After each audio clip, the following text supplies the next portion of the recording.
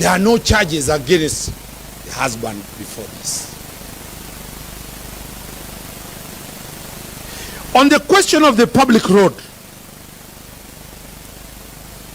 I was told there is an act of 2018 on how to honor heroes.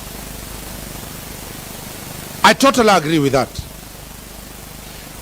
Is there the powers of the governor bestowed under what is called executive order? At the national level, it also goes to presidential decrees.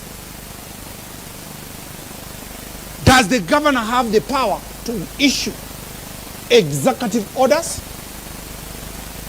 Are the laws of executive orders subject to parliamentary approval? So, the act is there, but there is residual power that is remained in the office of the governor. So that every time the governor is coming to your ward, you will ask, Governor, maji hapa, kisima ya maji. And the governor gives an executive order, the CEC water, put this thing. Does it come to parliament for approval? Don't take everything, because tomorrow you are going to be the governor. You will have no power left in that office. There is a reason why the governor can decide to name a road without coming before parliament.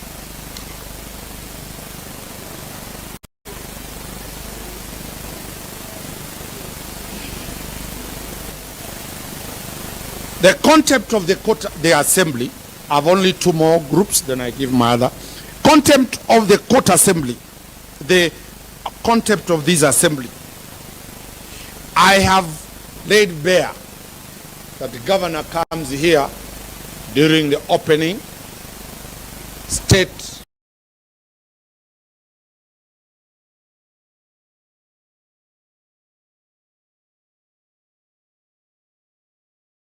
and address of the state of the nation. He, she cannot come under summons to answer questions. The clear separation of power under the Montesquieu rules that there is a legislature and there is the executive. Once the legislature wants information from the executive, it summons the CECs. The CECs come and explain. Similar to Parliament. Standing orders of this assembly have not checked. If they have not been amended, they should amend the CECs to come and address issues from the executive, just like the National Assembly and Senate. But the constitutional provision on summoning the governor, my good friend Mutuma will deal. The question of bullying. My brother Paul, if you are bullied, I pass my apologies. Because if you are bullied, I pass my apologies. You had the remedy to take up. Under the Cybercrime Bullying Act, you could have taken to the police and pursued that. That you didn't. I take that was a political statement. Article 26, Article 28 is clear on human dignity. The assembly must be dealt with human dignity. Completely, I agree. Are you dealing with the governor under the same Article 28 of human dignity? Let it not only be on one side, let it be on both sides. Have you produced any statements you've made against the governor? I'm sure none has ever made that statement. It is only the governor and her team who are making those statements. Are you in the group of politicians? Have you looked at the freedom of expression, the right for everybody to have association and the right of expression? Is the assembly trying to curtail the freedom of expression? Is it defamatory? That's why I said my brother could have gone for defamation. He's never gone. The threshold is so high. The Director General, the DG, is paying his bills.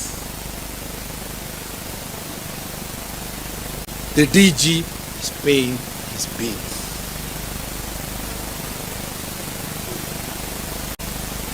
He has not been assigned duties according to the motion to impeach him. So he's incurring bills for what? If you are saying he's never been assigned duties, which bills then is he incurring? Because the bills are for the purpose of execution of his office mandate. Lastly, the question of statutory powers to transfer staff. Is the assembly required to approve transfer of clerks within the executive? That is a discretionary job. And lastly, on the question about the meetings that he has been excluded from sitting in those meetings, I have clearly defended the governor that that's not true. And if somebody was removed from not sitting in a meeting, it is discretion on the chair to convene and who to sit. I finally submit,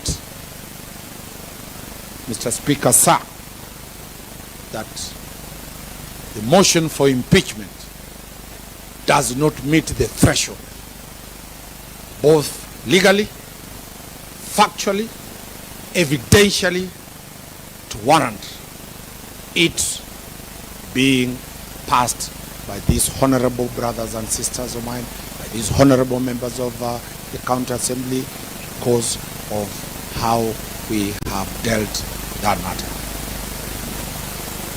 Mr. Speaker, sir, allow me to sit and I allow him to conclude, if you allow me. Thank you, Council Lanston Omari, for your contribution. Thank you. You can sit down. And also I've seen that we make arrangement for at least a sonda so that the sugar levels can be okay. Yes, Amutuma, you can continue. Come, please make some arrangement for them.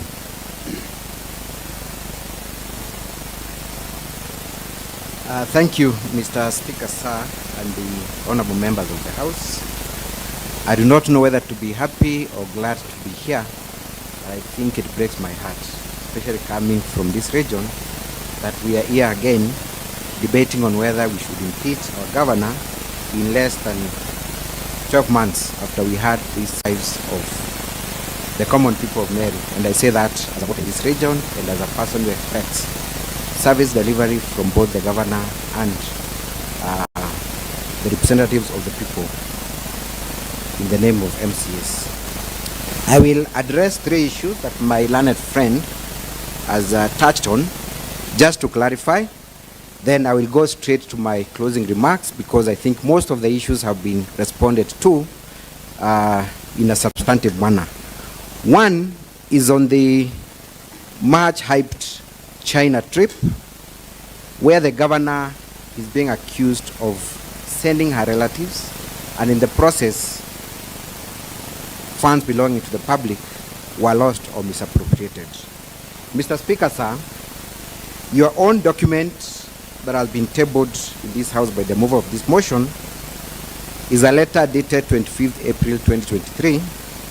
That is the letter that was inviting the governor to the China trip. It was not an invitation for a technical committee. Let us be very clear on that, Mr. Speaker, sir. This is a letter that was inviting the governor to benchmark. This is a letter that was inviting the governor from a private company for her to be able to visit China and form an opinion as to whether there is need for her to borrow a few good practices from there and import them to Meru. There is no indication in that letter that indeed she should be joined by a technical committee. If you may allow me read, Mr. Speaker, sir, paragraph 1 says, we are delighted to invite you and your distinguished members to visit us in China for you to witness and benchmark our state-of-the-art linear accelerator machines designed and manufactured in China in reference to our planned cancer treatment center in Meru. Mr. Speaker, sir, the mover of this motion should have indicated what was the essence of this visit. If Governor chose to go to this visit alone, it would have still be within our rights. There was no requirement for her to go with any technical committee. It was not a study, a trip. It was an invitation for the governor to go and witness what is happening there and come back and commence the process of having a similar project in Meru. Secondly, Mr. Speaker, sir, the second last paragraph of that letter is very clear on who was footing the bill in this trip, and says, you are expected to visit us in late May and June for a minimum of 1 week. We will cover all your expenses, that of your entire delegation in China, including travel, hotels, and meals. So how then can we fault the governor for using public funds in a trip that was privately funded by a private company in China that wanted to come and invest in Meru?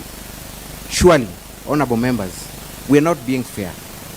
This cannot be a ground to impeach a governor accusing her of misappropriating funds when there were no funds allocated or even utilized in this trip. On the other issue, my learned friend has told you about the naming of one road after the first gentleman. For clarity purposes, my learned friend Mr. Omari has not admitted, and I want that to go on record, that indeed there was a road named under or in the name of the first gentleman. What he's saying is the governor in our wisdom is allowed to do certain acts, but in this case we deny that there was any naming of a road. I was expecting the move of this motion to table evidence before this court that are in tandem with our statutes on how a road has been named.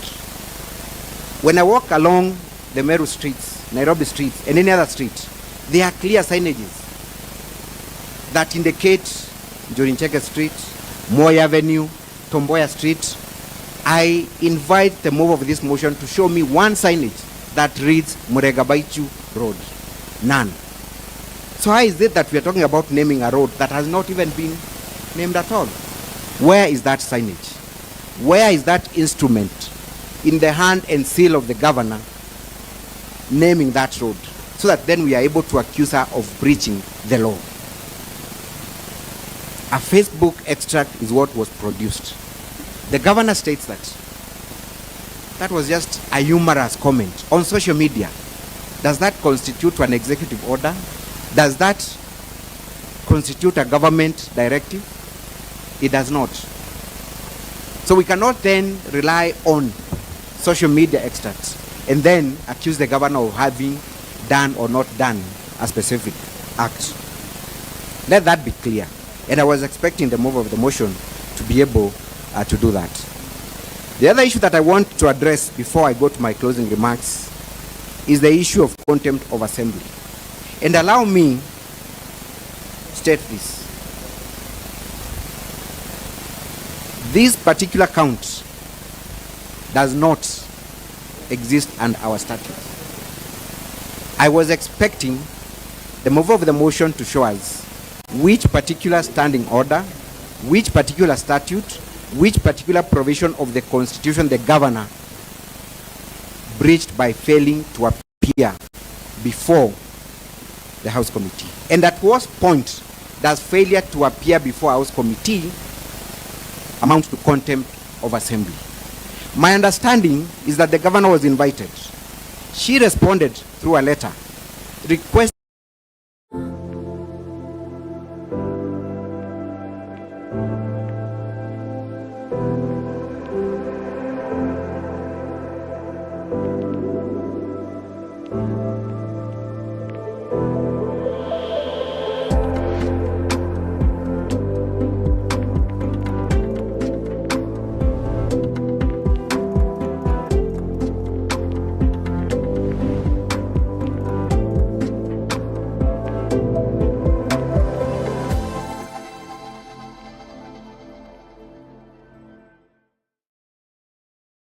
that someone, the governor, was cited by the speaker. And nobody else has the powers to write a letter to the governor except the speaker. In the first instance, the letter that I received from the governor stated very clearly that the governor was attending a meeting convened by His Excellency the Deputy President. A reminder that I wrote again the second letter requesting the governor to appear to the committee. She said that she cannot appear to the committee. So generally, she gave two contradicting letters. And I believe by the time she wrote the first letter, then she must have consulted the lawyer. So please bear with us on that. It is clear the way she wrote the letters, she knew that she's supposed to appear before the House Committee. Thank you very much, Mr. Speaker, sir. In my usual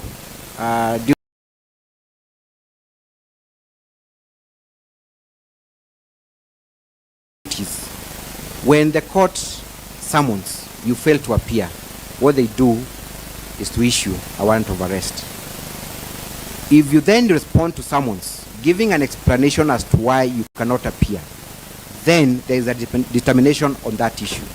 Mr. Speaker, sir, what then we expected is that once the governor raised the issue of interpretation and application of Article 175 and 195, the Speaker ought to have informed the governor that indeed the opinion of the House and the Speaker is that they have the powers to summon. Only then would the governor be in a position to seek further advice and make a decision on whether to appear or not.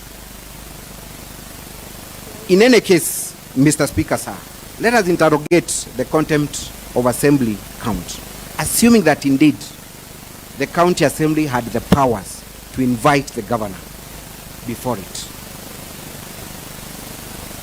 How did this form the basis of the impeachment motion?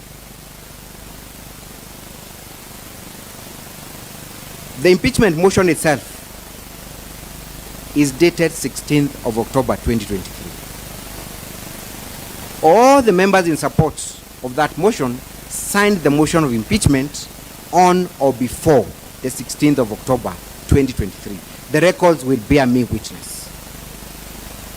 The count that forms the basis for contempt of assembly is based on the report by the JLAC committee.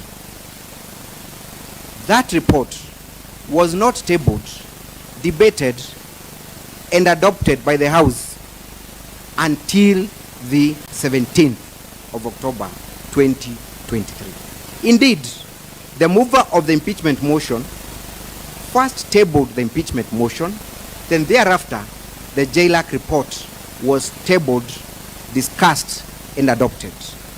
How then did a motion that had not been tabled before the House form the basis of impeachment in a motion that had been prepared a day before tabling? Mr. Speaker, sir, my humble submissions is that this is not a count that ought to have found itself in the impeachment motion. On that basis, it is defective.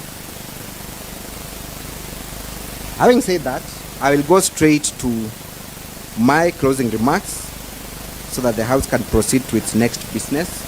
And I'll begin by just asking a question. Why are we here today?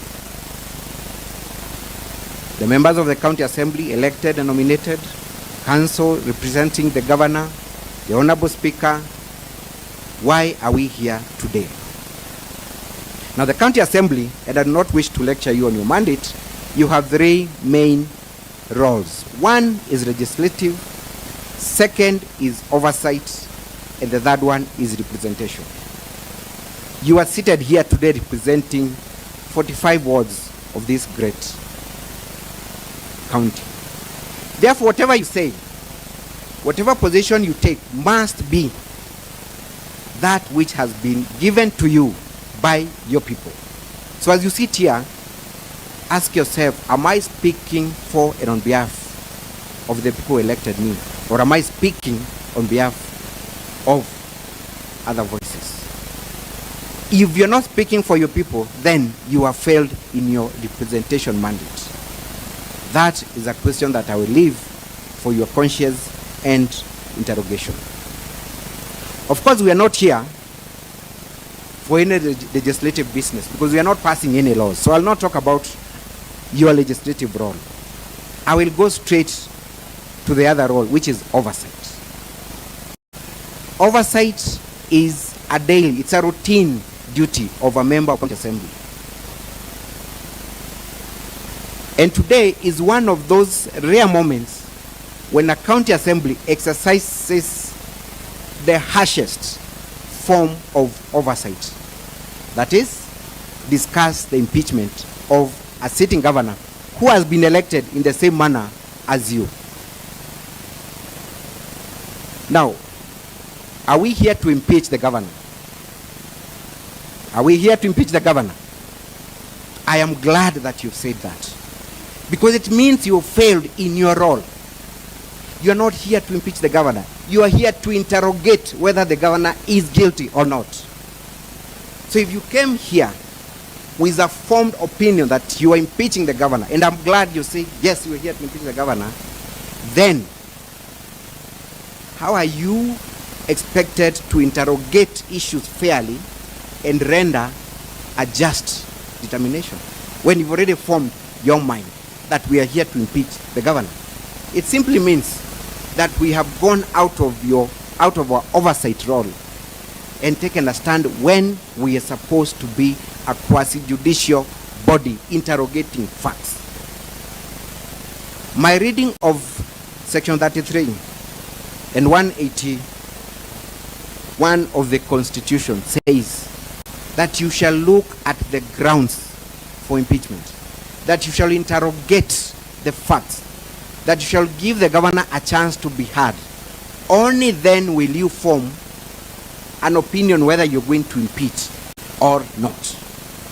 So can we surely say that we came here with an impartial mind, sitting as an impartial court or quasi-judicial body? Are we ready to listen to the facts, interrogate them objectively? But your answer was that we came here to impeach the governor, which is not what you're here to do. You're here to interrogate, then render a judgment. Just to demonstrate that fact, and perhaps that will be my last bit. So then, what are you expected to do? You cannot take a stand as a house. The only person who is supposed to take a stand in this motion is the mover of the motion. Because him, it is expected. He has interrogated the issues and he is deemed to be the accuser. You are seated as a court. You have seen nothing, you have heard nothing, until the mover of the motion talks about the allegations. Then you compare those allegations against the defense put forward by the governor, and then, just like a judge, render your decision. At some point, you and I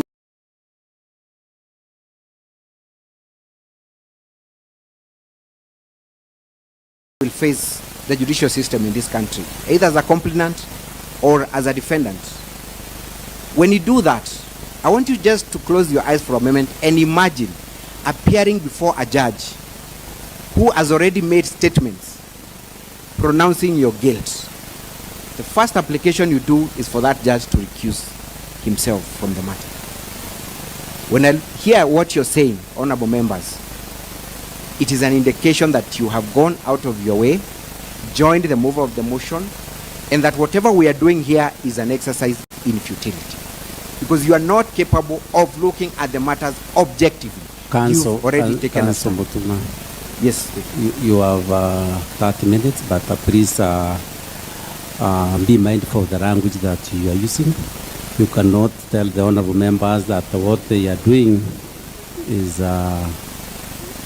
work in futility. It's not right. These are honorable members. Please address them with decorum. Please, I gave you 2.5 hours with a lot of respect. Please respect the honorable members. And this is an honorable house. You understand that what I mean. Thank you. Thank Please you, Mr. Speaker, continue. sir. Perhaps I can rephrase and try to be a bit lenient with my language. The governor's feeling and position and perception is that a decision has already been made outside this walls of this assembly. So that a decision to impeach her was formed elsewhere and then transported into this house. I am merely communicating the sentiments of my client. You will forgive me for just being loyal to my client. Now, then, for you to be an impartial court, quasi-judicial body, what do you need to do? Number one, you need not to have a stake in the proceedings. You cannot be seen to have interest in the proceedings. The moment you have interests that conflict with your impartial role, then you're not capable of rendering a just and impartial decision.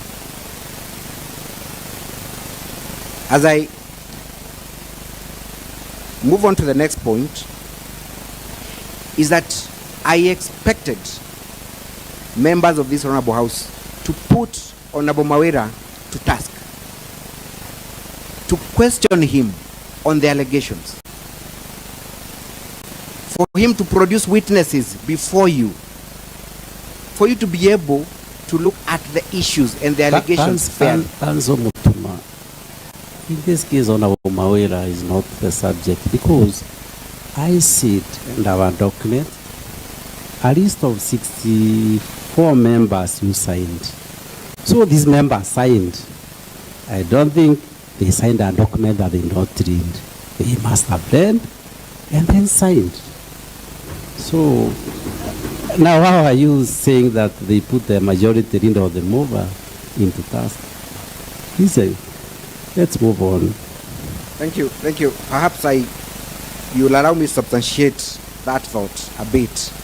Is that I took a lot of time to explain the composition of this house and the purpose that brings this house to sit in the manner it is. It is a quasi-judicial body. Quasi-judicial body means that you're sitting to hear charges, that you're sitting to hear the complaint from the complainant, that you do not take the face value of the issues. And that's why I said it would have been expected that the person who accuses, and in this instance is the mover of the motion, should be put to task to provide evidence. In law, we call that the burden of proof. I have not heard from the members, or perhaps maybe I'm here, maybe it's too early for me to make that determination, members of the county assembly demanding the mover of this motion to discharge his burden of proof. So that it is clear in our mind that we are sitting here as a quasi-judicial body. And the reason why, Honorable Speaker, Honorable Council,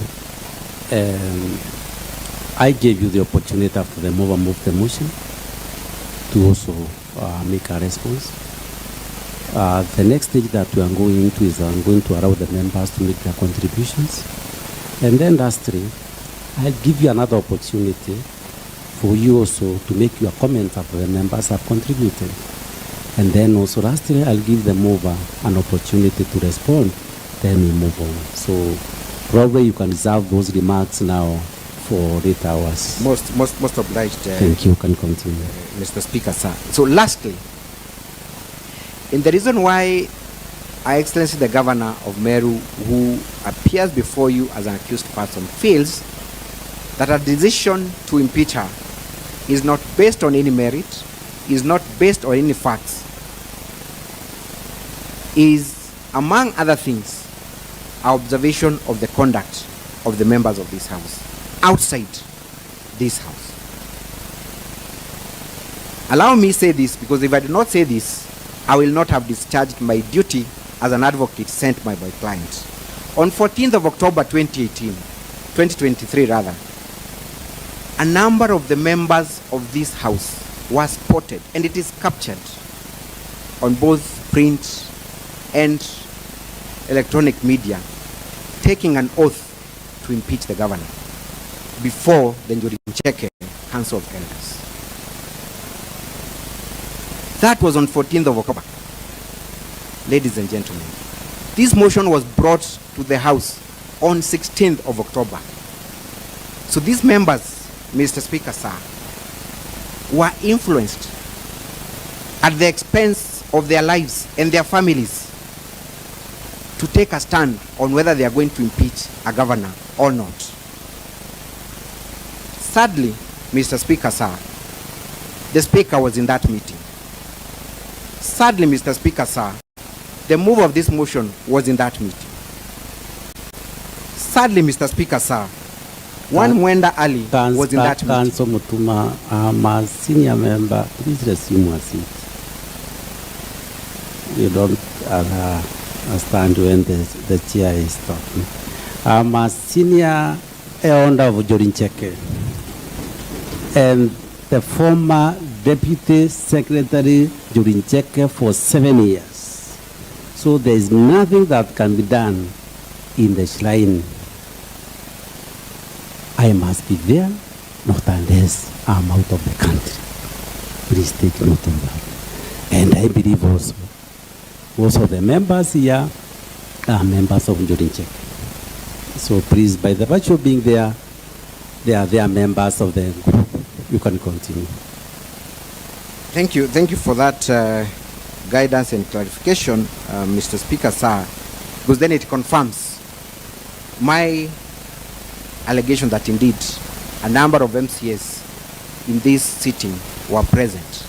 What then I am concerned about on behalf of my client, and which my client has asked me to raise before this House, is the oathing ceremony, where she witnessed members of this House confirming that they will be part and parcel of the impeachment, and the person administering the oath giving even a warning that should you then backslide from this oath, you're putting your family at risk. Is that the motivation that brings us to this House today, to impeach the governor? If that is the case, then it is a sad story. Thank you, Mr. Speaker, sir. Thank you, Council Mutuma. Yes, Mwenda, you can continue, but I believe you have like how many minutes? Or are you through? Thank you. Then you can make your final remarks. Final remarks.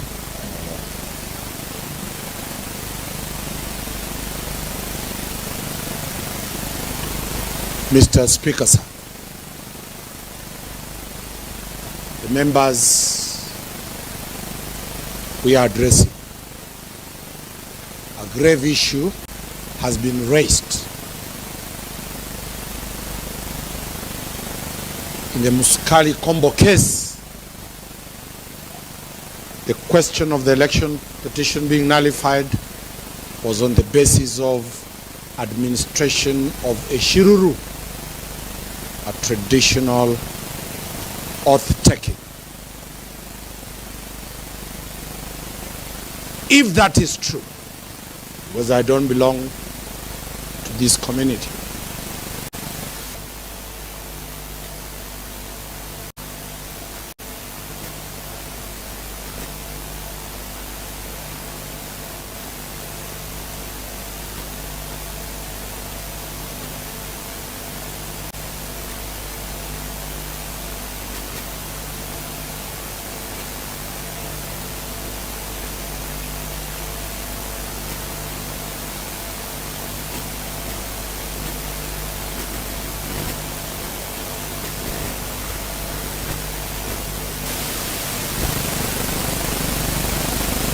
covenant towards the removal of the governor.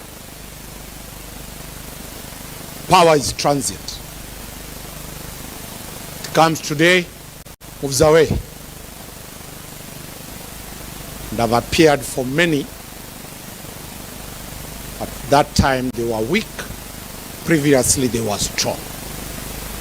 May the rule of law prevail. Let it not be Governor Wambura's 9 lives story. Impeach, the courts return. Impeach, the courts return. But we respect the decision of the County Assembly. But as my good brother has put it very clearly, let the decision be the decision of Parliament. Let it not be imposed or influenced. Me have a full confidence in you. I have no doubt that those instructions given can be ignored when voting.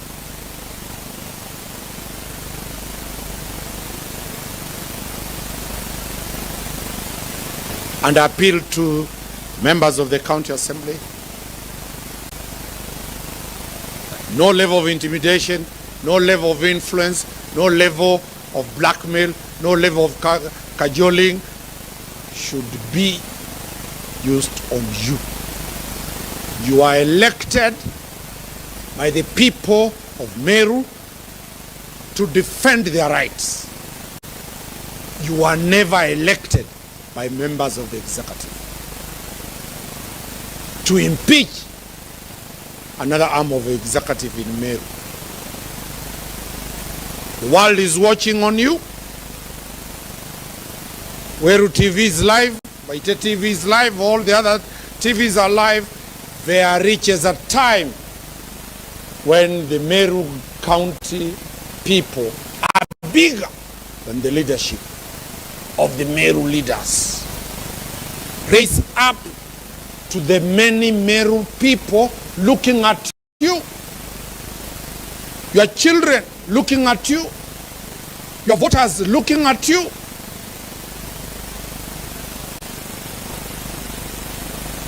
We rest our case, we wait for the verdict. But as we said, we still have hope that what Mutuma said, there must be an end to this drama in Meru. Business is stopped. Service delivery in Meru is at crossroad. We are busy fighting government. Mr. Speaker, sir, we rest our matter and we have full confidence that these members of the Assembly, the leadership of the county, the county assembly will leave to the but remember, avenues are many, and that's what my good brother is saying, that Wambura is a big story to be remembered in this country. Thank you very much. Thank you.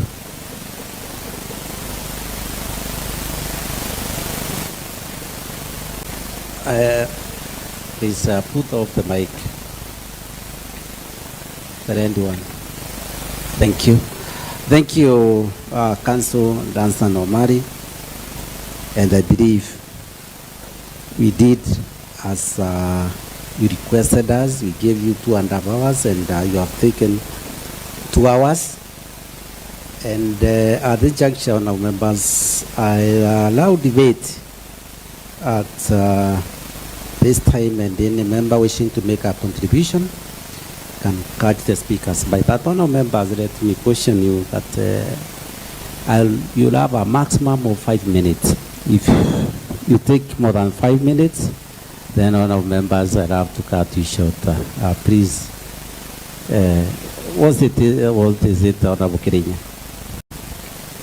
Thank you, Honorable Speaker. Once again, my name is Kirinya Mwanda for the purpose of records.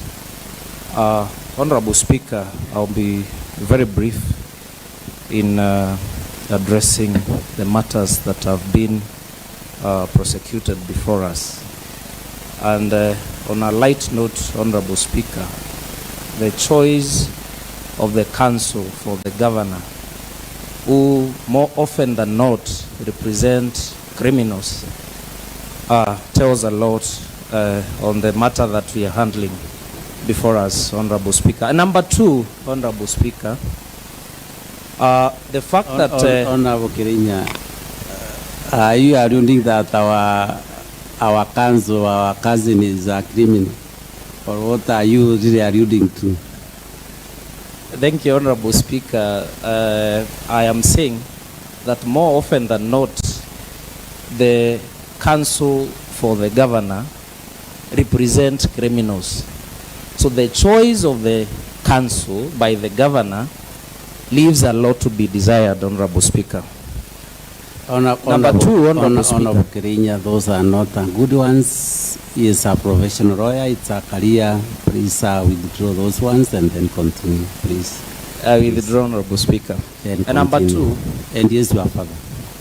Yes. Number two. His age and your age, I'm sure he can be your father. So please make choice of the ones that you use. Thank you, Honorable Speaker. I'm guided accordingly. Yes, sir. Please continue. Number two, there was an issue, Honorable Speaker, that was brought before us about prosecuting an impeachment motion for a stranger. And the continued stay of the councils prosecuting the matter, Honorable Speaker, tells that the motion for impeachment by one Honorable Kawira Carrier was correctly filed, and it is the motion that is being prosecuted here, both by the members, by Honorable Kawira Carrier and the councils for the governor. Therefore, we are very well constituted, and I thank the Council Mutuma for alluding to the fact that this is a quasi-judicial exercise. Number three, Honorable Speaker, there was an issue of standing order number 90. I would like to clarify that the standing order number 91, number 92, 93, and 94 all are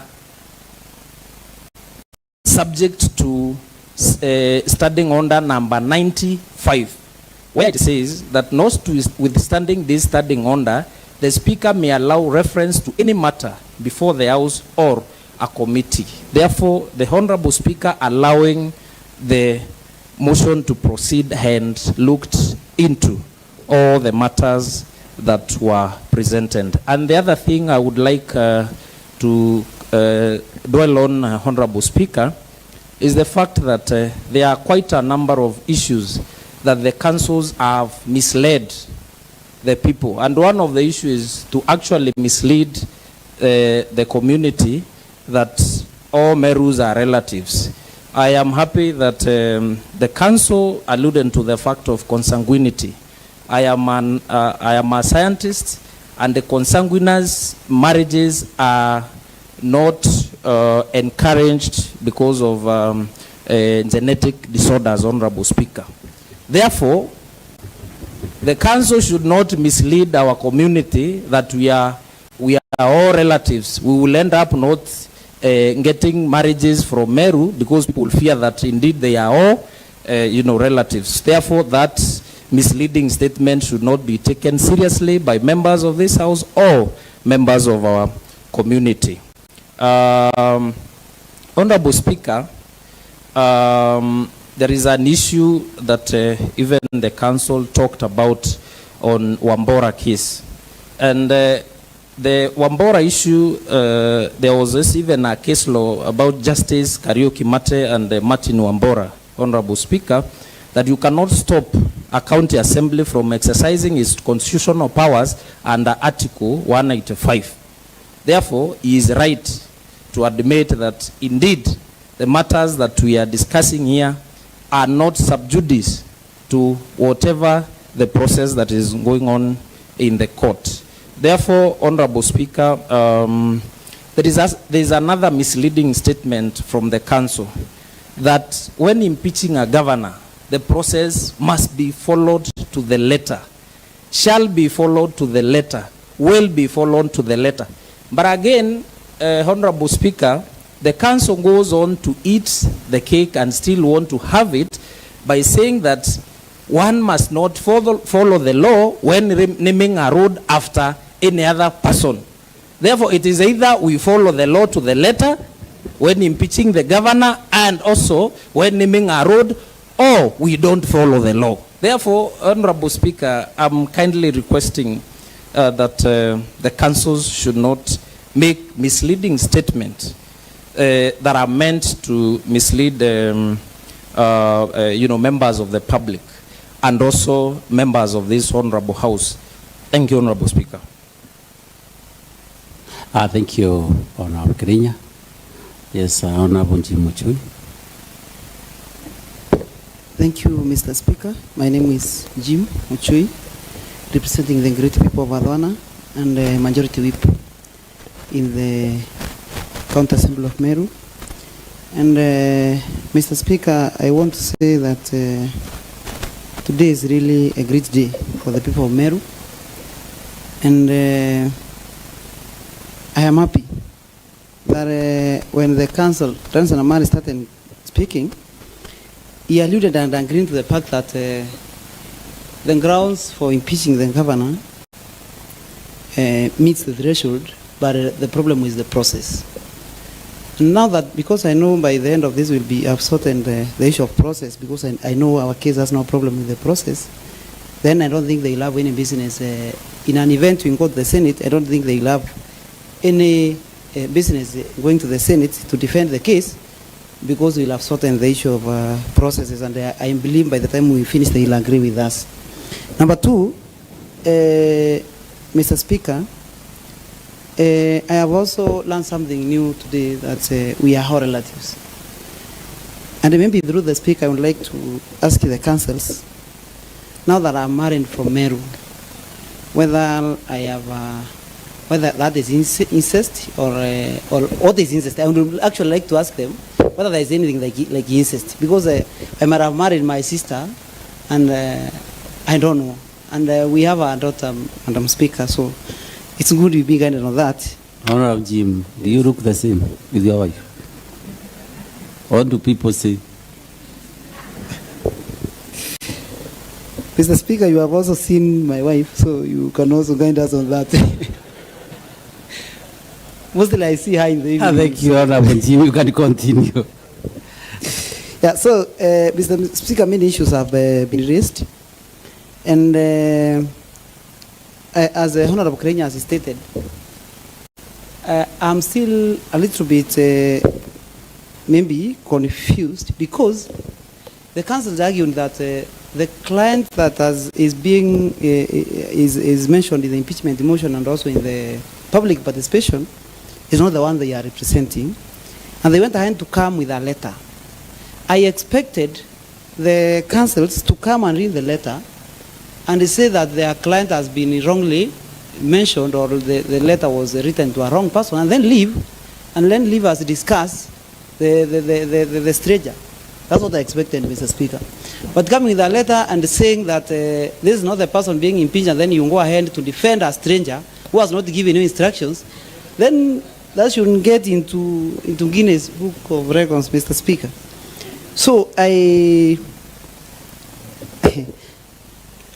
it's indeed a great day, Mr. Speaker, because I have heard a very vague argument that I've never heard from a council about the issue of the trip to China. I want to refer the members and also our councils through the Speaker to page 68 of the evidence document.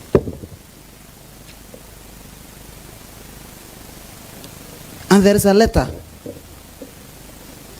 There is a letter written by the County Secretary of Meru to the Principal Secretary. And the letter is referenced, China visit from 7th June to 17th June 2023. Allow me to read some parts of the letter. It is done by saying, following the invitation of the governor of Meru, counted by Honorable Beijing. Jim, Sorry. please read the whole letter. Okay. Following the invitation of the governor of Meru, counted by Beijing League Tech Company Limited of Beijing City, the following technical team is hereby released from 7th June to 17th June 2023 to prepare and guide on the following. Mr. Speaker, up there, I'll read the whole letter, finally. I heard Council Mutuma say that this was not a government issue, it was a private issue. And I see Council Secretary writing that they were released. Now, the question I've been asking myself, Mr. Speaker, were they released by their mothers or by their fathers to go and benchmark? Or who released them now that it was not a government issue? Number two, Mr. Speaker, maybe I read now number one. They were supposed to visit Lanak Oncology Plant for the manufacture of radiologic unit for cancer treatment. Also, DRX Ray units assembly plant and the CM units. Number two, what they were supposed to go and do, Mr. Speaker, low-cost affordable housing company with a capacity of 10,000 units in line with the Meru County government plan for low economy housing. Number three, they were also supposed to visit Futong guided agricultural machinery development and evaluation tools as noted in the university to be visited, and what international cooperation of Zongnofthong can offer to Kenya. Actually, you can offer to Kenya. They went actually to represent even the country, the whole country, because they were to find out these things can help Kenya. And now, Mr. Speaker, when Council Mutuma argues that, now, when these employees of the county government went there, and he wants us to believe that it was a private maybe visit. Was it a private visit between the governor as a private citizen or between the county government of Meru? Then, is county secretary a private secretary to the governor?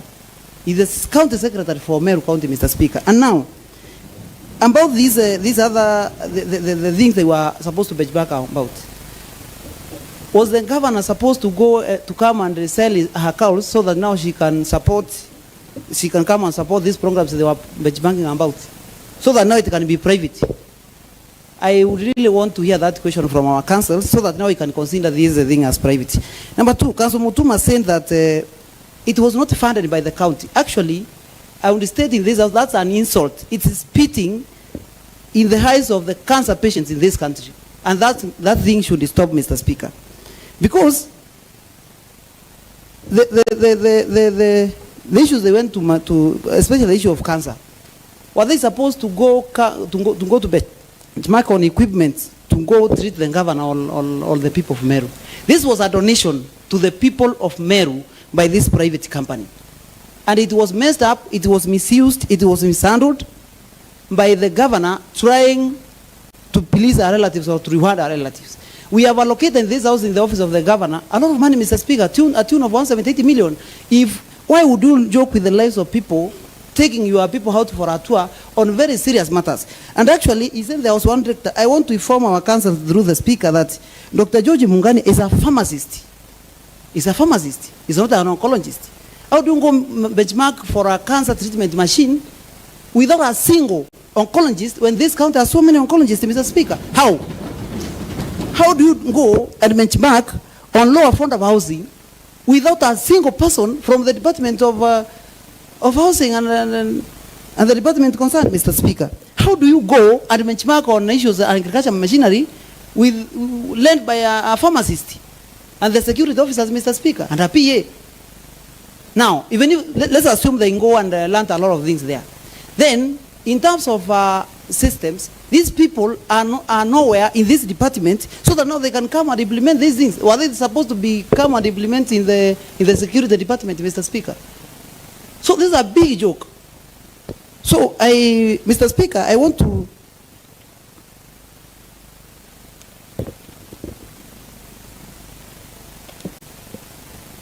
So, Mr. Speaker, another thing that really has shocked us, the governor, and I don't know whether our councils know this, The governor did not go to China. And if she went, our councils will tell us that. She was not among the delegation. Now, the governor was invited. How do you send your PA out there? How do you send your security officers there? And you are left in Kenya to go and benchmark for a cancer treatment machine, Mr. Speaker.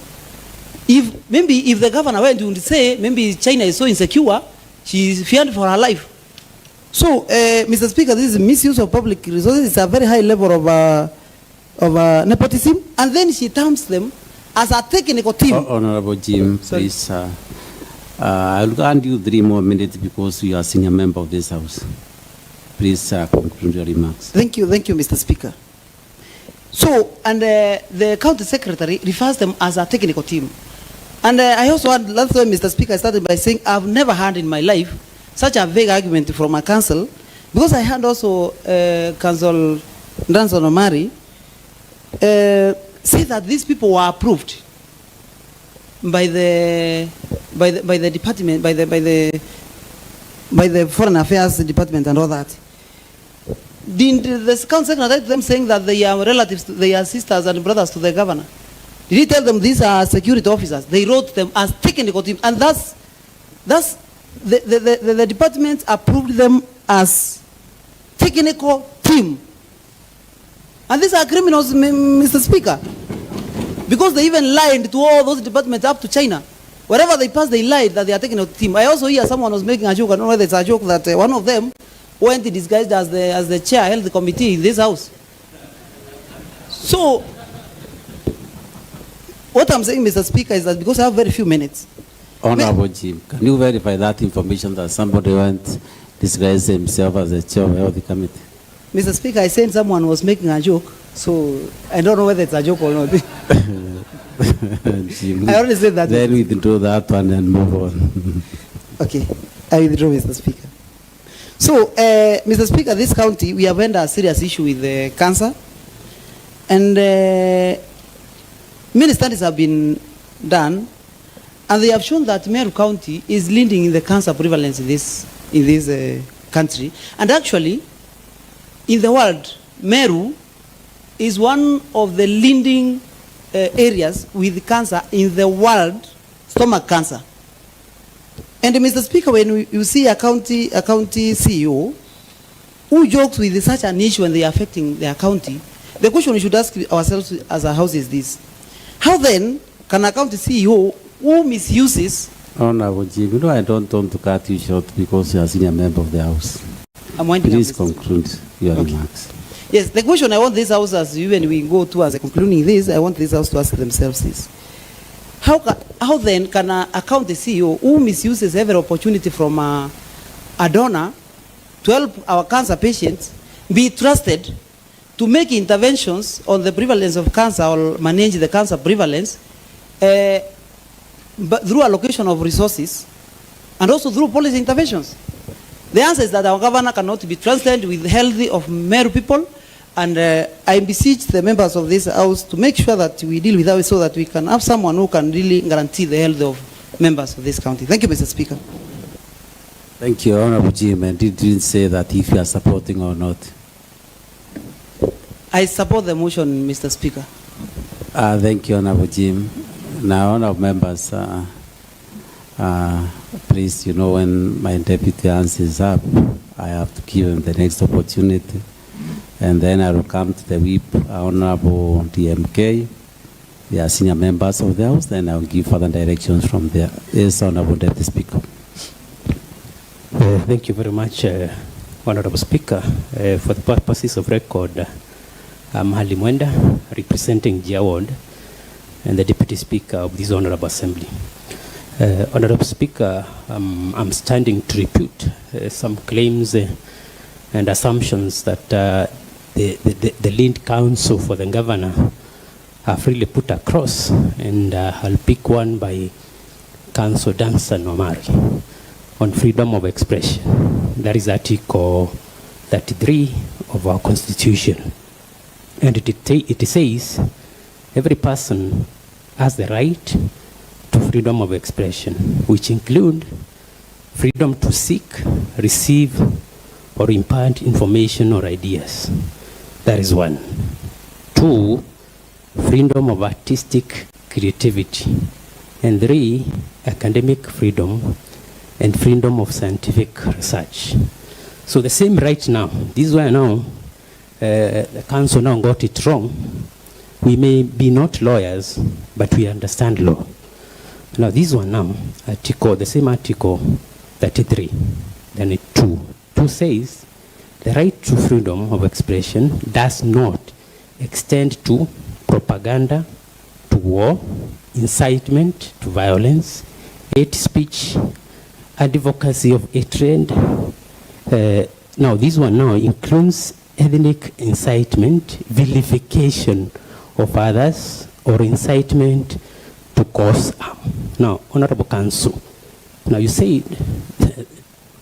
Honorable Deputy Speaker, please address the chair and not the council.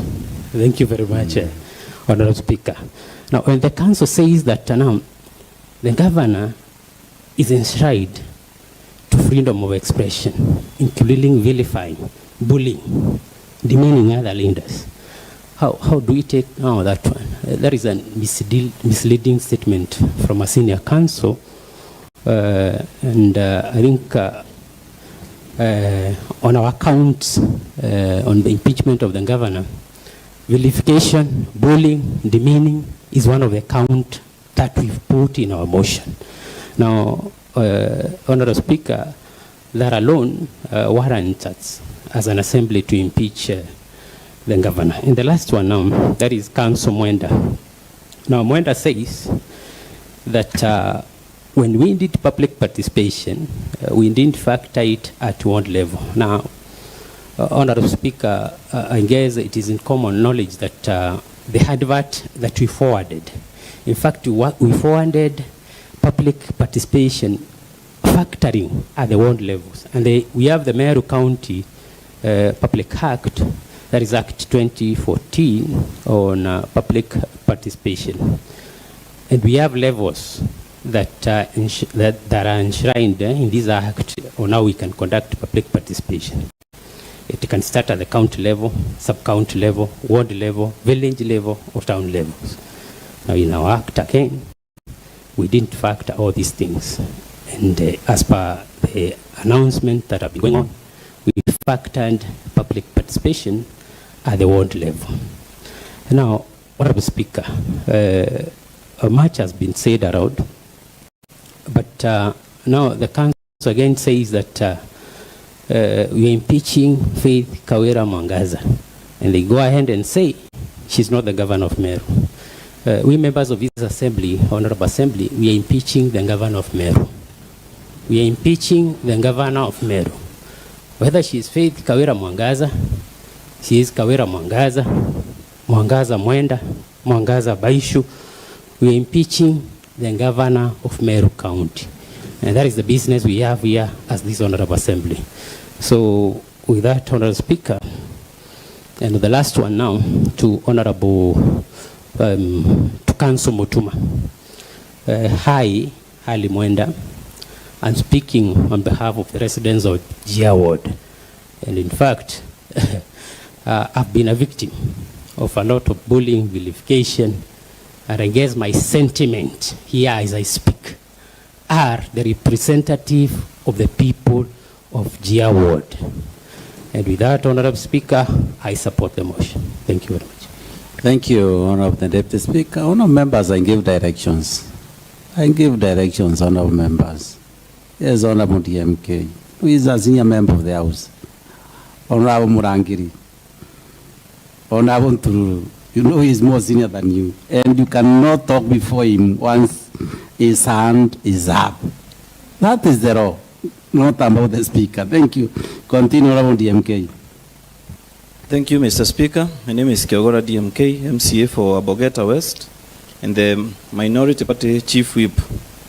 Mr. Speaker, I stand to support the impeachment motion of one Governor Kawira Mwangaza, and I support this motion, Mr. Speaker, based on the various allegations that the mover of the motion has alleged against the Honorable Governor of Meru County. And Mr. Speaker, I would like to attack some legal issues that the Council for Governor, Honorable DMK, you attack or you respond? I want to respond, Mr. Speaker, on the various half-truths, Mr. Speaker, that have been issued to this House by the Council for the Honorable Governor. Mr. Speaker, first I want to congratulate the Honorable Dustin Omari for acknowledging that we have a very good motion against the governor, a very strong motion indeed, Mr. Speaker. I know he feels the weight, Mr. Speaker, and that's why they have been running to court, Mr. Speaker, and they have been trying to get orders against this motion, and all the orders they have sought have been denied, Mr. Speaker.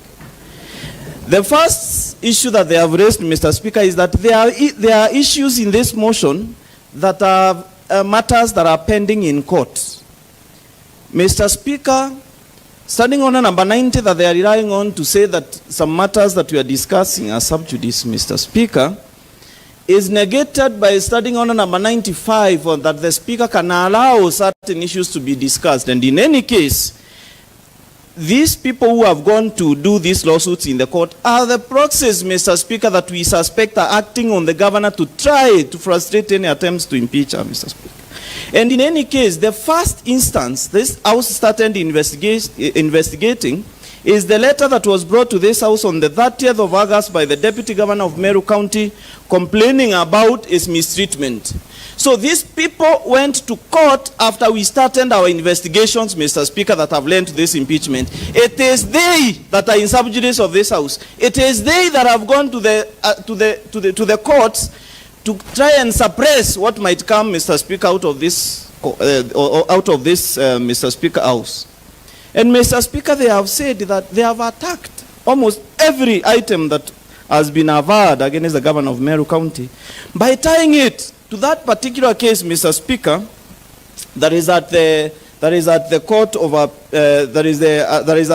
pending at the High Court, Mr. Speaker. But the people who went to the court went after we started our investigation, so we are not bound, Mr. Speaker, by anything that they do at the court after we started these proceedings, after the letter arrived in this assembly on the 30th of August. They cannot produce any case, Mr. Speaker, that is before the courts that can be dated before the 30th of August of 2023. They cannot, Mr. Speaker. So therefore, trying to tell us that we are discussing matters that are before the courts, then they go ahead to defend those matters, Mr. Speaker. They should even stop defending them and go home, Mr. Speaker. Because if at all these matters are before the courts, why are you defending them, Mr. Speaker? Number two, Mr. Speaker, they have told this House, Mr. Speaker, looking at the orders that have been given the courts, but they are telling us the matter where the governor has been quoted for, has been cited for, Mr. Speaker, among others, refusing to act on court orders, Mr. Speaker. They are telling us that these are matters before the court, but the court has pronounced itself that the governor is in contempt of court, Mr. Speaker. Therefore, someone who is in contempt of justice cannot purport to come to this House looking for justice, Mr. Speaker. The maxims of equity dictate that equity does not allow a wrongdoer to profit from a wrong.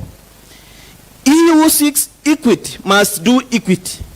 He who comes into equity must come with clean hands, Mr. Speaker. And the hands of our governor, Mr. Speaker, are not clean. This is someone who has refused to return people to office against the orders of the court. And I believe, Mr. Speaker, this is one of the reasons the courts have denied all the way to the Court of Appeal to listen to her, Mr. Speaker. Because of these simple maxims, Mr. Speaker, that our hands are not clean, even before the justices of the honorable courts. Number two, there is an allegation that the person who is being impeached, Mr. Speaker, should not have the name Faith. Mr. Speaker, even if we remove the name Kawira, Mwangaza and Faith and remain with only the governor of Meru County, there are no two governors of this county. There is only one governor, Mr. Speaker. So we can impeach the governor even without talking about the name. You have told us that Faith is a former name that she dropped in 2012, Mr. Speaker. This is her former name, so we can include it, and any alias that she may have used, including, Mr. Speaker, it cannot be combo. We can even quote it there if we want it. But, Mr. Speaker, there is the fact that there is only one governor of Meru County, Bishop Faith Kawira Mwangaza, Mr. Speaker. She has been using the name bishop. We don't see it in any ID so that we recognize her as a bishop, Mr. Speaker. So we can also say that the use of the name bishop before her name, even on the placards that she uses to launch projects, Mr. Speaker, is all an exercise, Mr. Speaker, of the wrong person opening projects in this county, Mr. Speaker, because the word bishop does not even appear anywhere on her name. Mr. Speaker, there is an allegation that the public participation was a one-day exercise and that the members of the public were granted a few hours. Nothing can be further from the truth, and this is a lie, Mr. Speaker. Public participation has been happening for 7 days, Mr. Speaker, from the time the notice was laid on this Honorable House. And it has been happening via email from the advert that went out to Daily Nation. Hundreds of emails, Mr. Speaker, of which majority in support of this motion, Mr. Speaker, have been sent to this House. So you cannot purport that public participation has happened for only 1 day, for I don't know, 4 hours. Mr. Speaker, public participation ended even the day after. That is yesterday, Mr. Speaker. That is when public participation ended. And public participation was done at the ward level. And that is what the Public Participation Act of this House of 2015 says. It's only because of challenges of logistics that several ones within one constituency might at one place, and your perusal of the public participation report will make you drop that allegation that public participation was happening for just 1 day, Mr. Speaker. Mr. Speaker,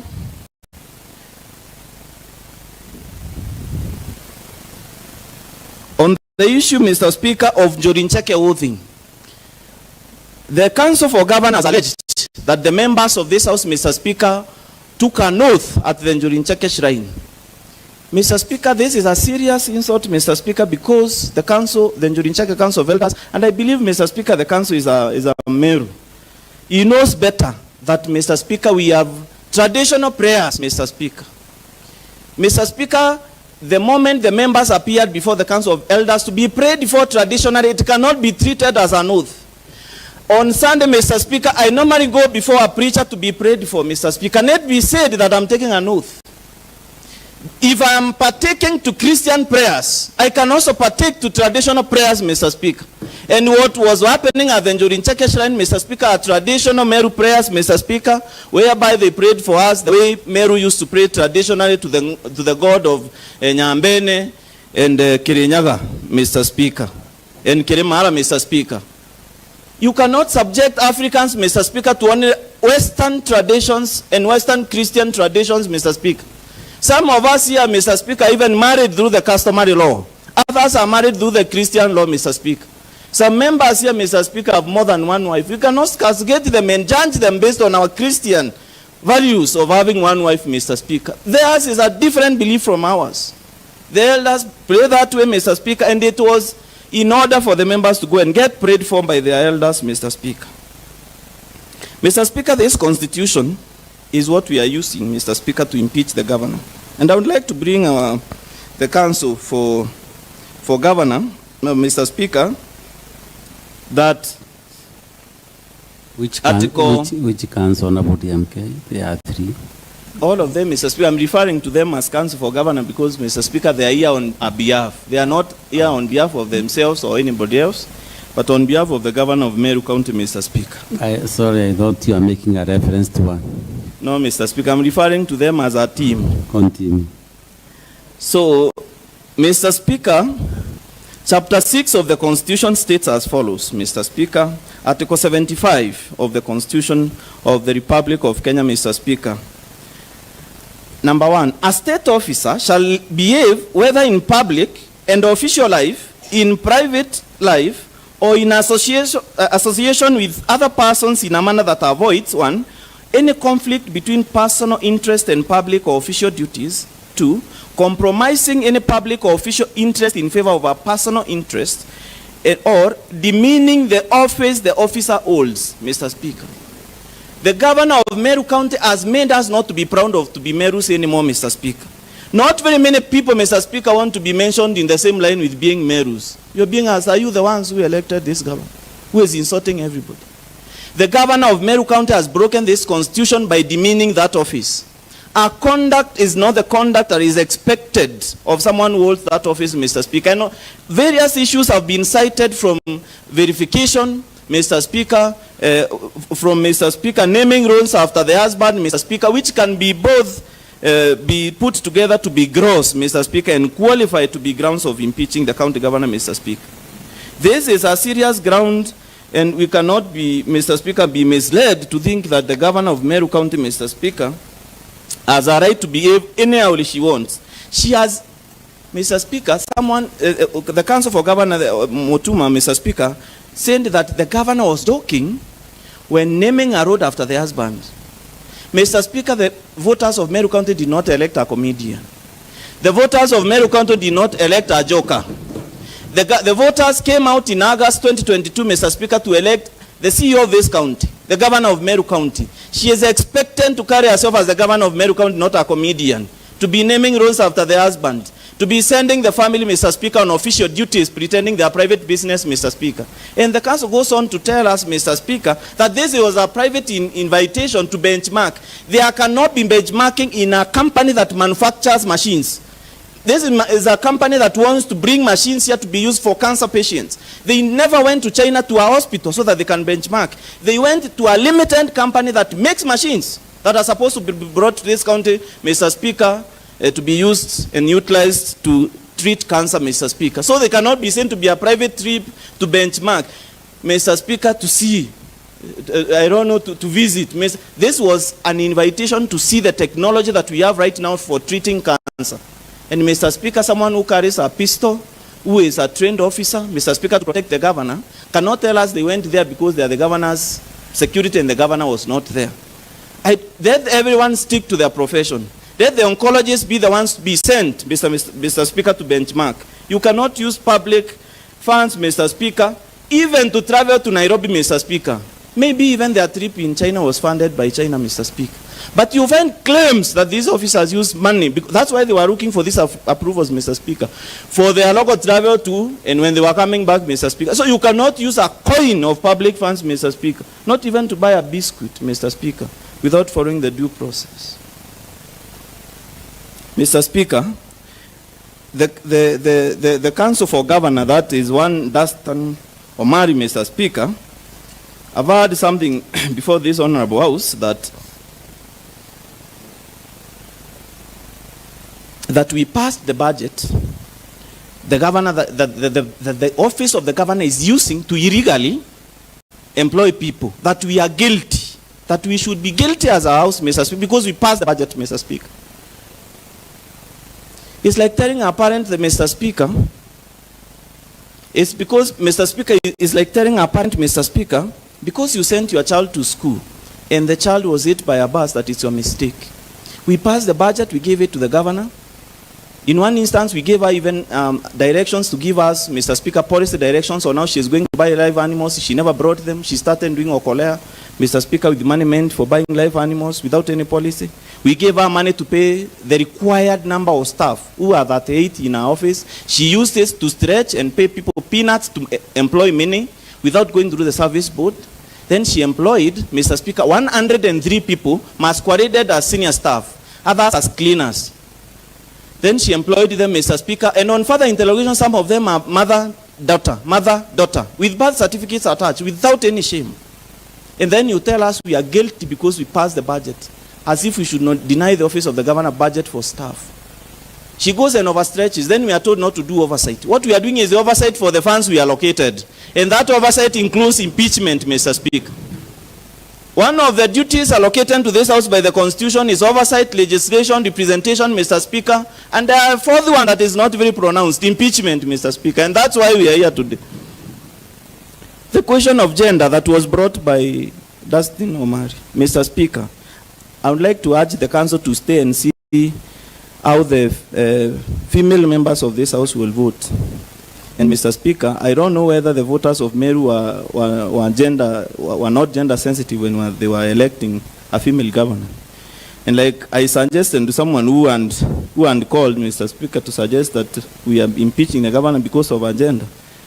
And that county as a female governor, I told them to give us theirs, we give them ours. Mr. Speaker, traffic marshals. The Council for Governor Wandasi Omari said that the traffic marshals have solved so many problems, and we should not be talking about them, Mr. Speaker. Indeed, we are not talking about them. Mr. Speaker, there exists an enforcement unit that has been hired regularly in this county, Mr. Speaker. Just because it's not the governor who hired them, she pushed them aside, created officers called traffic marshals, bought some bikes, hired people. She wrote first of all to the County Public Service Board. The letters are here. The Public Service Board refused to create those offices. She negated that advice. She created them herself, then masqueraded them in the payroll as cleaners. Then gave them bikes. Of course, they are doing all these arrests or the arbitrary arrests and everything, and to make us up. What was the procedure of employing them? Why not use the existing enforcement officers in this county, Mr. Speaker, who are now jobless because their jobs have been taken over by bouncers, Mr. Speaker, in the name of traffic marshals, who are harassing even people in town? Because if you listen to what the governor was saying from the video is, Mr. Speaker, she was saying, we want to use them to oversight county employees. They are even harassing county employees. We want to use them to oversight people who are collecting revenue to see whether they are eating the revenue. Mr. Speaker, she has her own oversight when she is supposed to be oversighted. Reverse roles, Mr. Speaker. The role of oversight is not ours. It's not for her to create traffic marshals to oversight county officers. It's for this House, Mr. Speaker, to oversight everybody who is employed in this county, Mr. Speaker. The governor, Speaker, the other lie we were told is that the deputy governor is claiming to have used money, yet he is claiming that he has no roles, Mr. Speaker. It's not up to the governor to decide when the deputy governor has roles. These roles have been allocated by the Constitution. When we went for the Nakuru meeting of all the leaders of this county, Mr. Speaker, the deputy governor could not have been left or go to seek for permission from the governor, because this is one of the instances where he spent his own money to facilitate his staff to get them where they're going to sleep so that we can attend the State House meeting in Nakuru, Mr. Speaker. Since he was not in speaking terms with the governor, Mr. Speaker, he fueled his car, he did everything on his own. Whereas he should be facilitated as an officer, Mr. Speaker, who came to office through the Constitution. So when the lawyer tries, Mr. Speaker, to give us half-truths that it's up to the governor to decide what the deputy governor does, Mr. Speaker, nothing can be further from the truth. Then the lawyer went aside to tell us, Mr. Speaker, that the governor of Meru County delivers a mandate, Mr. Speaker, from a manifesto. I never saw her swearing in holding the manifesto, Mr. Speaker, when she was sworn in. I saw her holding the Constitution and promising to abide by it, Mr. Speaker. So we are going to subject her to the Constitution, Mr. Speaker, not to the manifesto, Mr. Speaker. That is a foreign document to this House. The voters elected the manifesto of creating marshals, Mr. Speaker, like they are averring, Mr. Speaker. Nothing can be further from the truth. And Mr. Speaker, this issue that the governor of Meru County, our actual name is just Kawira Mwangaza, Mr. Speaker. Mr. Speaker, my name on my ID used to be Dennis Kiogora Peter. But Mr. Speaker, I changed my name to Dennis Kiogora DMK. Mr. Speaker, I do not get offended whenever I see documents in this House referring to me still as Dennis Kiogora Peter, because that was still my name, Mr. Speaker. And to continue, even my bank accounts, Mr. Speaker, my certificates, Mr. Speaker, like that, and I use them, and they get accepted, Mr. Speaker. And I know you know very well, learned councils, that these are the things in the law that are called, Mr. Speaker, de minimis non curat lex. The law does not concern itself with trivial things, Mr. Speaker. These are just trivialities that cannot be admitted in this House, that cannot be admitted to be part of the motion, Mr. And if at all they believed it's not always be impeached, they should not even have bothered to go to the courts, filing numerous lawsuits that have been thrown out all the way to the Court of Appeal, Mr. Speaker. Even as I conclude,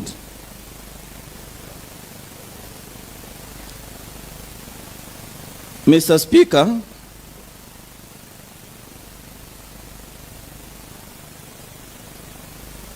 Mr. Speaker, the Learned Counsel, Dustin Omari, Mr. Speaker, lied to this House, Mr. Speaker. The governor cannot be, Mr. Speaker, penalized through impeachment, Mr. Speaker. The Constitution, Mr. Speaker, says that anyone who breaks any part that I read in Article 75 is to be removed from office, Mr. Speaker, through the prescribed process. Then he tells us the governor cannot be punished for the acts of the juniors, Mr. Speaker, of the county secretary. Whereas we have seen letters where the county secretary signs, and down there he says for the governor. Just because the governor has allocated the responsibility of writing documents that they discuss or they agree on, for example, the ones of hiring 8 more chief officers, Mr. Speaker, without the approval of the County Public Service Board, it is signed by the county secretary for the governor, Mr. Speaker. She will be punished for what she did and what she never did. If the county governor, Mr. Speaker, is not the one who is responsible for this, then she should have fired the county secretary. Because the county secretary is still at work. So if at all is doing things without consulting the governor and appointing people left, right, and center and transferring people, Mr. Speaker, then the governor ought to be punished for leaving our office, Mr. Speaker, naked, so that somebody else can be put into that office who is going to see what is happening, Mr. Speaker. So whether she omitted, Mr. Speaker, acting, or she committed by acting directly, Mr. Speaker, she is guilty as charged. Then, Mr. Speaker,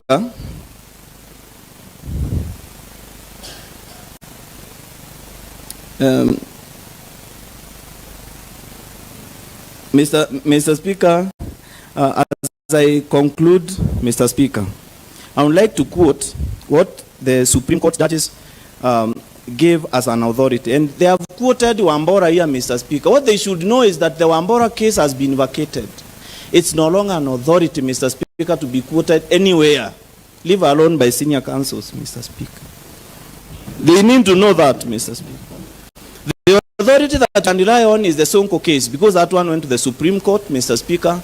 And it has done that. Any other ruling on impeachment, Mr. Speaker, dead law. And Mr. Speaker, the honorable judges of the Supreme Court ruled as follows, Mr. Speaker. The removal of our governor is both a constitutional and a political process. The mandate of the courts is restricted to the doctrine of separation of powers to determine whether individual rights, dignity, and fundamental freedoms have been preserved and protected in the process without usurping the powers and functions of the legislative branch of government. During the process of removal, the right to fair administrative action under the Article 47 and the right to fair hearing under Article 50 of the Constitution all accrue to the governor. And then 7 says, Mr. Speaker, 7, Mr. Speaker, the removal of a governor relates to accountability, political governance, and personal responsibility, and is not necessarily about criminal responsibility and culpability, Mr. Speaker. The grounds for impeachment and removal from office must be substantiated. The standard of proof is immediate. That is above a balance of probability, but below to discharge the burden of proof. So, Mr. Speaker, unlike them, whenever, Mr. Speaker, whenever we are referring to authorities, Mr. Speaker, to impeachment, to always remind ourselves that Governor Sonko and Governor Waititu were removed from office, Mr. Speaker. And the Governor Sonko case is the authority that can be relied on, Mr. Speaker, because it's going to guide the courts. If this House goes ahead and impeaches the governor, and the Senate does that, and the governor goes to court, this is what will guide the process. We are standing here guided, Mr. Speaker. We cannot, Mr. Speaker, pretend that we are not subject to that Supreme Court ruling, Mr. Speaker. I want to end, Mr. Speaker, there by urging this honorable House to look at these, Mr. Speaker, issues, the generality of them, the summary of them all, Mr. Speaker. They are so gross, Mr. Speaker, and Mr. Speaker, that they have to be relied upon by the members when deciding to impeach the governor. And I would like, Mr. Speaker, to remind the Honorable Counsel, Dustin Omari. He said we should not refer to the previous impeachment, Mr. Speaker. I would like to update him a little bit on the County Governments Act, Mr. Speaker. Article 33, Part 8, it says, if a vote in the Senate fails to result in the removal of the governor, the Speaker of the Senate shall notify the Speaker of the concerned county assembly accordingly, and the motion by the assembly for the removal of the governor on the same charges may only be reintroduced on the same charges, may only be reintroduced to the Senate on the expiry of 3 months from the date of such a vote. Mr. Speaker, this motion can fail at the Senate, and then after 3 months, we go back with it the same way it is, Mr. Speaker. Therefore, the honorable members are right to refer to the previous impeachment, Mr. Speaker. We couldn't even have used it, Mr. Speaker, to impeach the governor without even the new motion, Mr. Speaker, because the law allows it, Mr. Speaker. So the law of double jeopardy, Mr. Speaker, does not apply in this matter as the law stipulates. I beg to support the motion. Thank you, Honorable DMK. Aurelio, I'll give you 5 minutes and then go to Honorable Secondina before I'm also accused of being an agenda sensitive. Thank you. He has been raising his hand. Yes, continue. Represent the people of Mudara. Thank you, Mr. Speaker, sir. For purpose of records, my name is Murangere Aurelio Kiramana, representing the great people of Mudara. And I stand to support the impeachment motion against the governor of Meru, Kawira, Mwangaza. And let me refer to Danstan Omari Council. I'm happy that, as my friend stated, he said that the allegations are serious. The allegations before this house are quite serious. But he also went ahead to say that this matter is sub judice. I would want to take him to page 441, whereby there is a ruling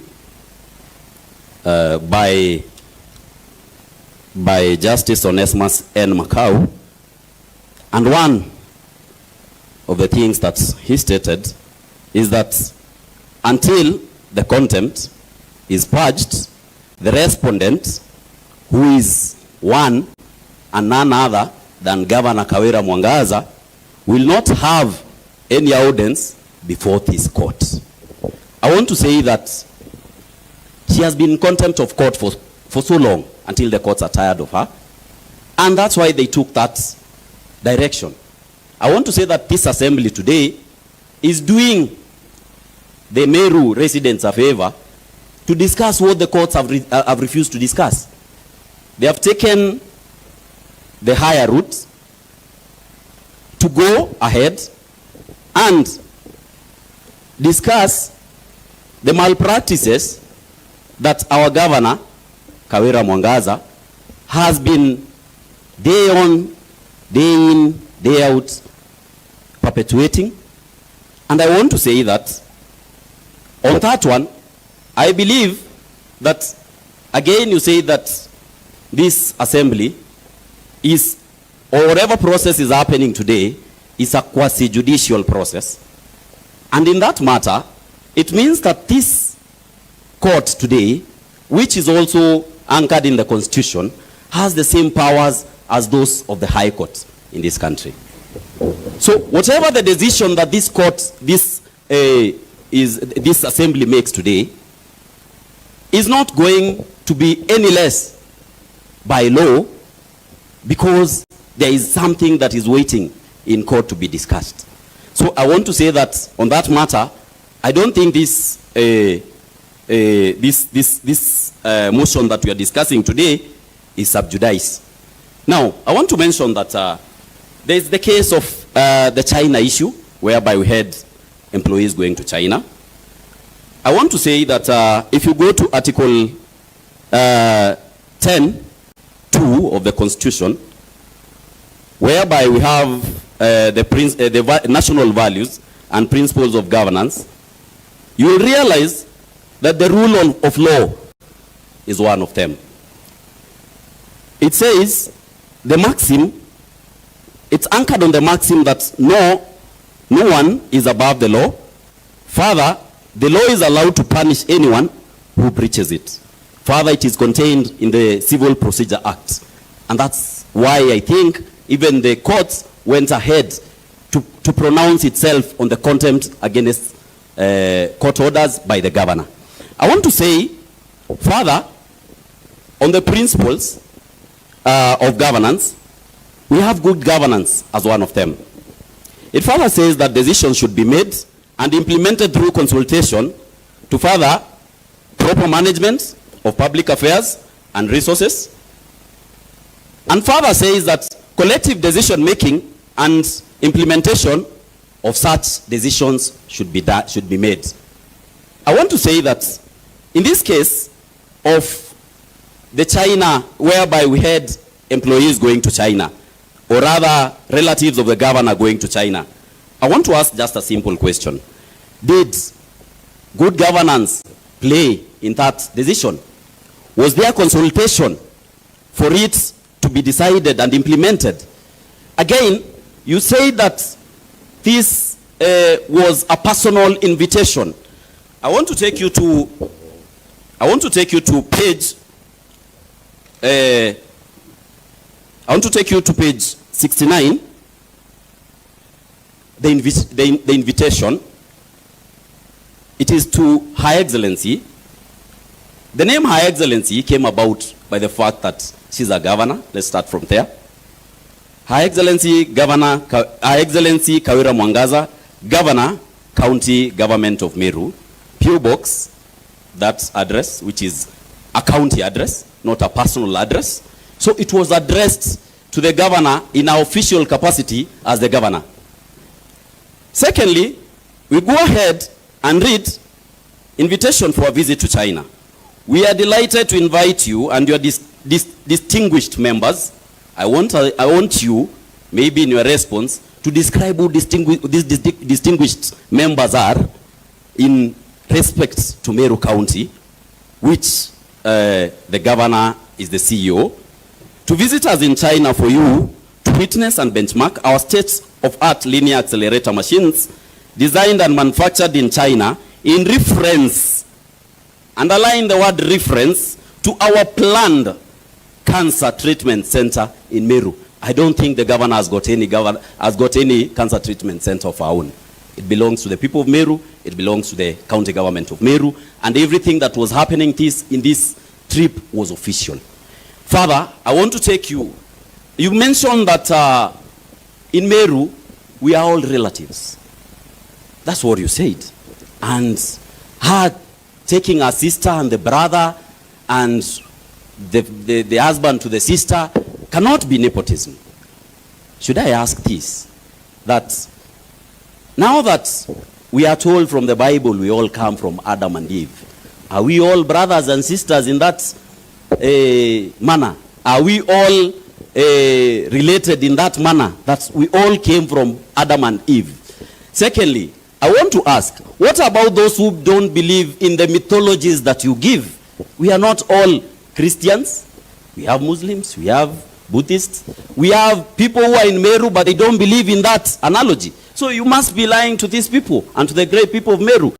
Again, I want to say that if you check on the issue of nepotism, it is clearly mentioned it is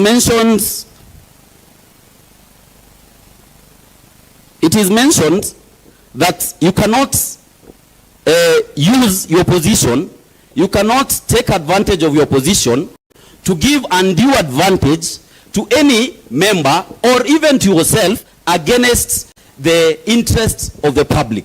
I want to ask something, that now that you say that these are government, the guards or the bodyguards belong to the National Police Service, and they are not even employed by the county, they draw a salary from there. I want to ask you, the governor was not going to China. What were they doing in China representing the people of Meru in China, whereas their duty, their assigned duty from or before they were seconded, or the reason they were seconded is to protect the governor of Meru? Can we say they even left the governor of Meru at a risk of being harmed by not having protectors or the guards who are assigned to her legally? Again, if it is all about, sending a soldier or sending someone who is a police officer in this Meru, can we not have any other police officer sent? It only has to be her brother or her sister. Could these other officers not want to go there? So there is clear conflict of interest in the manner in which she carried out herself on this matter. Or rather, in the manner in which the county, whether it is the county secretary, whether it is the governor, in which it was carried out. And we cannot really go to look far, whereas we know that these are the brothers and sisters, and ask who say that they go. That is what I want to say. And I want to say, there are so many things to say, but there are so many members to say things. And there are many things to say. There is one word that has been used in this motion severally. The word conniving. The word conniving is trying to hide from the facts using very slippery methods. And I think the governor has been doing that. And I think the counsel to the governor is also following suit. Trying to lie to the people of Meru and trying to lie to this county assembly on so many aspects. And I want to say this, that alluding to the story of Jonah in the Bible, that when the boat left and Jonah had been sent to Nineveh and he refused, what happened is that the boat was rocked by very strong winds. And unfortunately, when the people realized there was a problem, Jonah himself came out and said that I, Jonah, is the one at wrong and I'm the one causing this. Throw me at sea. But the people could not believe it. They didn't want to harm Jonah. They didn't want Jonah to die. They continued praying to the Lord to stop the strong winds so that they could sail on. Unfortunately, it could not stop. Finally, they believed, but they repented before throwing to Jonah into the water. They say that, God, we pray that you forgive us for this action that we are about to do. And they threw Jonah into the water. It has come for a time in Meru County, whereby we will not let the whole boat, Meru County, to capsize. Let us throw Jonah into the water. Let us have Jonah. God will help Jonah along the way, and the boat will be safe. That is what I want to say. And I want to say, in the last motion I said, Meru needs a radical surgery. It doesn't need first aid. What you people are giving us is first aid, and it will not heal. It is a cancer that is slowly eating Meru, and we hope that this time round we'll have a radical surgery on this county, and this county will prosper. And if it doesn't, I want to quote Che Guevara. He said, if injustice becomes law, resistance becomes duty. It will be the duty of this assembly to do exactly that. Thank you, Mr. Speaker. I support the motion to impeach the governor, Kawira Mwangaza. Thank you. Thank you, Honorable Aurelia Morangi. No, members, I gave instructions and directions. Honorable Secondina, please take the floor. If you don't use that one, you can use the mic at the front. Thank you. You can come at the front, Honorable Secondina. Kanini Bundi.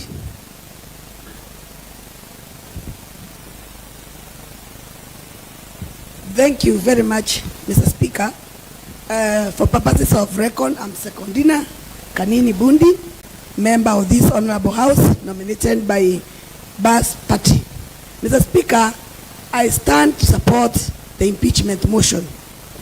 And Mr. Speaker, as I stand here, I heard one of the councils trying to talk about gender. Mr. Speaker, sir, I'm a woman, I'm a member of this house. And Mr. Speaker, I'm supporting this motion, and I'm supporting not because the governor is a woman.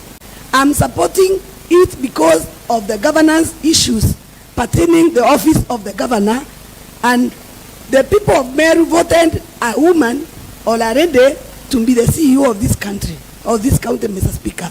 And therefore, Mr. Speaker, when we are impeaching the governor, we are not impeaching her because she's a woman. Mr. Speaker, we are impeaching her because she's a governor and she has been able to govern the county government of Meru. Mr. Speaker, one of the councils, I think it's Council Omari, I've heard him say that we have no mandate as this house to petition or summon the governor. Mr. Speaker, I want to refer him to Article 195 and Article 185. Article 185.3 says this: a county assembly will, respecting the principle of the separation of powers, may exercise oversight over the county executive committee and any other executive organ. Article 95(1) says a county assembly or any of its committees has power to summon any person, and underline the word any person, to appear before it for the purposes of giving evidence or providing information. For the purposes of clause 1, an assembly has the same powers as the High Court to 1A, enforce the attendance of witness and examine them on oath, affirmation, or otherwise.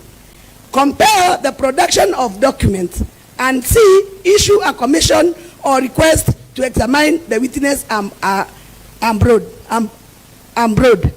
Mr. Speaker, I was referring to that because Council said we have no powers to summon a governor.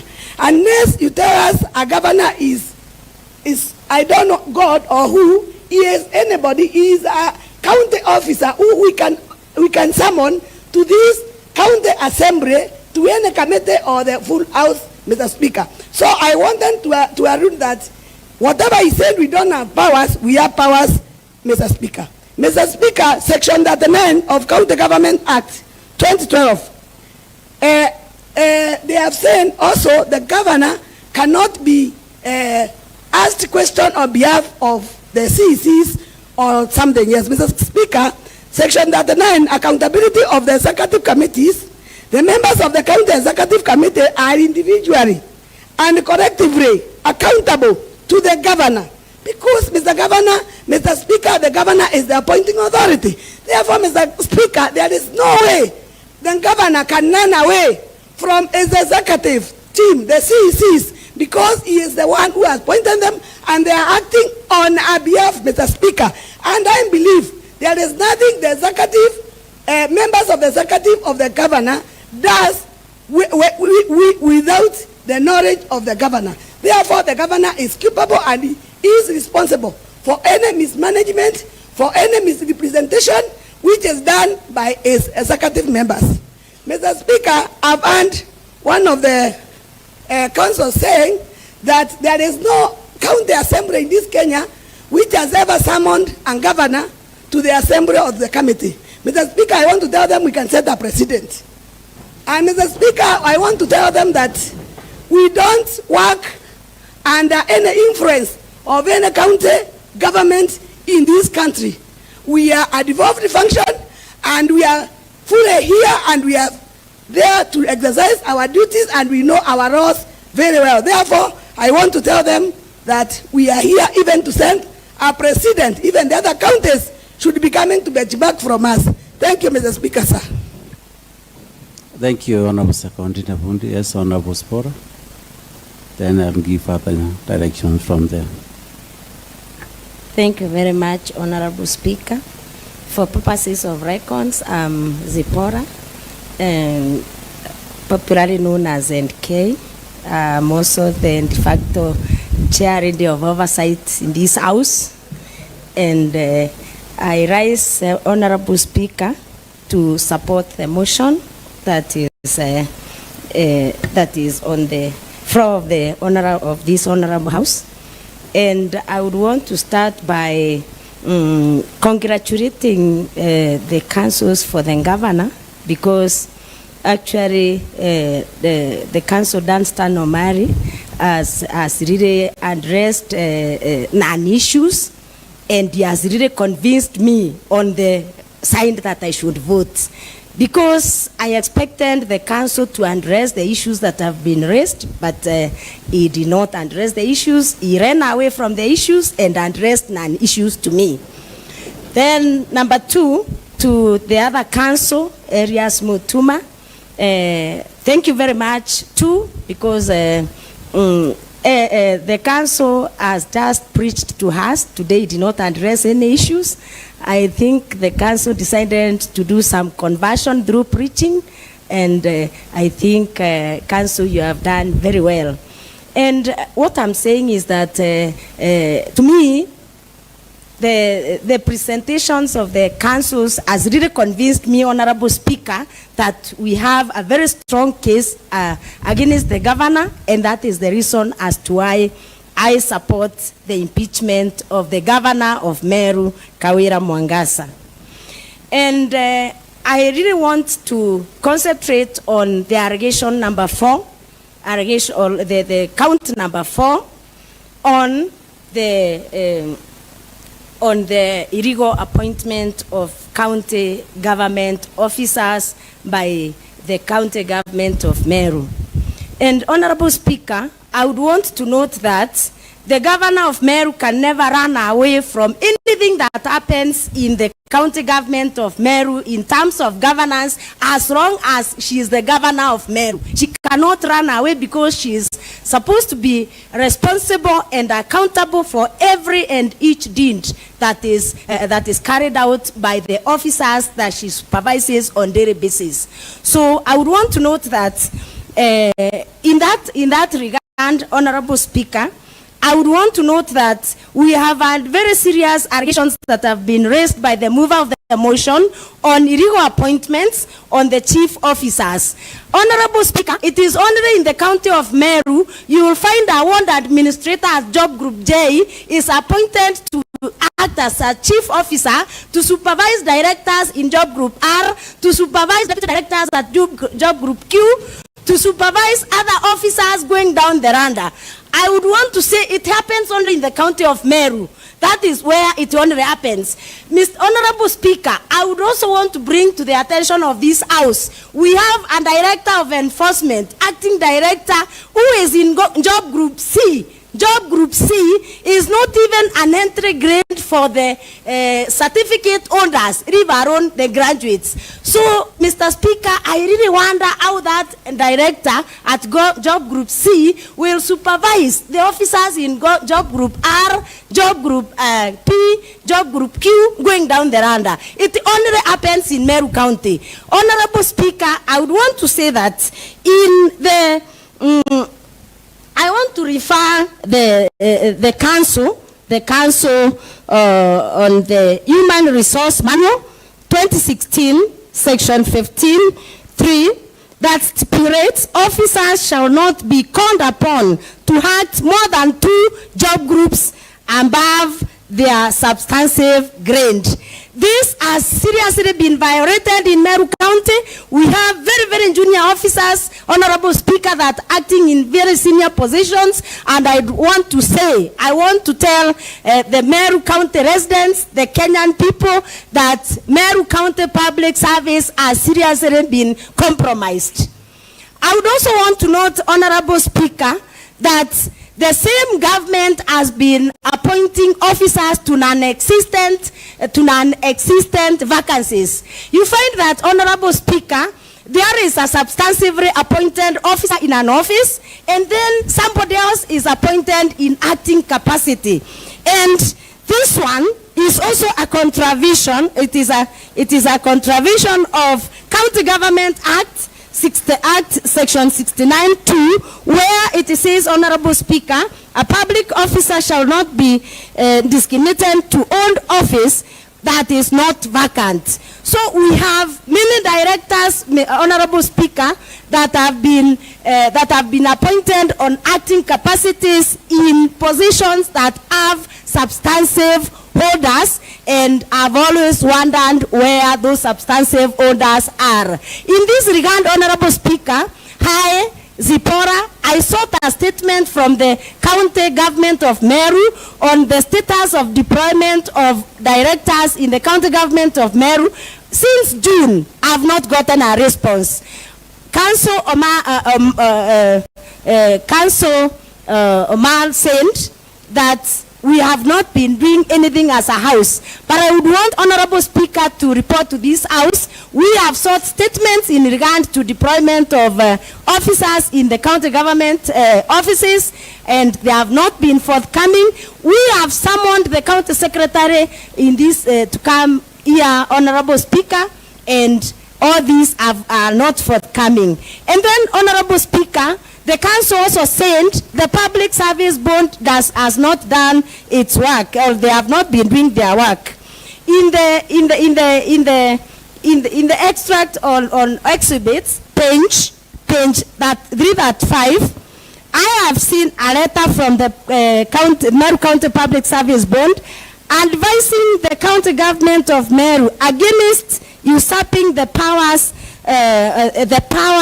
of the County Public Service Board. And Speaker, if you can allow me, I can read this letter because it's a serious contravention. Please do as you conclude your remarks. Thank you, Honorable Speaker.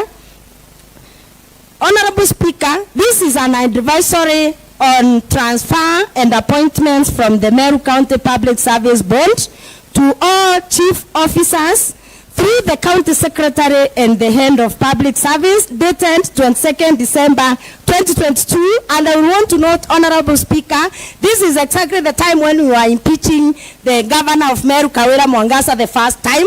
And despite all these communications, she did not take notes. Reference is advisory on transfers and appointments, and reference is made to a memo.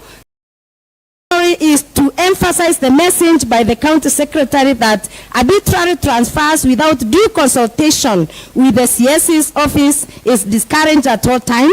Transfers and deployments should be done as a form of reprimand. Staff transfer should address issues such as staff service balance, leave relievers, and staff development, among other positive reasons, as guided by the Section 43 of the PSC Act 2017, Section 36 and 40 of the Public Service Regulations 2020, and the PSC HR Manual 2016. With respect to establishment of offices, appointments, including acting appointments at all levels of staff, please note that it is the sole statutory responsibility of the County Public Service Board as guided by the Section 59, subsection 1, A and B, 63 and 64 of the County Government Act 2012, read together with sections that follow PSC Act 2017 and Section 16 and 23 of the PSC Regulations of 2020. Any other appointments done outside this is deemed null and void. To conclude, Honorable Speaker, that is from the Secretary, Public Service Board, CPA, CS, Virginia Kawira. To conclude, Mr. Speaker, because the county government of Meru under the Governor Kawira Mwangaza is not ready to adhere to any advice from any body that is mandated to run this county, I'm saying the public service is in total mess in Meru County, and I want to say because of that, Kawira Mwangaza must go. Thank you, Honorable Speaker. Thank you, Honorable Sandikei. But initially, when you are making your contribution, you refer to Council Mutuma and the Council Dunstan as having done some preaching. Please, they are not. Those are professional lawyers, and let's respect those brothers of ours. Thank you. Yes, Honorable Muri. Asante sana Mheshimiwa Speaker. Kwa sababu ya kumbukumbu za rekodi nafahamika kama Mheshimiwa Murithi nikiwakilisha wadi ya Impeached. Na Mheshimiwa Speaker, hii ni siku ambayo ni mura sana ambapo ninafuraha mpito kumwona mwalimu mwenzangu na pia wakili Dunstan Amari. Na kile Mheshimiwa Speaker ningependa kusema nama kuanza tu sisi alipoanzisha utangulizi wake alisema kwamba tunajikita katika umenke ama kifeministi. Sisi hatuna umenke kwa sababu tunawaheshimu sana wanawake ama wale ambao waliteuliwa katika vitengo mbalimbali vya uongozi. Mheshimiwa Speaker, sisi kile ambacho tunashughulika nacho ni uozo wa kimaadili wa kuendesha katika ile gatuzi la Meru. Mheshimiwa Speaker, na Mheshimiwa Speaker, nikirejelea haya nikisema kwamba hatujikiti katika umenke, unaona kwamba sisi hatudhalilishi jinsia ya kike. Mheshimiwa Speaker, ili hali gavana ndiye anatumia fursa hii kujidhalilisha mwenyewe. Mathalan, Mheshimiwa Speaker, unapoangazia wale ambao wametumika katika kufuja fedha, hali maarufu Kadhure Rukaria Catherine ambaye ametumika na kile kitengo kufuja takriban milioni 29, Mheshimiwa Speaker, ni wa jinsia ya kike. Mheshimiwa Speaker, pia ukiangazia Lucy ambaye ameteuliwa na gavana, Mheshimiwa Speaker, ametumika vile vile. Tumeona kwamba takriban milioni 6.8 zimefujwa. Mheshimiwa Speaker, Rosi Gwantai, Mheshimiwa Spika, ambaye ni mnuna, ambaye ni umbu, Mheshimiwa Spika. Huyu ni umbu ambaye ni umbu wa Mheshimiwa Gavana, ambao pia ni ndanda kutoka Mheshimiwa Spika. Na ni wa jinsia ile Mheshimiwa Spika. Ukimwangalia pia Jane Karemi Kayethi, Mheshimiwa Spika. Takriban milioni 3.8 Mheshimiwa Spika. Sasa ndipo nauliza, sisi ndio tudhalilisha jinsia ya kike tukileta ufeministi, tukileta umenke, ama ni gavana mwenyewe ambaye anaendesha haya mambo, Mheshimiwa Spika? Mheshimiwa Spika, ningependa kusema hivi Mheshimiwa Spika, kwamba sisi ni Wameru na hivi kwamba tunaheshimu utamaduni Mheshimiwa Spika. Njuri Ncheke ndio wanatumiwa pale ambapo kuna mitafaruku, pale ambapo kuna migogoro Mheshimiwa Spika, ambayo inafaa kuzoa ile migogoro. Ikizindi zaidi Mheshimiwa Spika, ndiposa mtu anaenda kotini ama anakuja katika kitengo hiki Mheshimiwa Spika. Mheshimiwa Spika, gavana wetu angetia masikio kama hakutia masikio yake ntaa Mheshimiwa Spika. Kama hakutia masikio haya pamba Mheshimiwa Spika, angesikiza hawa washauri na asikize maoni ya Wameru Mheshimiwa Spika, haya mambo hayangefika hapa Mheshimiwa Spika. Ndiposa nasema kwamba kwenda katika kile kitengo cha Njuri Ncheke, sisi hatukulazimishwa kula kiapo. Lakini tunawaheshimu sana wale wazee, maana wako na maarifa na tajriba ya uongozi katika ili gatuzi Mheshimiwa Spika. Ningependa kusema Mheshimiwa Spika kwamba ni gatuzi la Meru peke yake ambalo nimeona kwamba gavana anajitoa moja kwa moja, anajirusha katika gari Mheshimiwa Spika, na anaambia askari sema pole. Sijaona hayo mambo kwingine Mheshimiwa Spika. Vile ambavyo Ndasta alisema kwamba sisi ili gatuzi hajaona gatuzi ambalo limemwita gavana, wacha nimjuze kwamba gatuzi la Meru ndilo liko na wasomi, liko na vijana na ambao wako na ruya ya Ibra. Wako na ruya ya Ibra vipi? Leo miaka 30, kesho miaka 50 40 kuwa mwakilishi bunge, kesho kutwa kuwa gavana, mtondo kuwa seneta Mheshimiwa Spika. Hiyo ruya ya Ibra Mheshimiwa Spika haiwezi timilika tu tukinjikita tukataka kusoma haya mambo alafu tuelekeze Wameru jinsi ambavyo mambo yanafaa kwenda Mheshimiwa Spika. Mwana ufuate kisogo cha nina Mheshimiwa Spika, na mtu uende ile kwa nyenzo. Mbona nikasema hivi? Ukimwona Kiambi Adhero ambaye ni katibu mkuu aliitwa katika hili bunge hakuja. Ukimwangalia pia Nchamba Mbedhi aliitwa katika hili bunge hakuja. Sasa bwana Ndasta, utatuambia kwamba sisi gavana kwa mtindo ambao wafaa, ili hali wale ambao ni wandogo wake, ama ili bunge alifai kuwaita wale waje? Naona kuna uwezo Mheshimiwa Spika. Na tukikataa kusema hivi Mheshimiwa Spika, Wameru hatajua ukweli Mheshimiwa Spika. Hebu niseme hivi Mheshimiwa Spika, ili kuboresha hadhi na heshima ya Meru Mheshimiwa Spika, ili kuboresha rasilimali na miundo msingi ya Meru Mheshimiwa Spika, ili mtoto wa Meru awe na raha Mheshimiwa Spika, ili awe na raha kitipito Mheshimiwa Spika, na ili Mheshimiwa Spika kumaliza uozo na maadili katika gatuzi ili Mheshimiwa Spika, Kawira aende Mheshimiwa Spika. Sisi tulimpenda sana. Sisi tulipenda Kawira sana, lakini huyu mswanda ukampenda zaidi. Huyu mswanda ulimpenda zaidi Mheshimiwa Spika. Na ndipo tunamtakia kila laheri, Mungu amweke pema kwa viongozi wa vikundi kule vijijini. Asante sana Mheshimiwa Spika, na kauli ngura Mungu amponye. Yes, before I'll give everybody, those members raising hands to make a contribution. Honorable Kithenje Dhaiba, please make your contribution. And before Kithenje makes a contribution, please, honour members, restrict yourself to at least 3 minutes. If you can be able to do that, then we will save on time. Thank you, Honourable Kithenje Dhaiba, senior member of this House from 2013. Thank you, Mr. Speaker. My name is John Kithenje Dhaiba, representing Commonwealth. Mr. Speaker, I stand to support this impeachment motion with the Governor, Meru County, Honorable Kawira Mwangaza. Mr. Speaker, Honorable Kithenje Dhaiba, please use the mic at the front so that the cameras can be able to capture you. I can see they are streaming.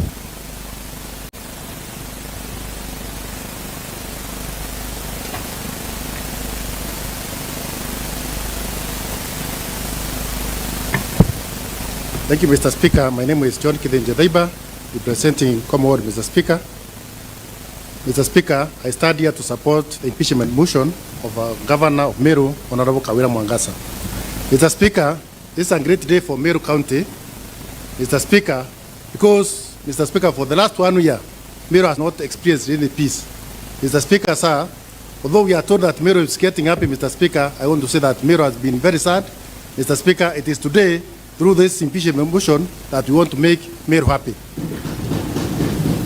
Mr. Speaker, sir, I would like to interrogate some of the issues that have been raised by the councils represent the governor, Mr. Speaker, because, Mr. Speaker, today it is very sad for the young generation, Mr. Speaker, especially who are following this proceeding, Mr. Speaker, because if a council can stand here in this honorable house and say that this county assembly has no power to summon a governor, Mr. Speaker, I think, Mr. Speaker, that is very sad. Because, Mr. Speaker, last year, to be specific, on 7th of October 2022, Mr. Speaker, the Supreme Court, through a court ruling, Mr. Speaker, gave a ruling, Mr. Speaker, which I want to read poverty, Mr. Speaker.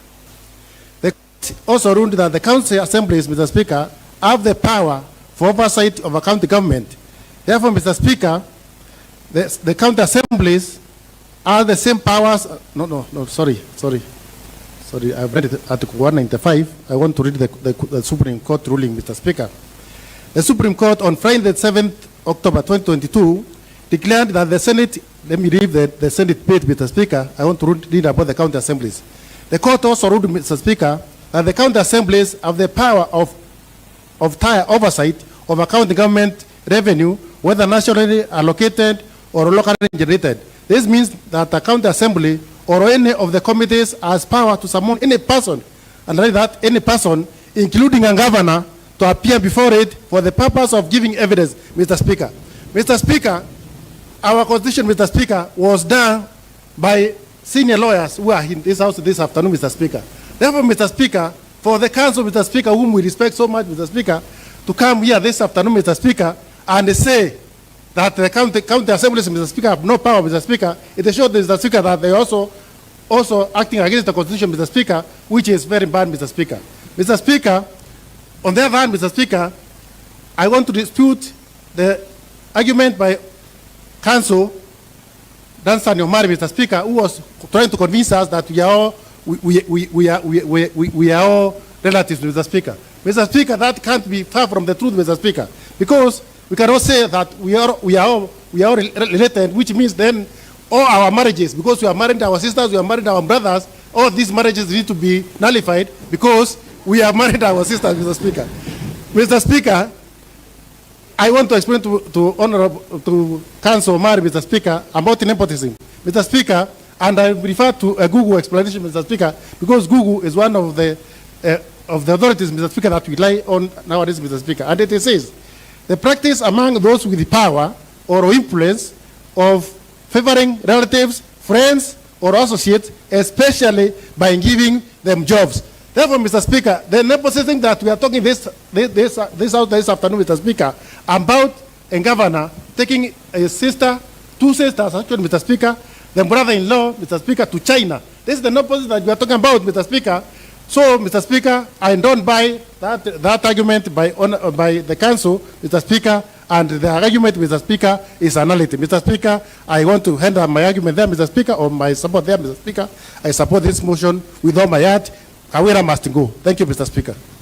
Thank you, Honorable Kithenje Daiba. Yes, Honorable Tururu. Honorable Kangwana will give you an opportunity to make your contribution. Relax and reserve your energy. Yes, Honorable Tururu. 3 minutes. Just Honorable Kithenje has said the face. Please direct and adhere to that before I cut you short. Be precise so that you make your presentation. Thank you, Mr. Speaker. And for purposes of record, my name is Patrick Adorima Tururu, representing the great people of Timor West. And Mr. Speaker, I rise here to support the motion of impeaching one Governor Kawira Mwangaza. And Mr. Speaker, I'm not a lawyer, but I have common sense. And Mr. Speaker, we are guided by... Honorable Tururu, you mean lawyers don't have common sense, or what are you alluding to? Please clarify. Thank you, Mr. Speaker. What I was saying, Mr. Speaker, is that probably the jargon of law that has been used in this House, Mr. Speaker, and the good English, Mr. Speaker, does not amount to changing what the Constitution, what the law defines as the principles that we should follow. And so, Mr. Speaker, having read the... Honorable Tururu, you are very young. You can join the profession. Thank you, Mr. Speaker. Yes, so that you can also be able to speak the English that you are talking about. Please continue. Most obliged. And they can be your mentors. Most obliged, Mr. Speaker. And it's good to see Senior Counsel Mutuma and Counsel Omari, because Mr. Speaker, I've been used to seeing him on TV, and now today I have the opportunity. And Mr. Speaker, mine is just a simple one. Counsel talked about the public participation, and Counsel Omari alluded to us as if we are going to get people from their homes and take them to the venue of public participation, Mr. Speaker. But Mr. Speaker, this is not the case. All that was supposed to be done for the public participation, Mr. Speaker, was done. And being a democratic country and a democratic process, Mr. Speaker, we respected the rule of law, and the public participation, Mr. Speaker, went on well according to the law, according to the set guidelines. And so, Mr. Speaker, we wish them all well as they try to argue about the public participation. Lastly, Mr. Speaker, we are not fighting the governor. Counsel Omari said we most probably be fighting the governor. But Mr. Speaker, we are fighting incompetence. Mr. Speaker, we are fighting nepotism. Mr. Speaker, we are fighting bad governance. And for this case, Mr. Speaker, that's why we are gathered here. Mr. Speaker, and I'm urging my colleagues, so as for Meru County to get sanity, let us do the necessary by impeaching the governor of Meru County, Kawira Mwangaza. And Mr. Speaker, as I finish, I want to quote one German pastor, a renowned German pastor. Mr. Speaker, during the Nazi Revolution, Mr. Speaker, he said that when they went for the communist, he kept silent because he was not a communist. When they went for the socialist, he kept quiet because he was not a socialist. When they went for the trade unionist, Mr. Speaker, he kept quiet because he was not a trade unionist. When they went for the Jews, Mr. Speaker, he went silent because he was not a Jew. But Mr. Speaker, time came when they came for him and there was no one to talk on his behalf. And so, Mr. Speaker, we will not let this county to be left alone with no one to talk for it. And for that matter, Mr. Speaker, with the powers bestowed upon us, I, as Patrick Adoriman Tururu, representing the great people of Timor West, Mr. Speaker, I support the motion to impeach the governor of Meru County. Thank you, Mr. Speaker. Thank you, Honorable Tururu. Yes, Honorable Makasi. Okay, thank you, Honorable Speaker. Makasi is my name, and I represent the amazing people of Kwene. First, I want to thank God for this moment in this Honorable Speaker, as I stand to support this motion of impeaching the governor of Meru, Honorable Speaker. I'm the chair, Labour Public Service, Honorable Speaker, and I was perturbed, and it is amazing, Honorable Speaker, that the Public Service Board of Meru has been taken hostage by the governor. It is being held under siege, Honorable Speaker. Having listened to the members of the Service Board, when we invited them in this House, Honorable Speaker, they spoke and said they are not aware about the traffic marshals we are talking about. Honorable Speaker, we had invited them in this House so that they could shed some light about the traffic marshals. But for about 4 or 5 times, they denied knowing whether there are any traffic marshals in this county, Honorable Speaker, until one member, Honorable Mujoke, requested that he walks out with the chair of the board to the road so that he could show them the actual motorbikes I was talking about, Honorable Speaker. It's amazing because we know these people are operating, Honorable Speaker. I have not checked today to see whether they're on the road, but we made a report that they should be dealt with, away with immediately. That was the report of the committee that we made. And they are not known to anybody in this county, Honorable Speaker. So the governor has usurped the powers of the Service Board, Honorable Speaker, by employing traffic marshals without consulting the Public Service Board, who are the sole employers in this county, Honorable Speaker. So the governor, to us as the committee, found him liable because the people who are running those motorbikes, Honorable Speaker, have been employed as senior support members in the governor's office, Honorable Speaker. And so the requisition was made by the the county secretary made a letter to the service board asking the service board to create the positions of the traffic marshals. The service board made a reply on our speaker, and they said that yes, they will create that position, but unless they are given information about the finances, that is the budget, and they are told in the structure, the organogram, they are shown where the traffic marshals will be fitting. So that was the last communication. But on our speaker, the governor went ahead and launched the traffic marshals and deploying them. They are running. One of the council indicating that we are not doing a good thing to send away traffic marshals who are getting rid of the thieves in this town. We don't say, council, Omar, we didn't say that the traffic marshals are doing a good job. No, that is not what is being in question. What is in question is the process. As you're trying to punch holes in the process of this impeachment, you quote in the law. So I'm quoting the same law to tell you that what we are prosecuting is the process that was used to recruit the traffic marshals. So, Honorable Speaker, we are dealing with a cantankerous woman in the name of Governor Kawira Mwangaza. The reason, Honorable Speaker... Honorable Makazi, what is cantankerous? Cantankerous is a word driven from, is an English word, Honorable Speaker, that defines someone who is quarrelsome, who changes moods from now and then, and who doesn't listen, and do every time, and does not do things within the law, Honorable Speaker. So that's called a cantankerous woman. So, Honorable Speaker, one thing I want to indicate, these traffic marshals, Honorable Speaker, have been arresting vehicles in this, impounding vehicles in this town, and I would like also to bring to speed the council with our finance bill of 2019, which does not include in any way an offense known as obstruction. There's no offense known as obstruction in our finance bill, Honorable Speaker.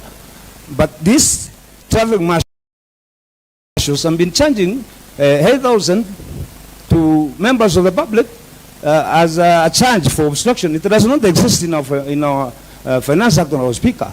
Secondly, Honorable Speaker, on impounding, the Finance Act dictates and states clearly that it is the charge is 8,000. Is 3,000, but they are charging 8,000 for the vehicles that impound, Honorable Speaker. So what I want to say, and we have extracts, Honorable Speaker. We have extract from the public. You don't imagine, Honorable Speaker, even members of the public being told to write apology letters, Honorable Speaker, when they commit offenses. They are told to write an apology letter so that they can be pardoned. Honorable Speaker, there's much I would have said about this impeachment motion. I have a lot, some which are inclusive in the motion, others are not inclusive, but all in all, Honorable Speaker, I'm one of those who stand to say that Governor Kawira Mwangaza has to go. Thank you, Honorable Speaker. Thank you, Honorable Makasi. Honorable Kangwana.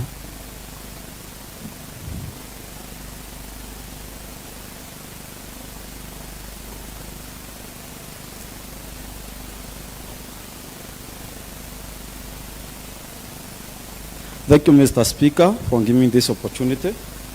I'm Honorable Duncan Kangwana Merit, representing the great people of Maua, and I'm arising to support the motion on impeachment of one Honorable Bishop Kawira Mwangaza, the Governor of Meru. Mr. Speaker, before I make my comment, many have talked before me. They have talked, they have highlighted why we are impeaching Honorable Kawira Mwangaza. And I want to tell this Honorable House, I'm so frustrated and amused to see senior counsel saying that we may not know what is in the context. But I hope they have heard from themselves that this honorable house as what the best minds in the county assemblies as far as oversight and representation is concerned. Mr. Speaker, we have used some faulty tongues and tongue twisting to confuse the members instead of persuading them on behalf of their client.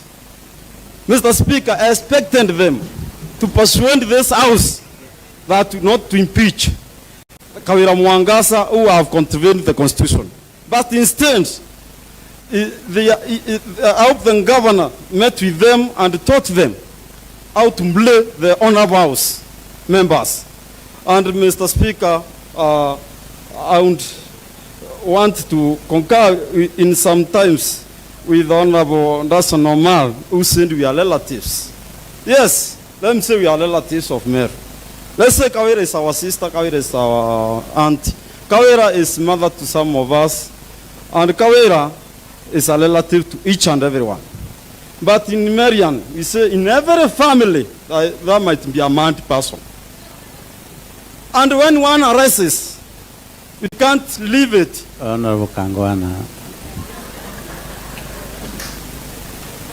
you want to allude that the governor is mad? I'm not alluding that governor is mad, Honorable Speaker, but I'm saying in Marian, we say in every family, we might have a representative of that family who might be mad. Honorable Kangwana, please withdraw that one and continue. I withdraw, Mr. Speaker, but let me continue saying this. I want to concentrate this, Honorable Kangwana, you cannot withdraw and then put the one back. Please withdraw without any reservation. I withdraw, Mr. Speaker. Yes, continue, Honorable Kangwana.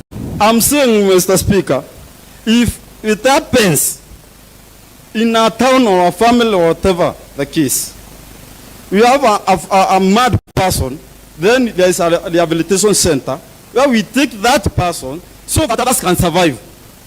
And that is now, Mr. Speaker, what I'm saying.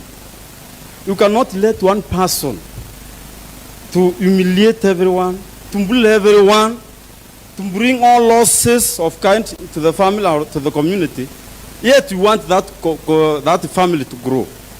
Mr. Speaker, we have said that governor should promote leadership, promote democracy and governance, promote peace and order, and she should, or he, should be a unifying factor.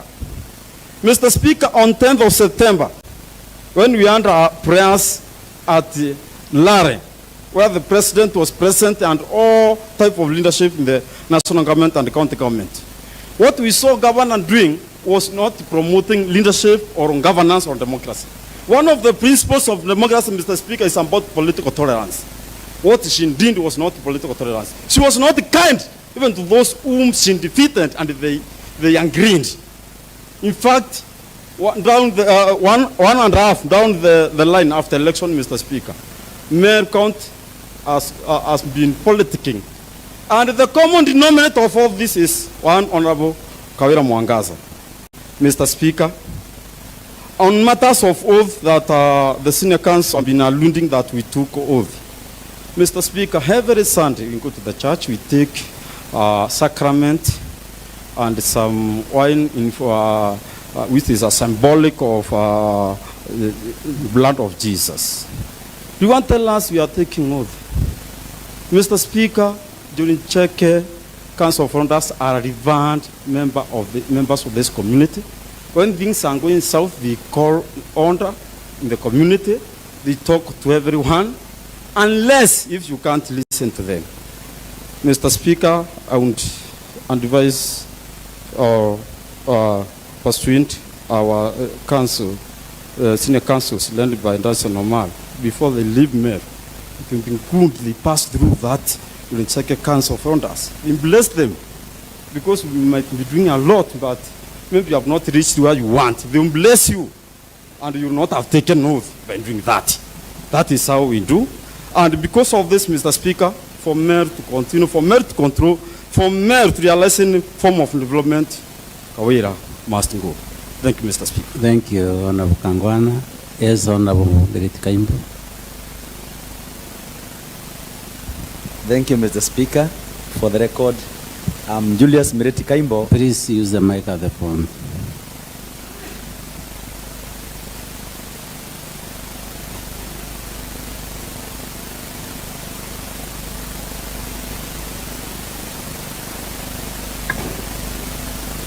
Thank you, Mr. Speaker. For the record, I'm Mireti Julius Kaimbo. I represent the people of Mekidori Ward. And I've stood here to support the impeachment because County 6, according to the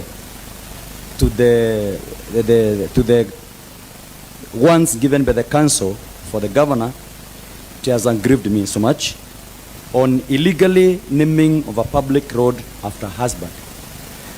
And this county is honorable.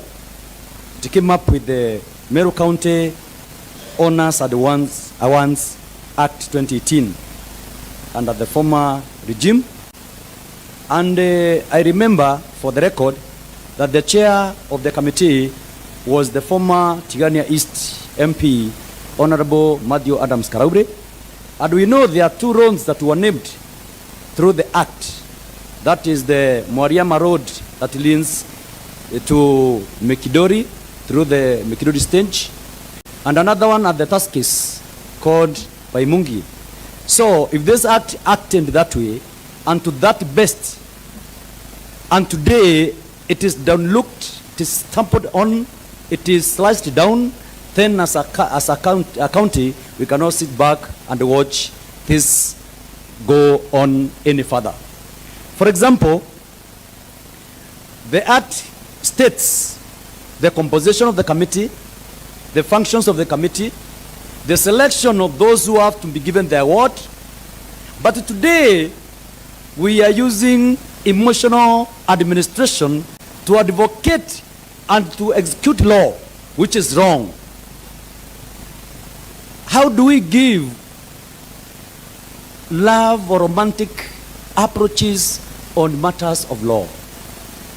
As far as we are relatives, my colleague teacher, Danson Omari, I'm a teacher of music. In adjudication in music, we look at the aspect of a music. For example, the pitch, we look at the dynamics, we look at the rhythm, we look at the accompaniment, facial expression, to arrive to the mark, to tell which is the best song. If we want to get somebody who has got the mark to be named after, to be given an award, then there are some specifics that we need to follow in order to arrive to that person to be given the award. My simple question that I don't need the answer, it's just a rhetorical question. Did we make these steps to arrive to Murega Baichu Road? If we didn't, that is what I'm calling romantic approach on matters of law, which is wrong. Did they follow public participation procedures? Did the public give their opinion? Which gathering sat down and give out this hint on who is to be given the award?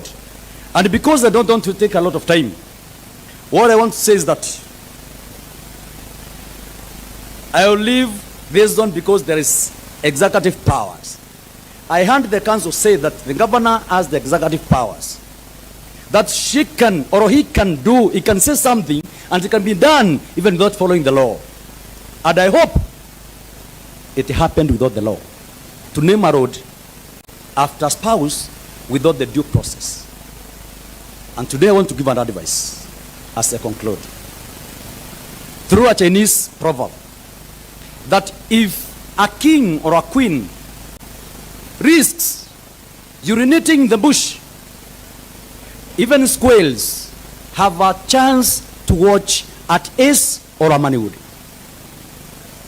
Thank you, Mr. Speaker.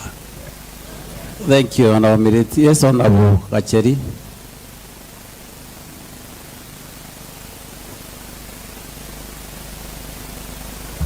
Can I use the front mic, Mr. Speaker?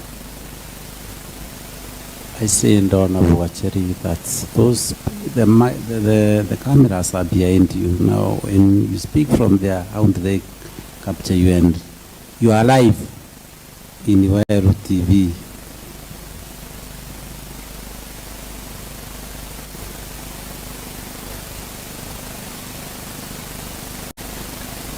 Thank you so much, Mr. Speaker, sir, for giving me this opportunity.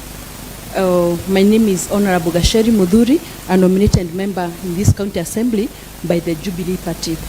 Mr. Speaker, I'm also the chairperson, the Committee of Legal, Justice and Cohesion. Mr. Speaker, I happened to receive the letters that were written by the Deputy Governor that we were able to look into in this county assembly, Mr. Speaker. But before this, Mr. Speaker, allow me to punch one or two holes to what the senior councils have said, Mr. Speaker. And Mr. Speaker, yesterday as I was coming, and I knew the matters that we were coming to discuss today, I passed by my grandparents. Mr. Speaker, they blessed me. Was that an oath, Mr. Speaker? So I want to really tell Mr. Speaker, the councils, that whenever in our Meru culture, it is usually one of the practices that we will go to our elders for blessings whenever we have matters, Mr. Speaker, that concern us at any particular time. Mr. Speaker, the councils have also said one thing, that we were coerced to sign the motion, or we were coerced to impeach the governor. Mr. Speaker, this is very, very wrong. I believe, Mr. Speaker, the members in this county assembly ran the impeachment motion. They understood and they saw the gravity of it. And that's why, Mr. Speaker, very many members, without any coercion, were able to sign the impeachment motion, Mr. Speaker. And I'm also very sure, Mr. Speaker, a majority of them, if not all, are going to support the impeachment motion. Mr. Speaker, when the council was speaking, Mr. Speaker, they said that the issues of employment, and Mr. Speaker, whenever somebody resigns, I want to inform the assembly and also the councils, Mr. Speaker, that the service board is essentially, it's the employing power. It has the employing power. So whenever somebody resigns, Mr. Speaker, the service board receives the resignation letter. Mr. Speaker, I happened to interview the service board in Meru, and they said they did not receive any resignation letters from the PA to the deputy governor, one Mr. Mutumantu Edinkia, and also the driver to the deputy governor, Mr. Speaker. So, Mr. Speaker, when the chief of staff alluded to have received any resignation letters, Mr. Speaker, I want to inform this assembly that there are no letters of such, and because also their immediate supervisor also did not have those letters. That means going forward, there are no such letters. And if they are, Mr. Speaker, probably they are forged letters that probably some forensic audit will be done should those letters, Mr. Speaker, show up any day at any particular time. Mr. Speaker, there were issues of facilitation that were addressed still by the council, Mr. Speaker, and the much talked about the China issue. The issue of money, Mr. Speaker, is not the only resource. Mr. Speaker, I don't want to address the issues of money, but I want to address the issues of human resource. When you are sending some human resource from the country to go in a foreign country and do practically nothing, Mr. Speaker, that is misuse of power, and it is misuse of it is misuse of human resource. That's why, Mr. Speaker, I really feel whatever the council some of the issues that they were trying to do, Mr. Speaker, was just to mislead the people of Meru, and I'm sure the people... Honorable please conclude your remarks. Thank you, Mr. Speaker. I pray because you give me just more 2 minutes, Mr. Speaker. I'll give you the chair. Thank you so much, Mr. Speaker. Mr. Speaker, this afternoon, I'm very sad because the issues, Mr. Speaker, that basically we are speaking about, they are issues of governance. And Mr. Speaker, I also want to highlight that governance has no issue to do with gender. That is number one. Number two, Mr. Speaker, there were issues that one Honorable Edeba has also addressed.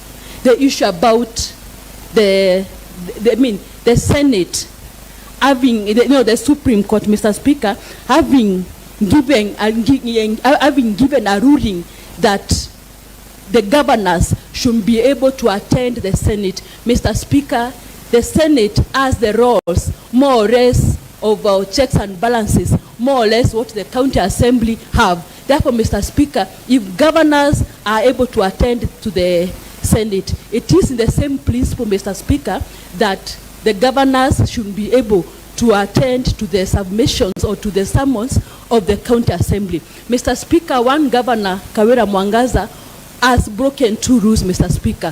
One of the contempt of the assembly, not being able to attend the assembly sittings, the assembly summons, Mr. Speaker. And secondly, also not following the precedents set by the higher court in this land, Mr. Speaker, that is the Supreme Court. That's why, Mr. Speaker, I really feel that for us to be able to continue for the issue, for the assembly, Mr. Speaker, to be respected, Mr. Speaker, for the sovereignty to be respected, Mr. Speaker, one Kawira Mwangaza has really broken these rules, Mr. Speaker, and should be impeached. Mr. Speaker, another thing that I wanted to address in a very short, very few ones, Mr. Speaker, is we really understand the gravity of the issue of impeachment. It is not one of the very easiest things. But, Mr. Speaker, there is the rule of law that also needs to be respected, Mr. Speaker. So, Mr. Speaker, for us to be able to say that we are giving or we are supporting the impeachment, Mr. Speaker, it is for the assemblies in Kenya, not only in Meru, to be respected. That's why, Mr. Speaker, if you are having a Linda who is not obeying who is not obeying the assemblies, who is not obeying the courts, Mr. Speaker, that person is not fit to be a leader. That's why I'm really requesting this county assembly, Mr. Speaker, to support this motion and we relinquish one Governor Kawira Mwangaza of her duties, Mr. Speaker, so that she can be able, Mr. Speaker, to rest and also see some other people, Mr. Speaker, how they are able to really respect the rule of law. So, Mr. Speaker, I support the impeachment of one Kawira Mwangaza. Thank you so much. Thank you, Honorable Gacheri. Yes, Honorable Mheshimiwa Mbiuki. Thank you, Mr. Speaker, for the opportunity. For the record's purpose, I'm Godwin Motembe Mbiuki, representing the people of Egoji West. Mr. Speaker, today is a very great day. But, Mr. Speaker, I thought the Marians were expecting to see the governor in person. But if the law allows, it is okay because these are matters revolving between the county assembly, the governor, and the members of the executive. It is unfortunate that the governor has not been able to avail herself, but if the law allows that, is okay. Mr. Speaker, if you look at the Constitution, our Constitution 2010, we created 2 tiers of government. That is the national government and the county government. At the national level, the president is the symbol of unity in the country. At the county level, the same replicate. The governor is supposed to be the symbol of unity. But, Mr. Speaker, it is contrary in this county. our governor, Kawira Mwangaza, is not a symbol of unity in this county. In the sense that, Mr. Speaker, if you look at in the year 2022, in the month of August, the people of Meru went to the polls, and they elected Governor Kawira Mwangaza as the governor of Meru County, and then they also elected Mutuman Tuithingia as the principal assistant, that is the deputy governor. But if the two cannot unite, if the governor cannot unite with the deputy speaker, how do you expect the governor to unite this county, Mr. Speaker? Mr. Speaker, we are very much concerned about the welfare of this county, Mr. Speaker. That is why even in our budget, we are allocated a total of 174 million in the current budget to ensure that the office of the governor runs smoothly, and the office of the governor includes that of the governor and that of the deputy governor. But surprisingly, Mr. Speaker, if the deputy speaker, deputy governor, sorry to say, Mr. Speaker, cannot even be facilitated to attend county functions, then, Mr. Speaker, there is no way we expect the governor to unite this county, Mr. Speaker. Mr. Speaker, the governor is not working with any elected leader. Not anyone, Mr. Speaker. Mr. Speaker, let me get you back to the last regime. Mr. Speaker, this county belongs to all of us. That is why the former governor, Kiraito Muronge, came up with what we called MESC, a group of professionals, and they came up with a vision 2040, a very nice document on the issue of developing this county, on where we are supposed to be in the year 2040. But, Mr. Speaker, that very nice document that came to this assembly, the last assembly, it was approved by the assembly. That document has not seen the light of the day. So, Mr. Speaker, where are we ended? Mr. Speaker, I think... Yes, I want to conclude your remarks on Mbuki. So, Mr. Speaker, that is why I arise. And before I conclude, Mr. Speaker, I'm also worried because our learned council has stated that we are relatives and we are all grown-ups. Almost everyone here is married. So we might not see the kingdom of God because we've already committed a sin called incest. Because if you're having affairs with relatives, then you have committed incest. So, Mr. Speaker, anyway, let me say that I stand to support the motion that Kawira Mwangaza, for unity of this county, Kawira Mwangaza must be impeached. Thank you, Mr. Speaker. Thank you, Honorable Mbuki. Council Dunstan Omari, I can see you have a big task ahead to respond to the issues this about being related. Yes, Honorable Martin, MCA Timabu. Okay, thank you, Mr. Speaker, sir. And for the purposes of record, I'm Martin Kimathi Moriongi, representing Timor Wand, and I'm here to support the motion for the impeachment of the Meru governor, that's Kawira Mwangaza. If I can remember very well, on the dawn of August 9th, we woke up very early in the morning to go and vote leaders of our choice, and Kawira Mwangaza being one of them. And during the result announcement, I was so happy. I almost shed my tears because I believed everything in Meru County has changed. I saw Nkunte, I saw Nkun Meru, I saw Great Meru. I thought of Great Meru, a Meru where every leader would be respected, a Meru where finances would be used prudently, a Meru where the governor would represent every corner of the county, a Meru where everyone would be given the opportunity to serve and to mingle and to associate with others, Mr. Speaker, sir. But I think I was wrong and naive, Mr. Speaker, sir. I think I was wrong because the governor has given us the opposite of what she claimed to give us. The opposite of what she signed as a promissory note, a promise that she would protect the Constitution, a promise that she would work within the confines, provisions, and the dictates of the Constitution, Mr. Speaker, sir.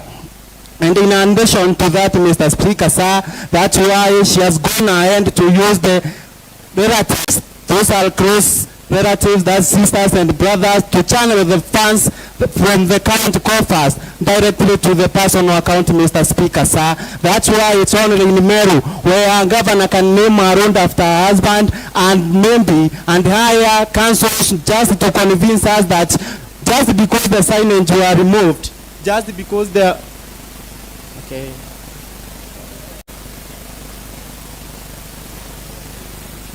That's why it's only in Meru where a governor can name a road after her husband and hire councils to convince us otherwise that by removing a signage, then the road ceased to exist. I am asking this to our senior councils. What if today what if today we go there at Njurincheke Street, we remove the signage where the road ceased to exist?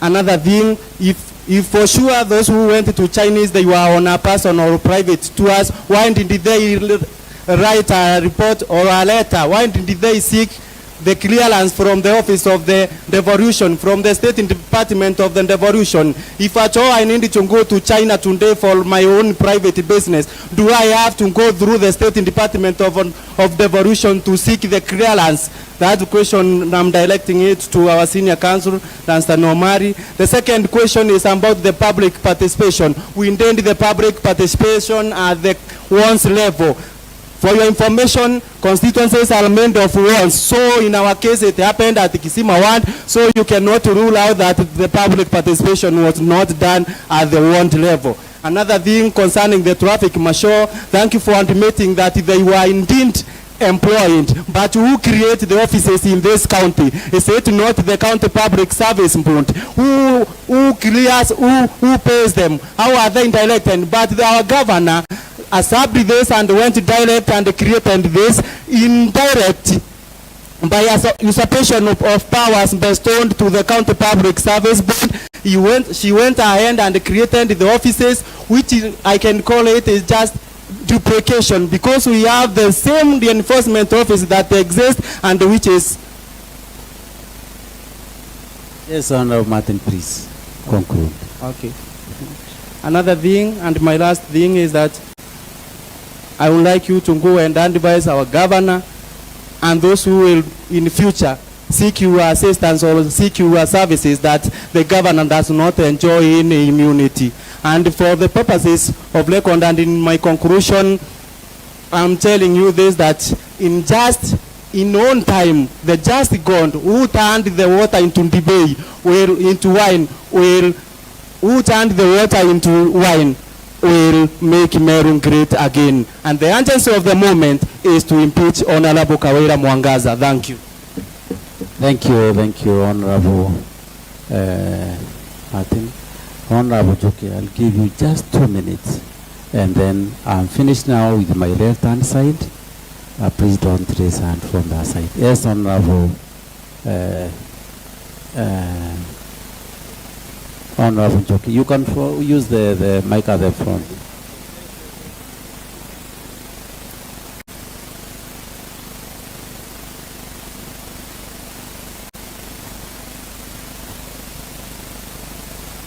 Thank you, Mr. Speaker, sir. My name is Joki Mugambi, representing the great people of Mwangaza. I'm here supporting the motion that Kawira must go.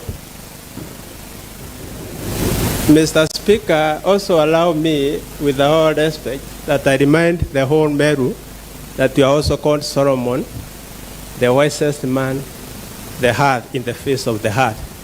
Therefore, I saw that many people have not recognized the big and the effort that you're making to all of us. I want to dispute the State Council, Omar, for disputing and saying that the Njuri Ncheke was influencing and embracing people without any reason. I just want you to know that we have even invited His Excellency, the President of this Republic, to visit that shrine and to be blessed by the same Njuri Ncheke. It also happened to Uhuru Kenyatta. At one time he came there. He was blessed by the Council of Elders. So you cannot dispute when we go as MCAs for blessings, you cannot say that you are going to take a hold. I'm sure you should at least apologize, not only to the MCAs, but also to the Njuri Ncheke elders. Mr. Speaker, I just want to say a few things about the naming of the road. And this happened again in Nairobi. It was done by Her Excellency Kananu Mwenda, where she named a road somewhere in Kirereshwa. The road was called Diki Diki Road. And she decided to award Atwoli. So she gave Atwoli, she changed the name of the road and called it Atwoli Road. But the poster was there. The signs were there. However, the Assembly of Nairobi, led by the minority whip called Waithera Chege, disputed the whole issue. And this one was taken to the Assembly, Mr. Speaker. When it was taken to the Assembly, on 26th May, the MCA for Roysambu brought a motion, a bill, so that they come up with a program of naming roads in Nairobi. And this one happened that the road, the first thing, a committee was formed and the road was renamed. This time round, it was given the proper name. The governor was involved, that Kananu Mwenda, the MCAs, and the committee that was involved was used, and they gave the right name now, the Francis Atwoli Road, simply because of a temporary work the court boss had done to this nation. Mr. Speaker, there are some other roads that were given names, like the Legend, the Kandenge Road was given a name because of a temporary performance in football. I wonder, Mr. Speaker, the temporary work that Murega Vaichu has done to this county, so that a road is named after his name. Mr. Speaker, with those very, very many few remarks, just because of interest of time, I would have wished to say more, but I dispute my friend, the lawyer, again for trying to dispute science and say that we are related. If we were related, all of us could be dead. We could have died of genetic diseases like leukemia, like anemia, like sickle cell anemia, like diabetes. The biodiversity allows us to live when we are not related. But if we are related, then a virus will come and sweep the whole race in Meru. So I disapprove that theory that we are related, and kindly do research on science just before you bring it to us. Thank you very much, Mr. Speaker. Thank you, Honorable. I just want to give these directions, and that will be my final directions. I want to give Honorable Kareb, Honorable Kedenji, Honorable Kenaibai, and I close at that, please. I have given directions. I will not give any further directions after that. I have given directions, and members, you have to obey to that. Yes, Honorable Kareb. 2 minutes each. Thank you, Mr. Speaker. Again, my name is Caleb, representing the great people of municipality. And being the host, it would be a little bit unfair not giving me a minute to say one or two things. And I'm a man of few ones. I'll just say today our council have raised a very grievous issue, Mr. Speaker, because from here we don't know what name to refer our governor to.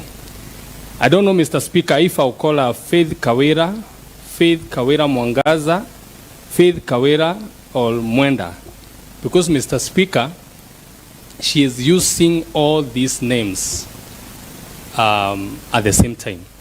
But I'm happy today because we have the council and they are very good in criminal law.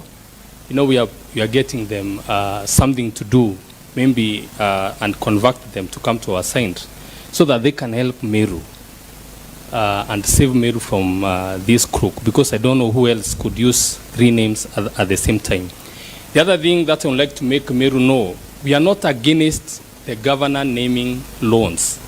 Mr. Speaker, giving the governor the doubt of naming loans. Tomorrow we would wake up and meet this building named after someone. So we are trying to regulate as a county government. So I stand to support the impeachment. Thank you. Thank you, Honorable Kareb. Yes, Honorable Kidinji. Thank you, Mr. Speaker, sir. For the purpose of record, I'm Honorable Felix Kidenji Murigi Ntuo, representing the great people of Railway Railway Ward. Mr. Speaker, sir, today I've had a great joke of the year from my friend Dustin Bin Omal. I think... Honorable Kidenji is Dunstan. I'm sorry. Mr. Speaker, sir. Please make that correction and apologize. I withdraw, Mr. Speaker. That's my... Dunstan. Dunstan Omal. Yes. Whatever the name. Because, Mr. Speaker, you see, my advice is to the Meru County Governor, Honorable Kawira Mwangaza. I would like to advise her on a TV, because it's very hard to get her today. I would like to advise her that if she has not given any coin to councils today, she must think wise. Because what they have done today in this honorable house, they have come to practice comedy in this house. Because how come somebody will tell me that I'm related to my wife? So, my governor, where you are? Honorable Kidenji, please make your contribution. You are not making any contribution. Make your contribution. I'm making a contribution, No. Mr. Speaker, sir. I'm advising the governor because I'm not here today. I've guided you. Please Thank you. make your contribution. Thank you, Mr. Speaker, sir. Yes. I'm here to support the motion because we want to bring sanity in Meru County. And to bring sanity in Meru County, it's where Governor Kawira Mwangaza will go home. I support the motion, Mr. Speaker, sir. Thank you. Thank you, Honorable Kidenji. Honorable Kenny, please conclude for us. Thank you, Mr. Speaker, sir. My name is Ken Naibai. I represent great people of Kianjai, and I'm also the chair sectoral committee on agriculture. Mr. Speaker, I came here to defend one Honorable Kawira Mwangaza, only to my surprise that we've been beaten in our own game until the time when Councillor Omar stood. I've changed my mind. It is very sad. We have misused our funds for this exercise. I really pity the governor. It's very sad. I support the motion. Thank you, Honorable Kenny. Yes, the deputy in majority on our Thank you. Thank you, sir. Mr. Speaker, sir. My name is Patrick Mutuma, member of this county assembly, representing the people of Kisima and deputy majority of this house. Mails, Mr. Speaker, is very few. I want to say that it is very important and a good day that we are to liberate this county of ours from the governor of Meru, Honorable Faith Kawira Mwangaza. Because, Mr. Speaker, sir, what you know, the governor that you have is not competent to run this county. Mr. Speaker, we know the governor of verifying leaders. Even the last impeachment, we are there. One time we verified our minority leader. And even she has verified each and every leader in this society. Latest, it was in Rare, where he verified even the leaders of Meru County in front of President. Mr. Speaker, sir, even went ahead to lend a junior staffs of the Meru County to verify the DNG. And by this, Mr. Speaker, and she was on last by Senator Tobiko. But according to me, she does not hear or cannot follow any instruction or cannot adhere to that. And the only thing that you can do, the justice that you can do to this county is to impeach her so that you can learn some manners, so that you can learn how to behave as a public servant. Lastly, I want to add another one thing only. It's about when the senior counsel was trying to tell her that the trip to China was a private trip or not an official trip. When you look at we have some two letters in our submission. The first letter is from the Office of the Deputy President, State Department for Devolution, memo to the Principal Secretary. When you read the heading of that letter, it says, subject travel clearance to China. And it reads like this: the county government of Meru has requested for clearance for its county officials. So the letter is written clearly that is for its county officials. And don't think that the PA or the written members of the family of the Kawira are the county officials. When you look to another letter, there is another letter which states clearly, this letter is also from the Office of the Deputy President, State Department of Devolution, to the Principal Secretary. And the letter says, facilitation for travel to China, county government of Meru. And this is requesting, we have received a request from county government. When you say county government, that means is the money of people of Meru which is being used. We have received a request from the county government of Meru via letter. There is a left there, and dated on 26 May 2023 to facilitate issues of visas for the listed county official to travel to China. So we can clearly say that this trip was funded by the county government of Meru. And that letter, it's signed by the Principal Secretary, Ms. Teresia Baika. In short, what I want to say that the money of the people, the money paid by the taxpayers of this county has been used by the governor, by the relative of the governor, which facilitated them to go there. And Honorable Mutuma, please conclude your remarks. Yes, sir. I'm saying the money which has been used there by the county government of Meru to facilitate the related members of the governor, and this goes against the law of this county, against the act of this county assembly. And with that, Mr. Speaker, I support to impeach the governor of Meru, Honorable Kawira Mwangaza. Thank you, honorable members. I can see there is a lot of repetition, but please allow me to give Doris 2 minutes, Honorable Motea 2 minutes, Honorable Ereja 2 minutes, and then I conclude with Honorable Mutungi. 2 minutes each, and I'll be very strict. 2 minutes each, very strict. Crack, please time that, check the time. Thank you, Honorable Speaker, for giving me this opportunity. For purposes of record, Abdoris Kakinkonge, nominated member, this third county assembly of Meru by the UDA party. Mr. Speaker, I study as a woman, and when the people of Meru went on pause on the 9th of August 2023, they knew that they are electing a governor and not a governor female. Mr. Speaker, it has taken us as the women many years to fight for our space in both the county government and the national government, for us to be recognized as women, to have positions. Mr. Speaker, I want to remind the County Assembly of Meru that in the 45 wards that comprise of the county government of Meru and the Meru Assembly, we have only one elected woman in this county assembly, that is Honorable Makena Murogosho. Mr. Speaker, it is very sad that we as women, we have been very demeaned to our positions, that is the political positions and the elective positions.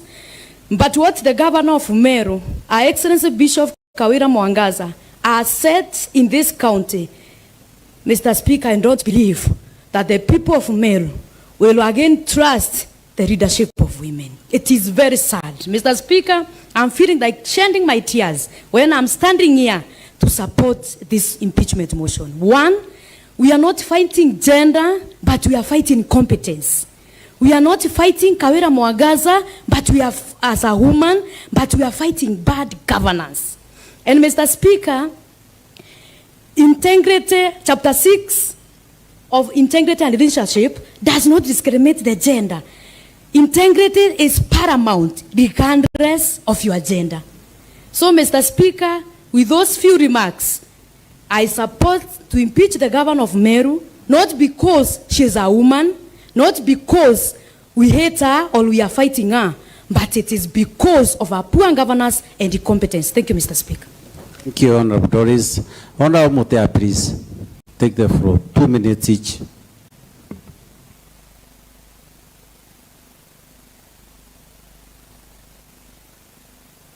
Thank you, Mr. Speaker, sir. For the purpose of record, I'm Honorable Douglas Motea, representing the great people of both Wuchi Central Ward. I'll be very brief, Mr. Speaker, sir, on the account 2, which is very touching as in health department. It is of injustice. I stand here for the justice of the medical professionals in Meru County. I stand here for the justice of the cancer patients in Meru County. I wonder, let me go direct to our governor who purport to love the Meru people or Kanaka Meru. I wonder whether it is justice for her to take her sister, her brother, or the in-laws to China, whereas we have very qualified doctors, especially Dr. Chege, who is in a cancer center, at least to go and gain something for the cancer patient in Meru County. It is very saddening, it is very painful, and I can tell my governor, I don't think even God will forgive you for this greediness of going all to sacrifice the cancer patient for the purpose of supporting your sisters or your brothers. I'll ask the Senate, this time round, let us save the Meru people. Senate, listen to this cry and save the people of Meru. I stand to support the motion, Mr. Speaker. Thank you, Honorable Motea. Yes, Honorable Ereja Kimathi from the Mwangaza Ward. Okay. Please use the microphone at the front.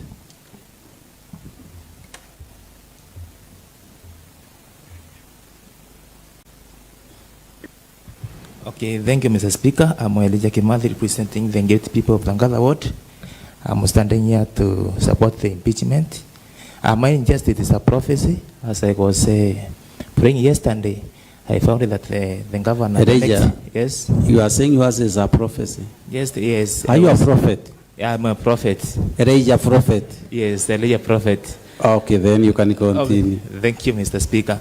So, as I was praying yesterday, I found that the governor will be the former governor, and he will be the governor who have served just a period of 1 year. So, Mr. Speaker, I wish her well, and may God bless her as she live to Murega.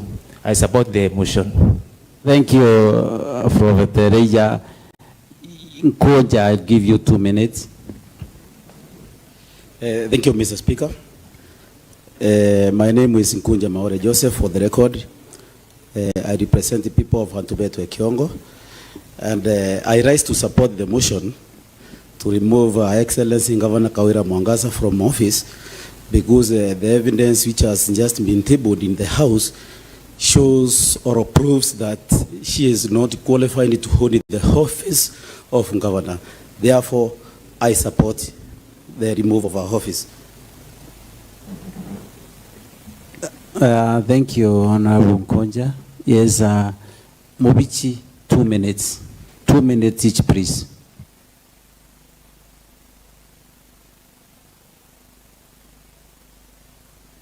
Thank you, Mr. Speaker. For the purposes of record, my name is Frederick Mobichi Kirema, representing great people of Nyaki West.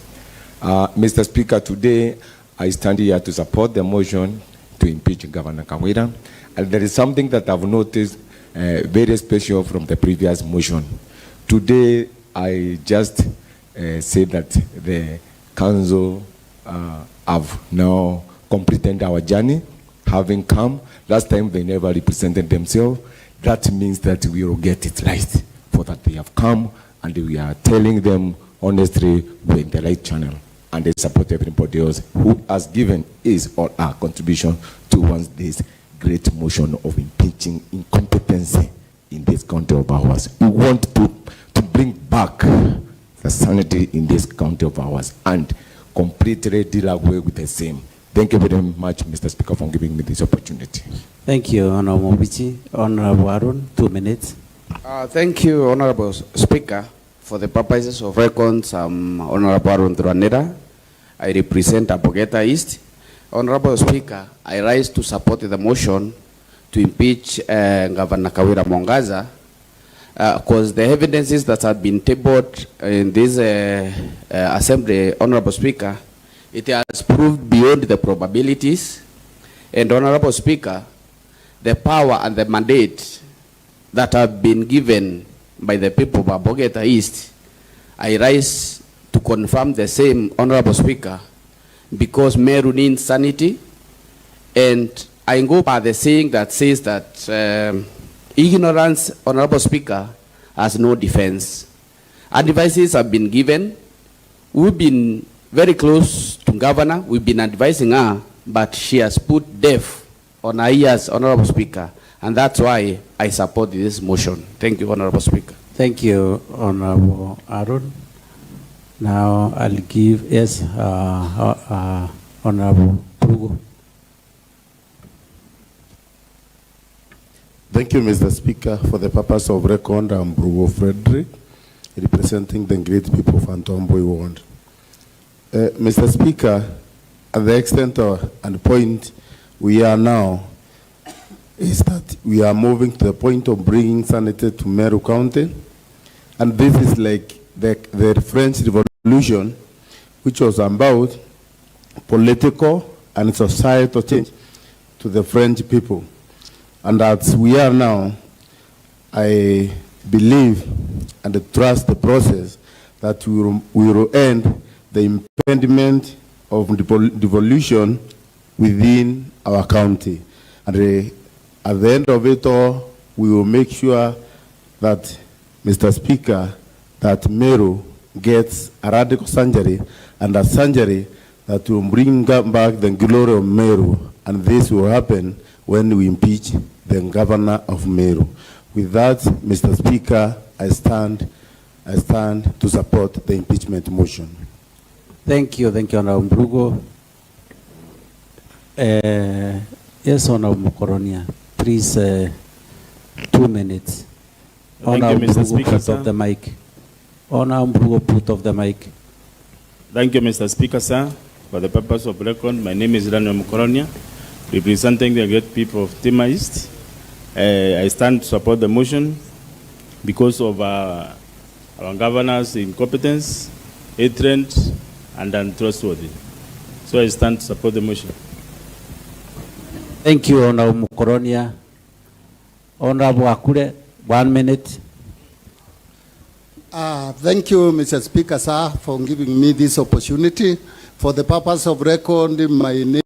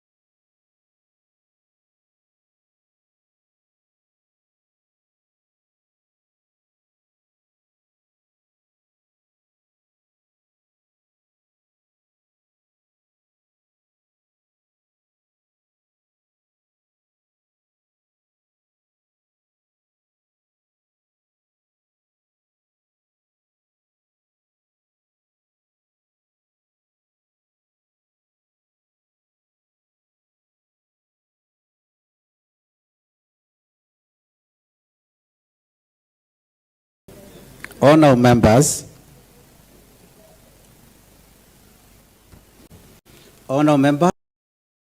before I call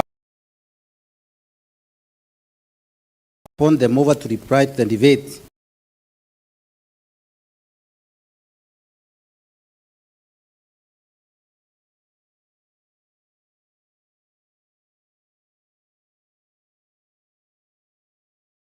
standing order number 69, if satisfying that the motion has been adequately debated, the Speaker shall call upon the person who is being removed from the office to answer issues raised in the debate. I therefore call upon the mover. I therefore call upon Her Excellency the Governor to respond to the issues raised in the debate of the motion for a period not exceeding 20 minutes. So, Council, now that the Governor is not here, I'll give your team or Council Lanston 20 minutes, and then also I'll give the mover another 20 minutes, and then we conclude the debate. Honorable, can you, the clerk, please check the time? Yes, sir. Honorable Mary, Council.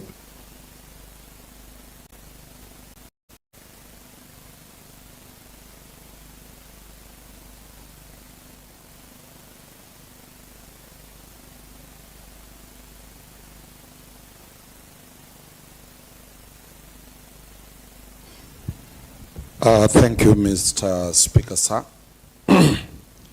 for the opportunity to respond. Quite a mouthful of submissions from the honorable members of Parliament, honorable members of the County Assembly.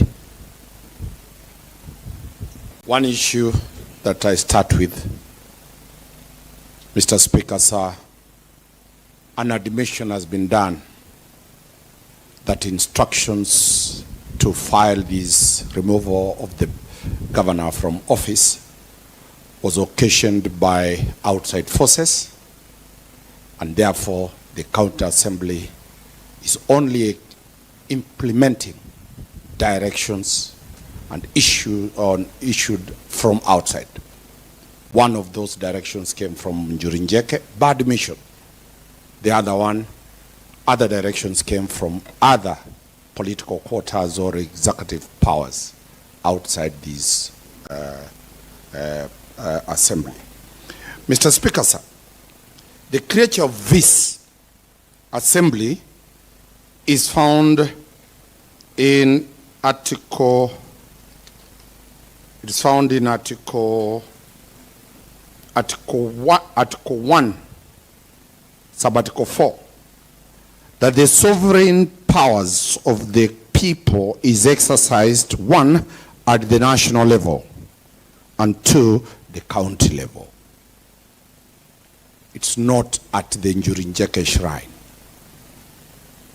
In line of that, Mr. Speaker, sir, Article 3 puts it that every person has an obligation to respect, uphold, and defend this Constitution. More specifically, Article 3(2), any attempt to establish a government otherwise than in compliance with this Constitution is unlawful. By admission, the deputy governor was sworn in by Njurinjeke. A ceremony was conducted to grant powers to the deputy governor in anticipation of impeachment motion. The old constitution that was repealed on the 27th of August 2020 provided for, in the context between the late President Kibaki and the late Charles Njonjo, that anybody who could compass or imagine the death of a president committed an offense of treason. Today, a substantive illegal government is in place, waiting for a process of sanitization. It's a sad day. It is a sad day. An offense of treason is already committed.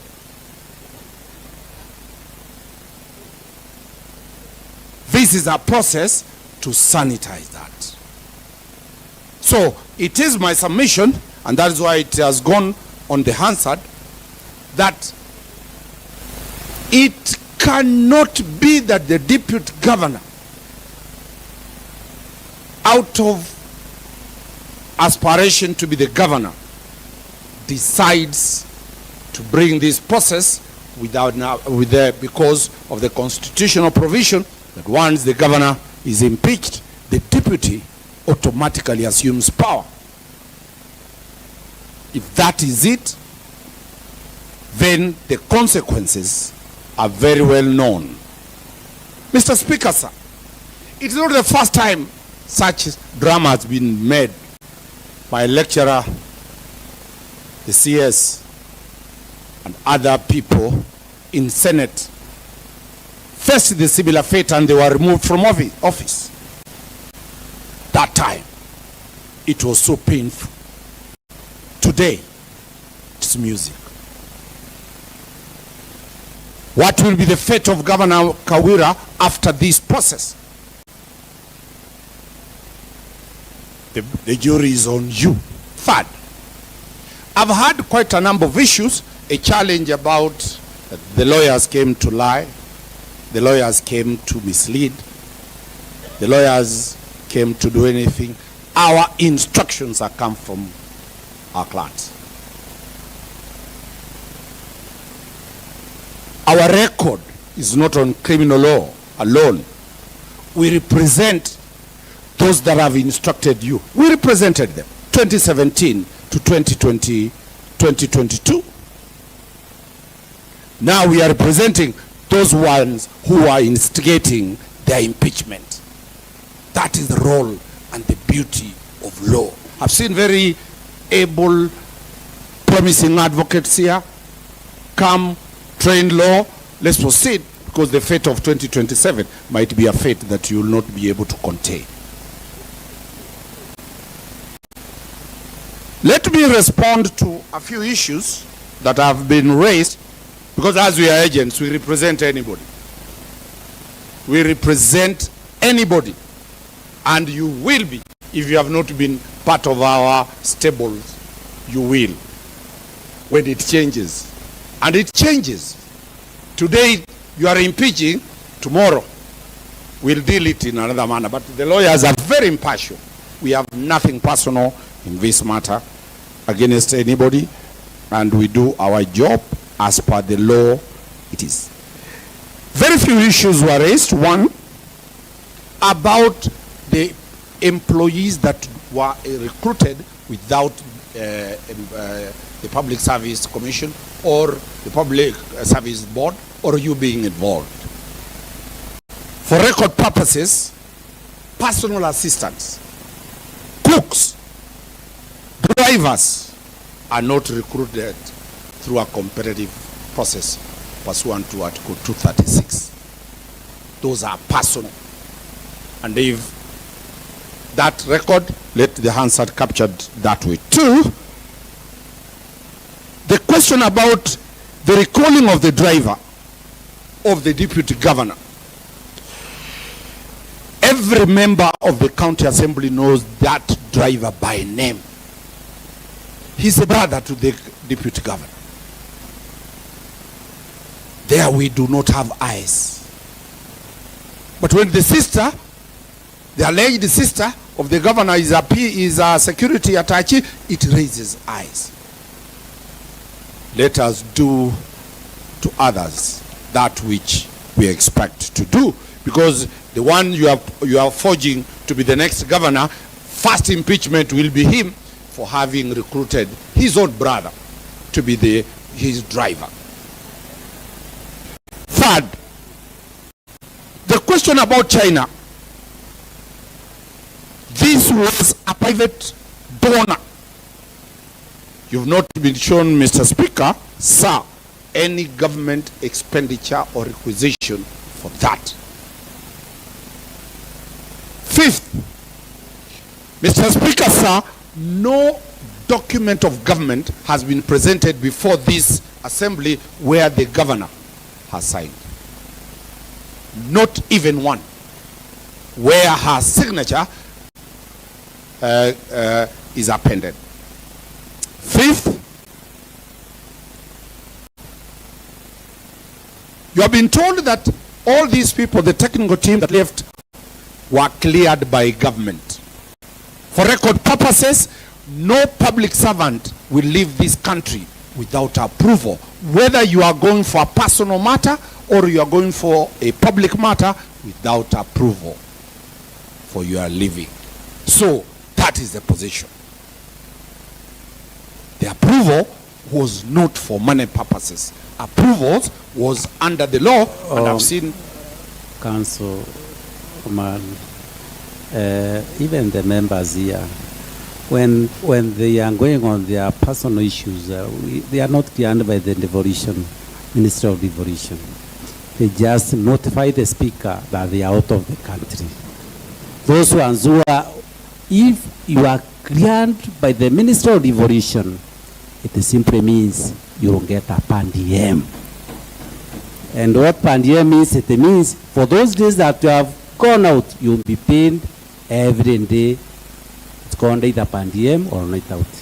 But if it's a personal trip, you are not cleared by the Ministry of Devolution. That's the case. Thank you, Mr. Speaker. In light with those directions, none of the per diems payments receipts have been presented to you. They intend to present them to you after the impeachment motion has been concluded. They could have presented that as evidence. The Assembly has prepared for the whole 1 year for this impeachment. They could, they failed. Mr. Speaker, sir,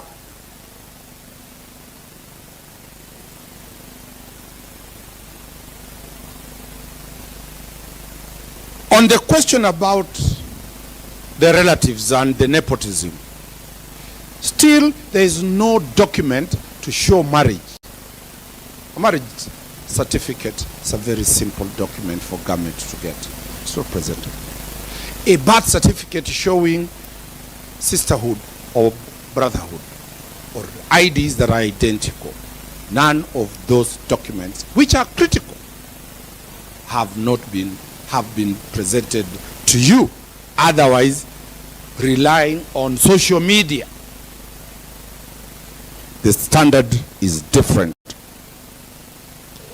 On the question of the title, Bishop, which has a connection to the Okolea, the issue of cows that the Ministry of Interior banned. It has again come here. That is a function funded by the church. No document showing expenses incurred to buy cattle has been presented. Mr. Speaker, the threshold of evidentiary threshold does not come lower. We cannot just say these cows are being bought by government funds. Mr. Speaker, sir, the public participation that the members have raised was done in nine sub-counties out of the lawfully registered 15 sub-counties. Explanation is missing. Why was that? Was it tilted and to achieve a certain achievement? The road. It is very motive about the road. A social media post, if ever it was there, is the basis of impeaching a governor. A social media post. Very many of these Waishimiwas some of the people have created pseudo accounts, Facebook and other social media posts, purporting them to be that. I've been in one case where the voice of the then head of state, President Uhuru Kenyatta, somebody pretended to be one. So, we urge the Speaker and we urge the leadership to ignore evidence that is going to be relied based on social media posts. You know, Mr. Speaker, sir, the traffic marshal question is so emotive. No letter of appointment signed by the governor is here. Nowhere can you link the governor to that imaginary issue. It is a social media issue. Government talk by document, and that is why it is called a bureaucracy. So that the county assembly of 2023, the records will be kept under statute for a particular year, for a particular time of years. So let us not rely on social media to vilify the governor. On the question of fuel, they are junior officers mandated to do that, not the governor to do that.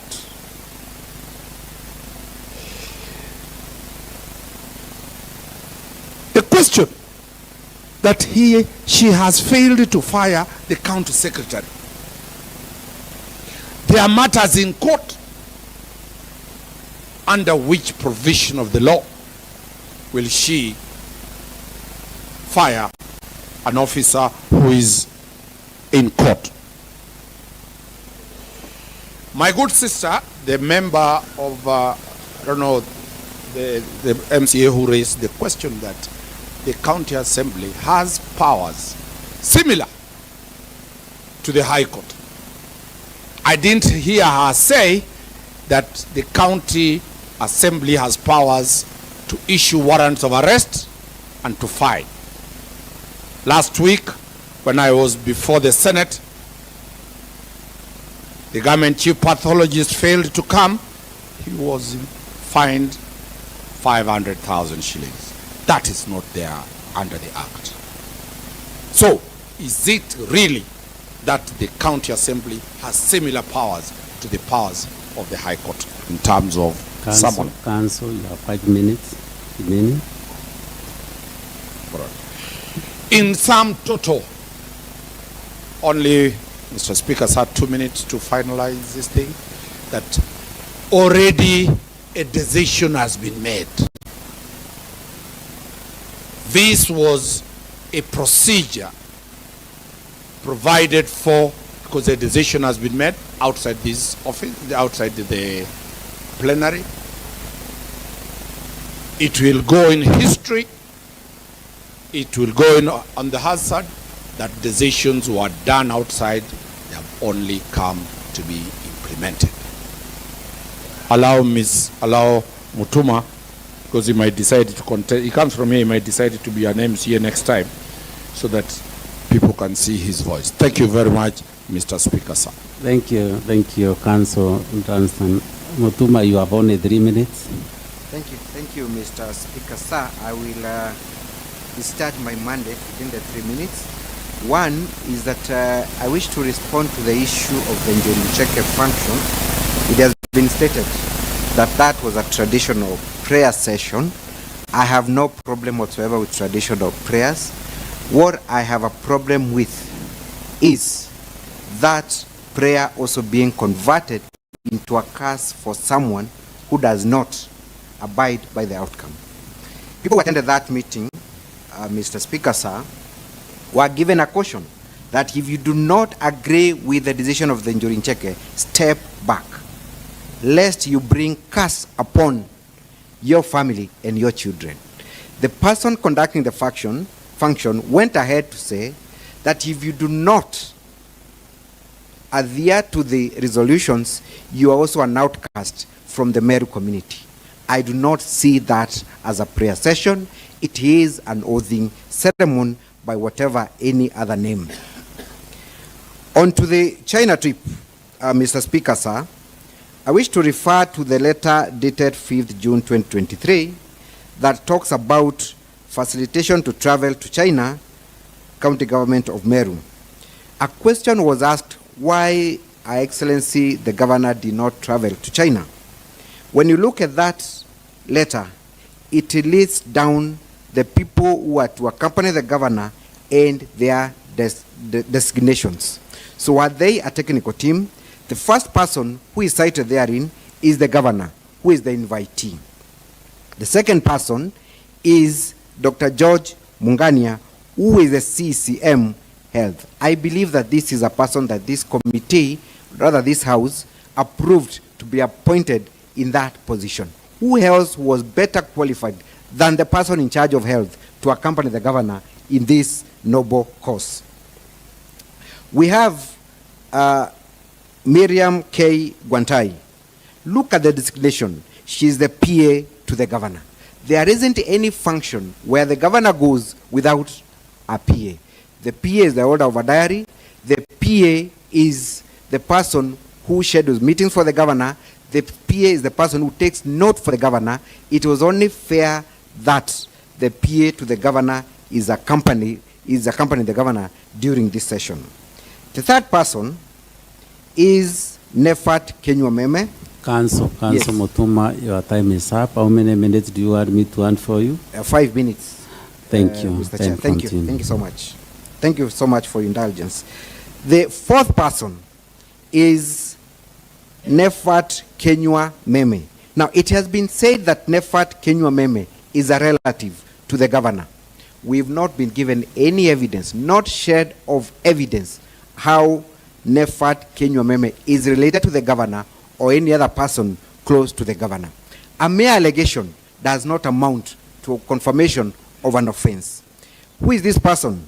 Nefat Kenywa-Meme. The designation in that letter again, and this is a letter that was written by the, it was from the Office of the Deputy President, State Devolution, and the designation of Nefat Kenywa-Meme is the Director, External Linkages. This is a strategic person who must always accompany the governor whenever she is going for foreign trips, because their very designation, their very mandate is to link the governor with external affairs. So then what was wrong? I'm also reliably informed that Nefat Kenywa-Meme is also a medic. Lastly, we have Murangeri Kenneth. This is the person who is the security to the governor. Again, every trip by the governor, their security detail must be present. So then what was wrong with these people accompanying the governor? Yes. Please don't mislead the house. I have a PA and a guard. If I'm been invited to South Africa and don't attend, should they attend? Now that the governor did not attend, then what are you telling the house that the governor did not attend? Actually, they broke the law. Very well, Mr. Speaker, sir. My understanding, and this should be taken as the governor's word, is that in every foreign trip, there must be an advance team that goes to, number one, book the lodging facilities for the governor, assess the security, and organize the governor's well-being during that trip. It is on that basis, Mr. Speaker, sir. Yes, Council, please continue. Members, let's give Honorable Council Mutuma time to finish up. Thank you, Mr. Speaker, sir, for your protection. It is on this basis that this advance team was sent to China to welcome the governor. Unfortunately, the governor had to cancel the trip because of other commitments, and by the time this was happening, this team was already in China. Now, and to my last limp of summations is that you have a right to impeach. You have a right to impeach under the Constitution. You have the right to impeach under the County Government Act. You have the right to impeach under your own standing orders. What we have an issue with is the grounds of impeachment. As the motion as placed before you, as debated, met the threshold. The answer is in the negative. Some of the allegations that have been leveled against the governor are issues and actions that were done by third parties. There is no evidence that the governor gave any of those people instructions to breach the law.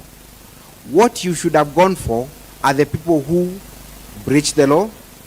If you had an issue with any official of the county government, summon that person.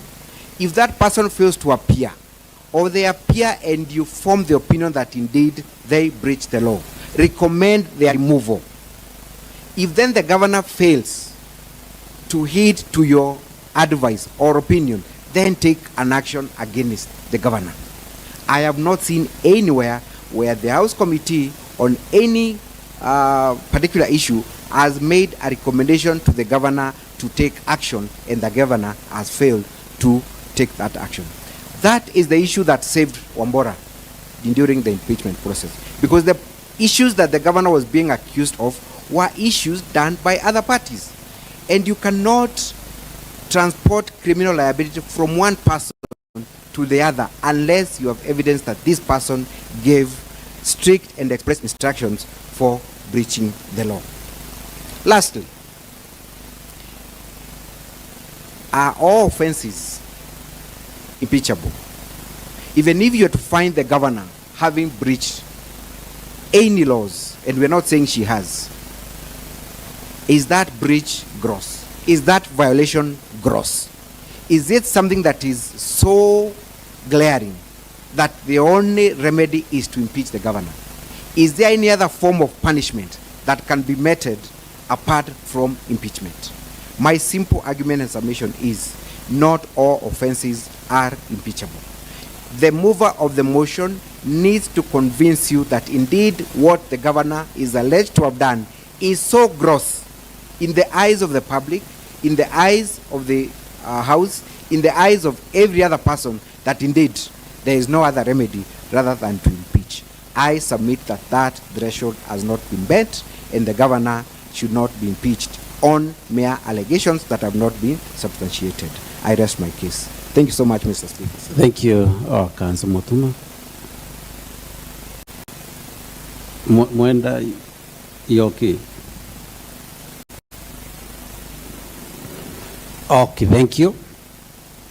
Honorable members, I now call upon the mover of the motion, Honorable Evans Mawira Karia, to make his reply for a period not exceeding, they have given them 25 minutes, and I also give you 25 minutes.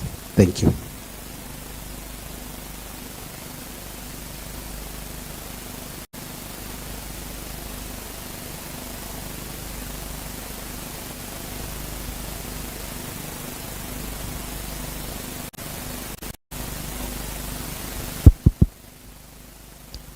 Thank you, Honorable Speaker, for granting me this opportunity. And Honorable Speaker, before I make my final remarks, I really want to thank honorable members for vindicating me from the accusation of one Council Mutuma that members have not interrogated the contents of the motion. But Honorable Speaker, from the debate that has arose from this House, even councils for the governor have been convinced that members took time, went through the motion, interrogated every accusation in that motion, and Honorable Speaker, that is why they have been able to make very informed and articulate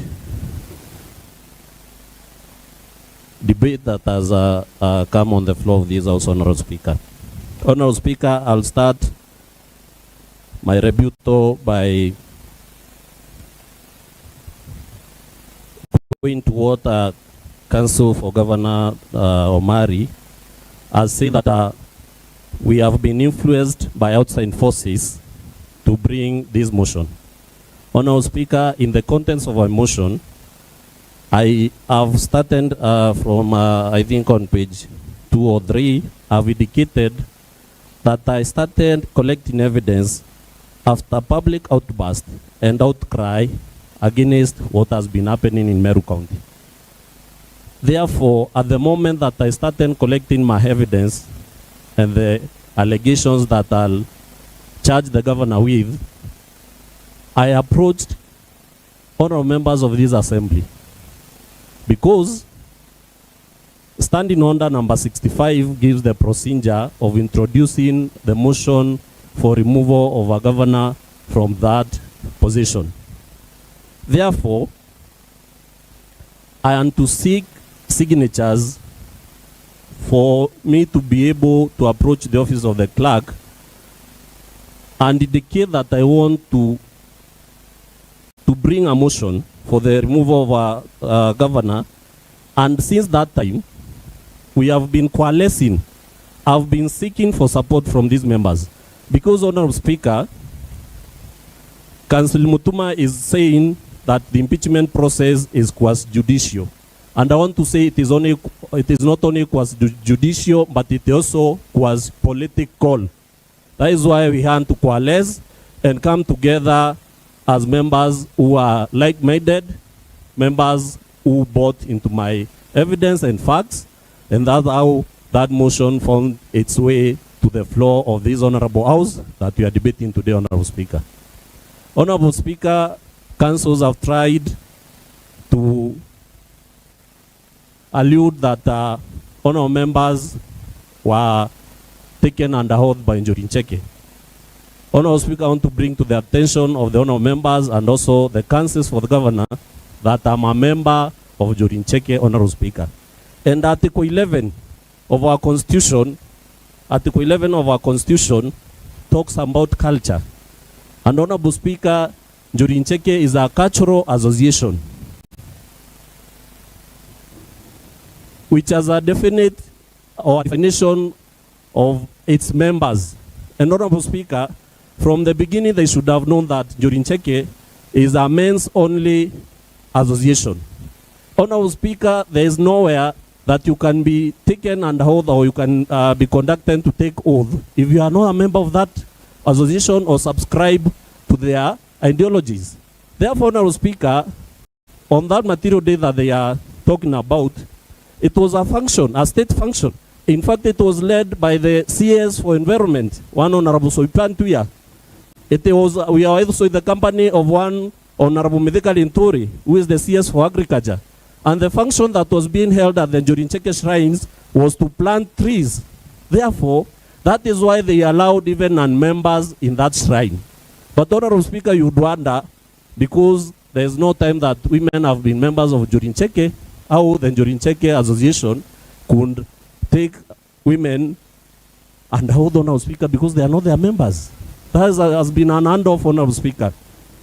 But nevertheless, I've said that the Constitution, it says in Article 11, this Constitution recognizes culture as the foundation of the nation and as the cumulative civilization of Kenyan people and nation. It continues and says that state shall promote all forms of national and cultural expression through literature, the arts, traditional celebrations, like we did there at the Njuri Ncheke Shrine, science, communication, information, mass media, publications, libraries, and other cultural heritage. That's why even if you go in the National Museum of Kenya, you find information there about Njuri Ncheke, Honorable Speaker. Therefore, Honorable Speaker, that claim is unfounded and it can't hold in water even in a court of law, Honorable Speaker. Honorable Speaker, they have talked that they have indicated that the Deputy Governor took oath of office on that day. But Honorable Speaker, that is ridiculous from learned councils. Because we all understand how a Deputy Governor comes into office. That is once the Governor vacates the office. And right now, Honorable Speaker, during this debate, there is no way I've had any member attribute to the assumption of the office of the Deputy Governor. So it is their own creation in their mind, and I'm happy because it shows that they are sure our grounds and our accounts will hold water even in the Senate and courts of law, and Governor Kawira Mwangaza will be impeached, and one Mutuma Ntwethinkia will ascend into office. Because I wonder why they would say that one deputy governor was oathed into office, Honorable Speaker. Therefore, they even talked of treason, Honorable Speaker, and I wanted to find out where, because treason is maybe where one betrays the country, and in this case we are speaking about our county, where one to think here committed treason by either betraying or killing or anything so that they can assume office. Honorable Speaker, that is truly unfounded and also unsubstantiated, Honorable Speaker. Honorable Speaker, one Council Dunstan has indicated that they are here under instructions of their client, one Honorable Kawira Mwangaza, and because he talked of relatives, and I'm sure, Honorable Speaker, he must be knowing very well his client. I want to ask if one Honorable Kawira Mwangaza is married to his brother Morega Baichu, because he indicated that we are all brothers. Therefore, maybe at a later day they will substantiate and tell us if it is the case. But Honorable Speaker, I want to avert that the councils are here only to earn legal fees. There's nothing more. There's nothing more that because they have not purged those into the claims, they have used a lot of English and into a majority. I believe also if you are a lawyer, you won't be the same. So respect that profession. And indeed, appreciate that the council, Dunstan Omari, has really appreciated you. There are so many lawyers in this room, and he has invited you to join the profession. So don't poke holes in the profession, because 2027 may find you being a lawyer. I'm not attacking the profession, Honorable Speaker. I really like lawyers and advocates. I'm saying for this instance, what has happened, because I expected them to purge those into my claims and allegations, but they have taken us round and round, and unsubstantiated claims that they have, Honorable Speaker. I want to note, Honorable Speaker, because it has been also mentioned that the PA to the DG, to the Deputy Governor, and the Deputy Governor are relatives. That is not true, Honorable Speaker. The personal assistant to the Governor, to the Deputy Governor, sorry, and the personal driver to the Deputy Governor are not related at all, unless we use Dunstan Omari's definition of relatives. Therefore, Honorable Speaker, this China trip has brought a lot of heat from their side. And Honorable Speaker, as I was sitting here, I was asking myself, because there is nowhere in my motion I've indicated that the county lost resources or funds through this trip, Honorable Speaker. My charge is nepotism. And if at all we use Dunstan Omari's definition of relatives, I would wonder, why didn't the governor move along the streets of Meru Town and just pick anyone else and not her brother and her sister to take them as under the definition of the technical team for a trip to China? Furthermore, they are saying it was a private trip, Honorable Speaker. I was wondering, where is the family of maybe the relatives of the governor setting up a medical cancer center in this county, Honorable Speaker? And in the letter from the Beijing Tech Limited Company, says in reference, let me get it, Honorable Speaker.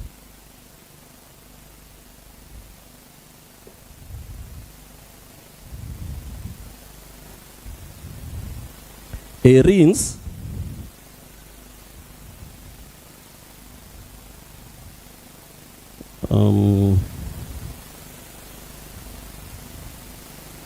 we are delighted to invite you and your distinguished members to visit us in China for you to witness and benchmark our state-of-art linear accelerator machines designed and manufactured in China in reference to our planned cancer treatment center in Meru, Kenya.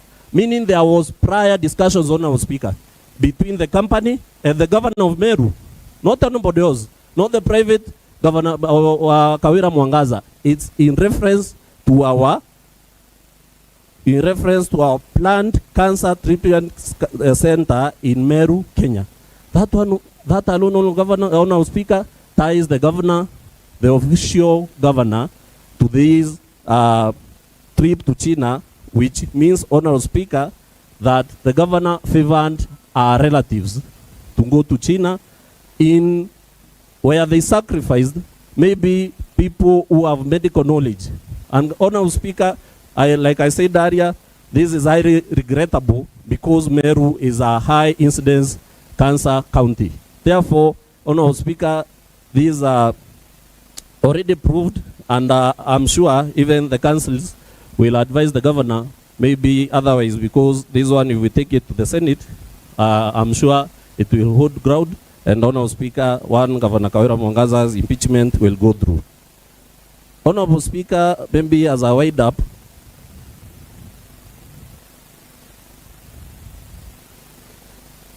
the Okolea activity, Honorable Speaker, Council Mutuma said, Council Dunstan has said it's a church event. We have no problem with that, Honorable Speaker. But in my motion, I am noting that they were warned in the Senate that they shouldn't conflate private charity and government official operations, Honorable Speaker. That is why in my evidence, I've given and I've shown how government vehicles were used in Okolea function. I've also indicated how county government employees were involved in running Okolea activities. Therefore, Honorable Speaker, we are losing county resources. There is embezzlement of county funds because these are employees paid by public money. These are vehicles purchased and fueled by taxpayers' money, and they are being used in the Okolea activity, which is dubbed a private church event, Honorable Speaker. If it was a church event, what were government vehicles doing there? What were government employees doing there? Because they have been charged in the Maua law courts that they were available, they were there during the fracas that came out, or the fracas that arose from that function, Honorable Speaker. Honorable Speaker, today, in the era that we are living, we can't wish away social media, Honorable Speaker. It's true, some, like they indicated, some people have created parody accounts and others. But the information that we have sourced for, Honorable Speaker, is from one's Honorable Kawira Mwangaza Facebook page that is even verified, that has been used to pass even official government information. Therefore, we can't just take it lightly that the governor communicates through a Facebook page that have named this road after my husband, Murega Baichu, and the same thing, at the same time, even Murega Baichu's page, for official Facebook page, responds and says that I have accepted that the road should be named after me, and if I get money, I'll tarmac that road. Honorable Speaker, we can't just wish away that post, because we have seen that we get information from other leaders' official Facebook page. Even the president of this country runs an official Facebook page that is verified.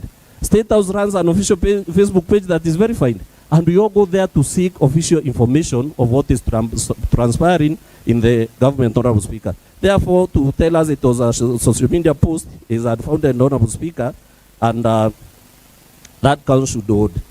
Honorable Speaker, also I've heard them indicate that traffic marshals is also a creation of social media, but we played a video here showing the governor herself launching and commissioning the traffic marshals. And she even gave them roles, Honorable Speaker. Of course, we agree it is a noble task, like Dunstan noted.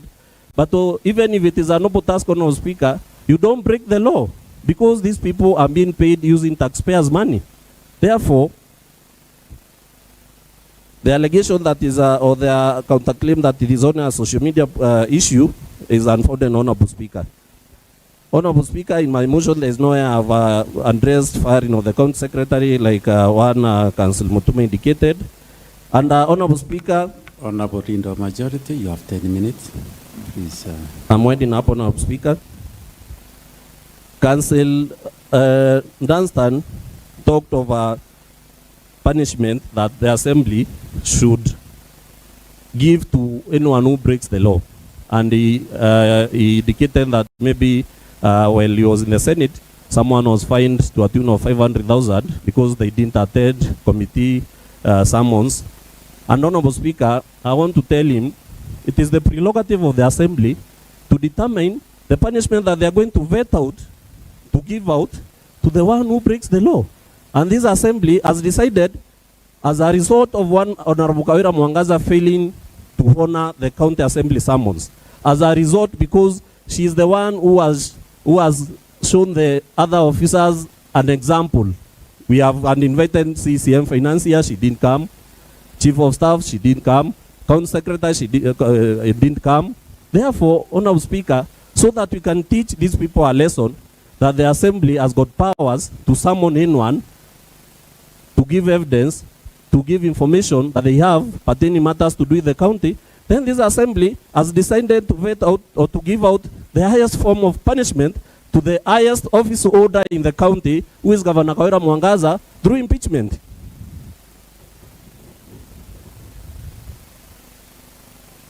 Therefore, Honorable Speaker, they have also talked about the public participation. And Honorable Speaker, I want to say there is no stipulated threshold of public participation. It only needs to be meaningful so that we can say we held a public participation, Honorable Speaker. Either held at the village level, either held at the county level, either held at the ward level. It only needs to be meaningful, Honorable Speaker. And this is not the first public participation that we are holding, Honorable Speaker. We have seen even the executive arm of the government itself holding public participation for budget. We have seen them hold public participation for CIDP. We have seen them hold so many public participation. We have also seen from the National Assembly, Honorable Speaker, unless they tell us that even the National Assembly, whenever they want to conduct public participation, they must visit every constituency. That has not ever happened. They just appoint where members of the public should congregate and give their opinions, and that is the same thing that the Assembly did. And in fact, we tried our best to take it to the lowest level where all members of the public in that constituency can get to that place and give their opinion, Honorable Speaker. Furthermore, we gave out a notice of 7 days. After I gave the notice of motion here, it was advertised in all media, in print media, in radios, that members are allowed to submit written memorandums to the Assembly through an email or through the office of the clerk, and that was done, Honorable Speaker. So I want to say that the public participation that we held was sufficient. The report has been tabled here, and we'll attach the report to this motion as it proceeds to Senate, so that even the councils for the governor can be able to interrogate it and see that the majority of Meru County residents saying that Governor Kawira Mwangaza should be impeached. Honorable Speaker, in those few remarks, as my colleague is saying, I want to say that, Honorable Speaker, we must undertake this impeachment of the governor with the liturgical preference and utmost urgency, because as the legitimate representatives of the people, we will achieve a great patriotic feat by returning Meru to normalcy and the path of rationality and authentic leadership, Honorable Speaker. With those few remarks, I had my contribution. Thank you, Honorable Leader of Majority. And before we continue, Honorable Members, please allow me to recognize the following councils who are with us and who have been with us the whole day: Karen, Kamende, Ashavamak, Baptista Wirigi, Marius Maranya, Kiagora Mugambi, and of course Wenda Kenywa, Elias Mutuma, and our big brother council, Dunstan Omari. And I also believe that you will not sleep before we conclude the issue that is with us. Honourable members, pursuant to the provisions of Standing Order number 54.2, I now pose the question, which is: 1. Whereas Articles 10 and 73 of the Constitution, Section 3 and 16 of the Leadership and Integrity Act 2012, Leadership and the Leadership Integrity Act, sections 9, 10, and 12 of the Public Officers Ethics Act 2003, the Public Officer Ethics Act, established, among others, the rule of law, democracy, human dignity, courtesy, respect, inclusiveness, equality, human rights, integrity, professionalism, non-discrimination, protection of the marginalized, good governance, transparency, and accountability as part of the national values and principles of governance. 2. Articles 10, 73, and 75 of the Constitution require state officers at all times, whether in the public or private life, to behave in a manner that, among other things, 1, brings honor to the nation and dignity to the office that a state officer owns. 2, ensures decisions are not influenced by nepotism, favoritism, or other improper motives. 3, demonstrates discipline and commitment in service to the people. And 4, avoids demeaning the office that a state officer owns. 3, Article 10, 232, 235, and 236 of the Constitution and Section 59, 59A, 60, 62, 63, 64, and 65 of the County Government Act 2012, the County Government Act provide for the values and principles of public service and establish an elaborate regulatory framework for the establishment of county public offices and the recruitment and employment, deployment, transfer, and dismissal of county public officers. 4. Article 181 of the Constitution, Section 33 of the County Government Act and the Standing Order number 65 of the Standing Orders of the County Assembly provide for the impeachment of county governors for 1, gross violation of the Constitution, 2, gross violation of any other law, and 3, abuse of office, and 4, gross misconduct. 5, the governor has, despite a previous impeachment process and warnings from the Senate, persisted in discreditable acts, the discreditable acts that secretly and collectively amount to 1, gross violation of the Constitution, 2, gross violation of various national and county laws, 3, gross abuse of office, and 4, gross misconduct. 6, the indiscreditable acts have exposed the office of the governor, the office of the deputy governor, the assembly and its leadership, and the people of Meru County, the county, to national shame, scandal, embarrassment, ridicule, and disgrace. 7, the indiscreditable acts have created a toxic environment in which the governor cannot be legitimately expected or relied upon to work harmoniously with the deputy governor, county government staff, MCAs, and other elected leaders. 8, the governor's continued stay in office has persistently undermined effective and efficient service delivery and gravely hurt the interests of the people of the county. 9, the Assembly resolves to impeach the governor under Article 181 of the Constitution, Section 33 of the County Government Act, and the Standing Orders 65 of the Standing Orders of the Assembly on the following grounds. Count 1, misappropriation and misuse of county resources.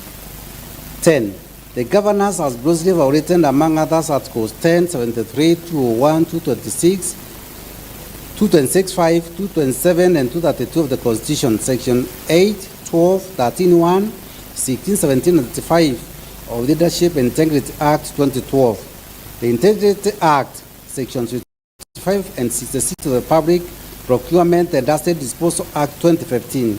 The Procurement Act and Section 45, 2, and 46 of the Anti-Corruption and Economic Crimes Act. The Anti-Corruption Act by engagement, connivance, or complicity in the following. A, the embezzlement of county funds through the governor's sisters, Rose Kinya Guantai and Miriam Guantai, brother Ken Guantai, Murangeri, brother-in-law Nefat Kenywa, and the nephew to the governor's husband, Edwin Mutuma Murangeri, all of whom are from now on correctly referred to as the governor's relatives. B, the withdrawal of county funds under the guise of payments for various supplies by the governor relatives, yet they, i.e. the governor's relatives, are ineligible to tender for supply and supplying goods or services to the county government. C, paying full salary and benefits for more than a year to Dr. Ntoiti, CEO of County Revenue Board, Paul Mwaki, CEO of Liquor Board, Kenneth Kimathi Mbaye, CEO of the Meru Microfinance, and Joseph Kidore Mberia, CEO MEWAS, well knowing that those officers were not rendering any services to the county, and B, the diversion and misuse of county resources, including funds and motor vehicles, to learn the governor's private charity DAP of Korea, despite a previous promise to the Senate in previous impeachment proceedings to refrain from confronting official county operations and Korea operations. 11, evidence of the governor's engagement, connivance, stroke complicity in the proceeding and gross violations of the Constitution and the law. 2, gross misconduct, and 3, gross abuse of office to be found in A, accomplished by Durandera Saresh Mutuma to the Ethics and Corruption Commission, the EACC, dated 11 August 2023, and the attachment to it, a copy of which is produced on pages 1 to 29 of the exhibit.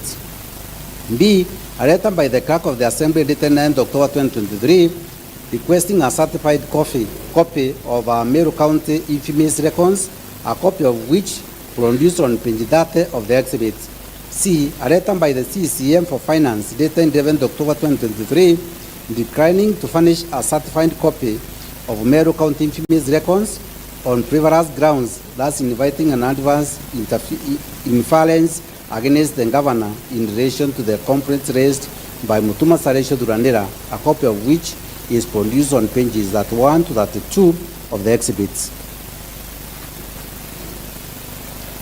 D, payslips on Dr. John Toiti, Joseph Kidore Mberia, and Kenneth Kimathi Mbaye, copies of which are produced on pages 33 to 41 of the exhibits. And E, the Maua Chief Magistrate Court miscellaneous criminal application number E085 of 2023, a copy of which is produced on pages 42 to 47 of the exhibits.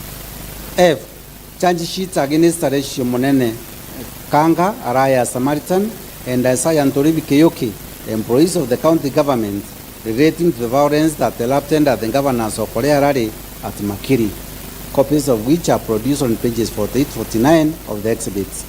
G, payslips for Saresh Munene Kanga, Araya Samaritan, and Isaiah Ntoribi Keyoki, confirming their status as employees of the county, copies of which are produced on pages 50 to 51 of the exhibit. And H, a video recording of the violence that erupted at the Korea Rally held at Makiri on 16 September 2023, which is saved in the flash disk presented here with, and the transcript of which is produced on pages 52 to 53 of the exhibits. County 2, nepotism and related unethical practices.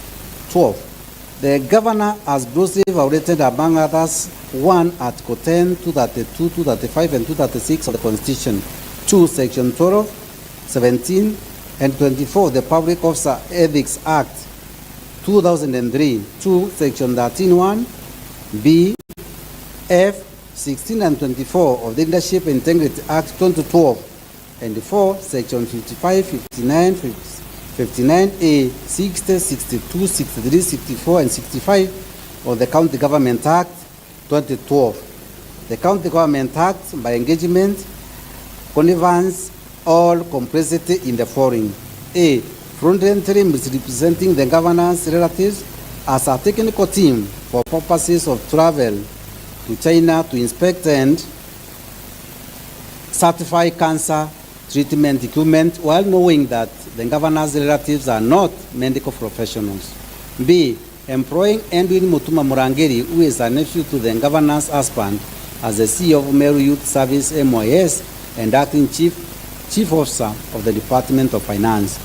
C, the designation of Nefat Kenywa, who is the governor's brother-in-law, as the director of external linkages without transparent and competitive recruitment. And D, assigning diplomatic duties, namely engagement with foreign diplomats and dignitaries to our unqualified sisters, i.e. Miriam Gwantai, PA, and Rose Gwantai, the bodyguard. 13, evidence of the governor's engagement, connivance and or stroke complicity in the proceeding. 1. Gross violation of the Constitution and the law. 2. Gross misconduct. And 3. Gross abuse of office is to be found in A. A letter by the EACC to the governor dated 19th October 2022 relating to nepotism, cronyism, and other unethical acts, a copy of which is produced on page 54 to 56 of the exhibit.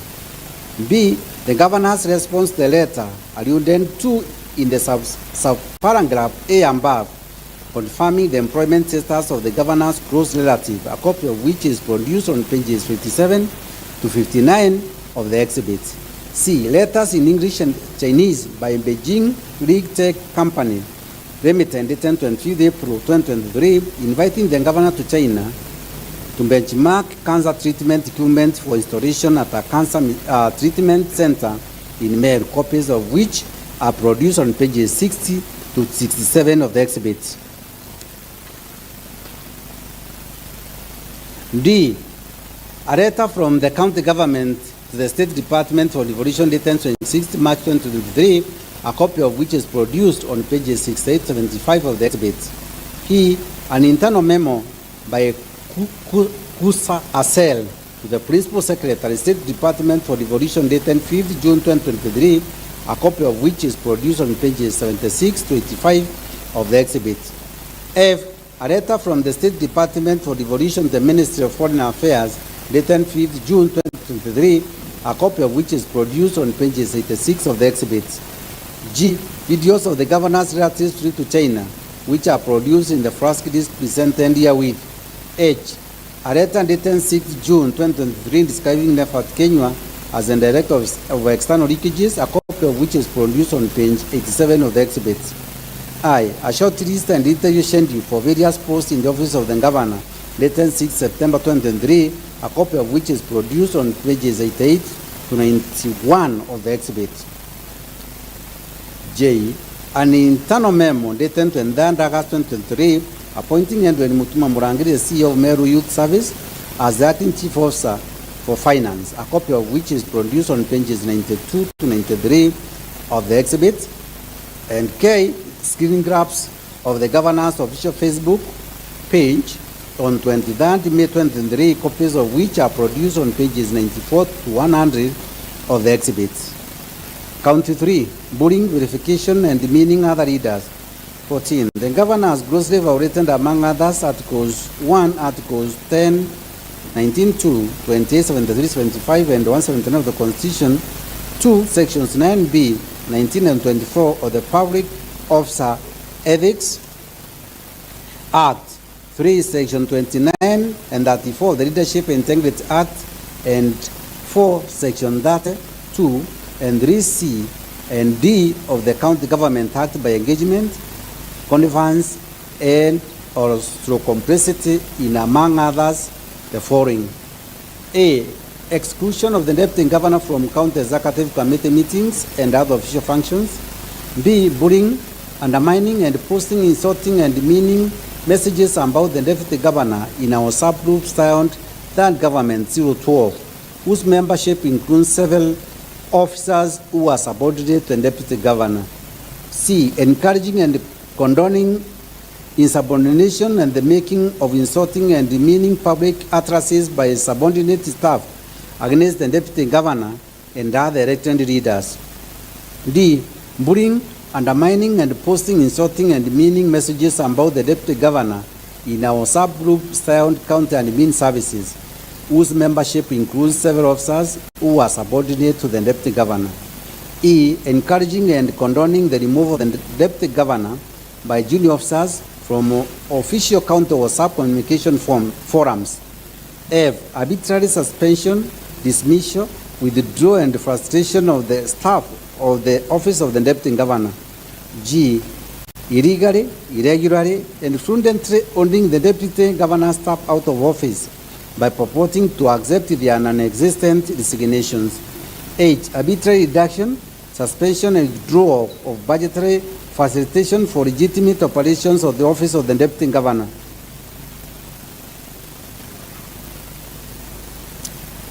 I, threatening to inflict bodily harm against the deputy governor orally and in WhatsApp chats. J, forceful breaking, entry and ransacking of the deputy governor's office. K, changing the locks to the deputy governor's office. I, arbitrary location of the deputy governor's office. M, arbitrary withdrawal of the security from the deputy governor's residences. And N, persistently making demeaning public utterances against other elected leaders, despite the same issue featuring prominently in the previous impeachment proceedings. O, making insightful, insulting, and demeaning remarks against other leaders by falsely accusing them of catholicism at a presidential Thanksgiving service held in Lare, despite this issue arising in previous impeachment proceedings. And P, encouraging, conveying, and condoning a husband's insulting and demeaning public utterances and musical performances against other elected leaders, despite this issue featuring in previous impeachment proceedings. 15. Evidence of the governor's engagement, connivance, and complicity in the proceeding.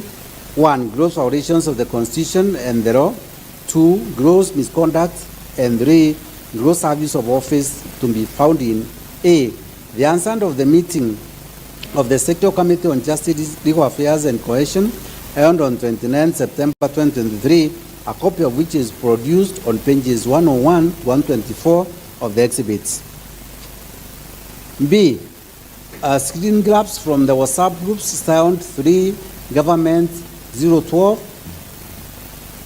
and counter admin services, copies of which are produced on pages 125 to 194 of the exhibits. C. Correspondence relating to the appointment of Patrick Nkonga as the personal assistant to the Deputy Governor, a copy of which is produced on pages 195 to 198 of the exhibits. D. A letter by the Governor Chief of Staff dated 22 May 2023, purporting to accept an non-existent resignation of Patrick Nkonga, a copy of which is produced on pages 199 of the exhibit. The purported resignation of Patrick Nkonga on 18 May 2023 is a publication of the Governor's Chief of Staff. E.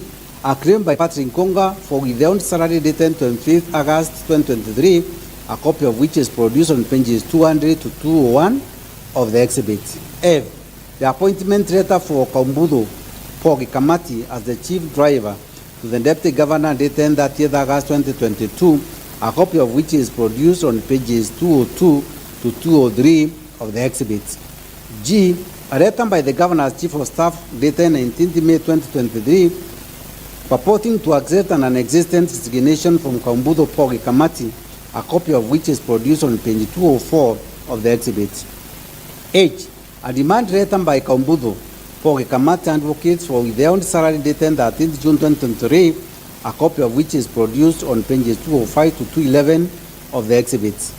I. A letter by the Deputy Governor's personal assistant, the Chief Officer Public Administration, dated 14 July 2023, a copy of which is produced on page 212 of the exhibits.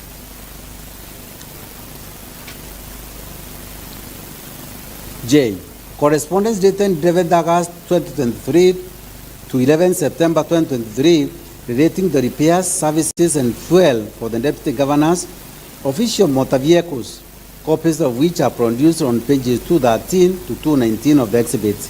K. An internal memo by the Deputy Governor, personal assistant to the Chief Oversight Finance dated 29 August 2023, requesting facilitation to attend a Meru Leaders meeting at the Nakuru State Launch, a copy of which is produced on pages 220 to 225 of the exhibit. I. An internal memo by the Deputy Governor to the County Secretary relating to CEC's meetings dated 23 August 2023, a copy of which is produced on pages 226 of the exhibit. M. Correspondence between the Governor, Chief of Staff, the Deputy Governor, and the County Secretary dated 30 August 2023 to 12 September 2023 relating to the relocation of the Deputy Governor's office, copies of which are produced on pages 227 to 229 of the exhibit. N. A letter by the Deputy Governor to the Speaker of the Meru County Assembly relating to office facilitation dated 30 August 2023, a copy of which is produced on pages 230 of the exhibit. O, a letter by the Deputy Governor to the Speaker of the Meru County Assembly relating to exclusion from CEC meetings dated 30th August 2023, a copy of which is produced on page 231 of the exhibit. P, a letter by the Deputy Governor, the Secretary of the County Public Service Board relating to the staffing of the Deputy Governor's office dated 30th August 2023, a copy of which is produced on page 232 of the exhibit. Q, a letter by the Deputy Governor to the Deputy President of the Republic of Kenya relating to reconciliation dated 1st September 2023, a copy of which is produced on page 233 of the exhibit. HAL, a letter by the Deputy Governor to the Clerk of the Senate relating to an invitation to CEC meetings and office facilitation dated 1st September 2023, a copy of which is produced on page 234 of the exhibit. S, a letter by the Deputy Governor to the Chairperson of the Council of Governors and the Chairperson of the Deputy Governors Caucus relating to reconciliation dated 1st September 2023, a copy of which is produced on page 235 of the exhibit. And T, an internal memo by the Deputy Governor to the County Secretary dated 11 September 2023, a copy of which is produced on page 236 of the exhibit. U, receipts evidencing the Deputy Governor's expense on official motor vehicles after denial of facilitation, copies of which are produced on pages 237 to 42 of the exhibit. V, correspondence relating to invitation of the CCM for Finance to appear before the Assembly to shed light on complaints by the Deputy Governor, a copy of which is produced on page 243 to 248 of the exhibit.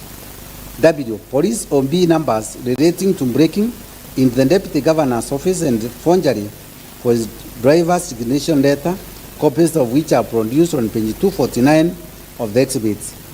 And Hex, a video recording of the governors accusing other leaders of cartelism at a presidential Thanksgiving service held in Dare, which is saved in the flash disk presented herewith, and a transcript of which is produced on page 250 of the exhibit. Y, video recording of an insulting, demeaning, and insightful musical performance by the governor and husband at Kiotene, which is saved in the flash disk presented herewith, and the transcript of which is produced on pages 251 to 252 of the exhibits.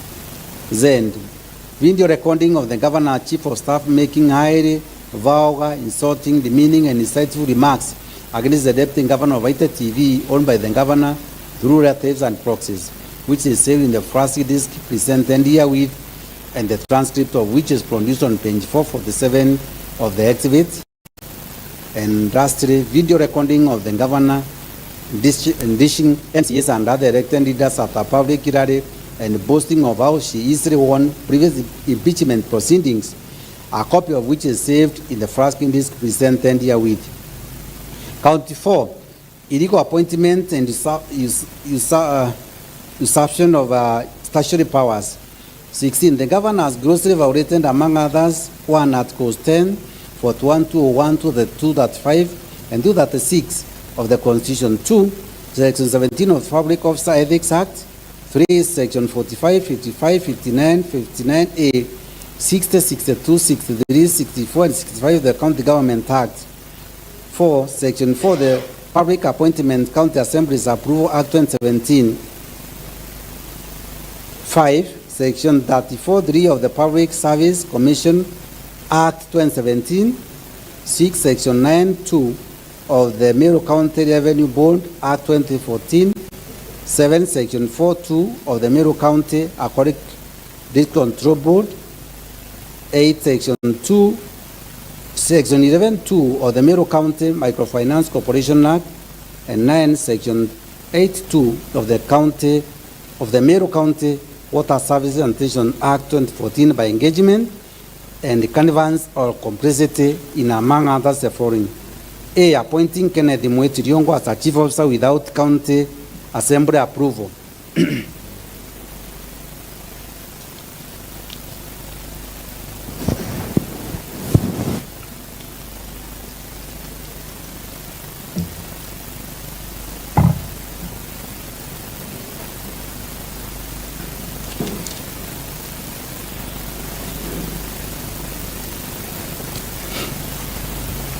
And B, sending to 8 CEO of the County Revenue Board, former Mwaki CEO of the Rikam Board, Kenneth Kimathi Mbaye, Managing Director of the Meru Microfinance Corporation, and Joseph Kidhure, various CEO MEWAS, on indefinite compulsory leave with full salary and the benefit in the usurpation of the powers of the appointment authorities under the relevant Meru County laws.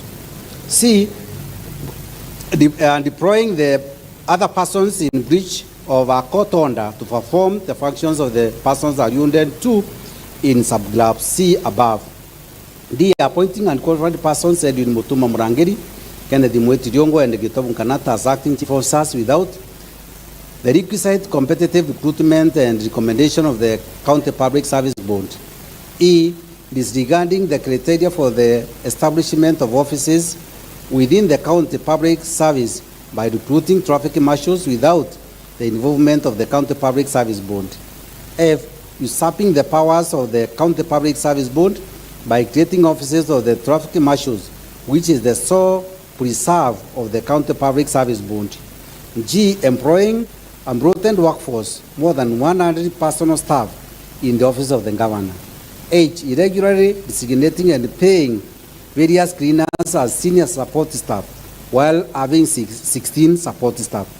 I, appointing the foreign persons to hold county offices in an acting capacity for more than 6 months.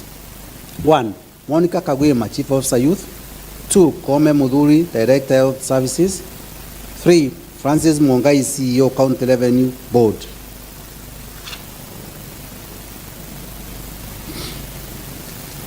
And 4, Cyrus Babu Muguna, CEO, Rikam Board. 17, evidence of the governor's engagement, connivance and complicity in the proceeding. 1, gross violations of the Constitution and the law. 2, gross misconduct. And 3, gross abuse of office is to be found in A, documents relating to the staffing needs of the office of governor, advert and shortlisting of chief officers, copies of which are produced on pages 253 to 294 of the exhibits. B, an internal memo by the County Secretary dated 23rd August 2023, a copy of which is produced on pages 295 to 296 of the exhibits. C, summons issued by the Assembly Sectoral Committee on Labor, Public Service and Social Welfare on 26 September 2023, copies of which are produced on pages 297 to 310 of the exhibits. D, response by the County Secretary communicating the decision of the Governor, the Chief of Staff, County Secretary, CCM Finance, and the Fleet Manager not to appear before the Sectoral Committee of the Assembly, thus inviting an adverse interference against the Governor, a copy of which is produced on pages 311 to 312 of the exhibit. E, the answer of the meeting of the Sectoral Committee on Labor, Public Service and Social Welfare held on 5th October 2023, a copy of which is produced on pages 313 to 323 of the exhibits. F, the County Public Service Human Resources Manual 2013 and the Public Service Commission Human Rights. I will repeat F, the County Public Service Human Resources Manual 2013 and the Public Service Commission Human Resources Manual 2016, the relevant extract of which are produced on pages 324 to 334 of the exhibits. And G, internal memo dated 22nd December 2022 by the County Public Service Board to chief officers to do with the County Secretary advising on transfers, appointment, and establishment of offices within the County Public Service, a copy of which is produced on pages 335 of the exhibit. H, letters sending various officers on compulsory leave, copies of which are produced on pages 336 to 342 of the exhibit. I, circular guidelines from the Intergovernmental Relations Technical Committee, Transition Authority, and the Salaries and Remuneration Commission on the staffing of the office of the Governor, copies of which are produced on pages 343 to 353 of the exhibit. J, correspondence relating to the embroidered workforce in the Governor's office, copies of which are produced on pages 354 to 362 of the exhibit. K, payslips relating to some of the embroidered workforce in the office of the Governor, copies which are produced on pages 363 to 382 of the exhibit. L. Correspondences between the Assembly and the County Public Service Board on the appointment of chief officers and the employment of various staff within the office of the governor, copies of which are produced on pages 383 to 408 of the exhibit. M. Screen grabs from the governor's official Facebook page relating to the appointment of traffic marshals, copies of which are produced on pages 409 to 412 of the exhibit. And N. A video recording of the governor flagging up traffic marshals saved in the flash disk presented herewith, and a transcript of which is produced on pages 413 to 414 of the exhibit. Count 5. Contempt of court.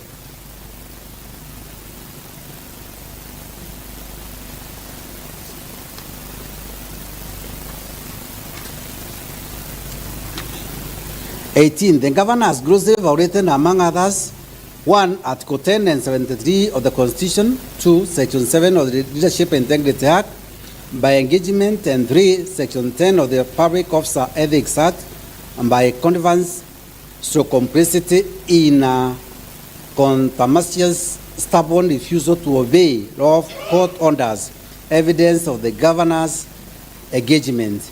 Connivance through complicity in this gross violation of the Constitution and the law, gross misconduct and gross abuse of office is to be found in A.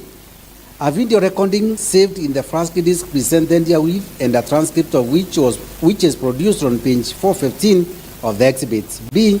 An order issued by the Employment and Labor Relations Court on 7 October 2023, a copy of which is produced on pages 416 to 417 of the exhibit. C. A ruling delivered by the Employment and Labor Relations Court at Timero on 29 September 2023, finding the governor and other persons guilty of contempt, a copy of which is produced on pages 418 to 439 of the exhibit.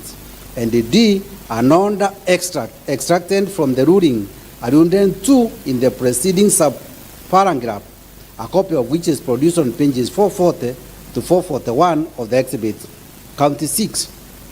Illegal naming a public road against County 6. Illegal naming a public road after husband.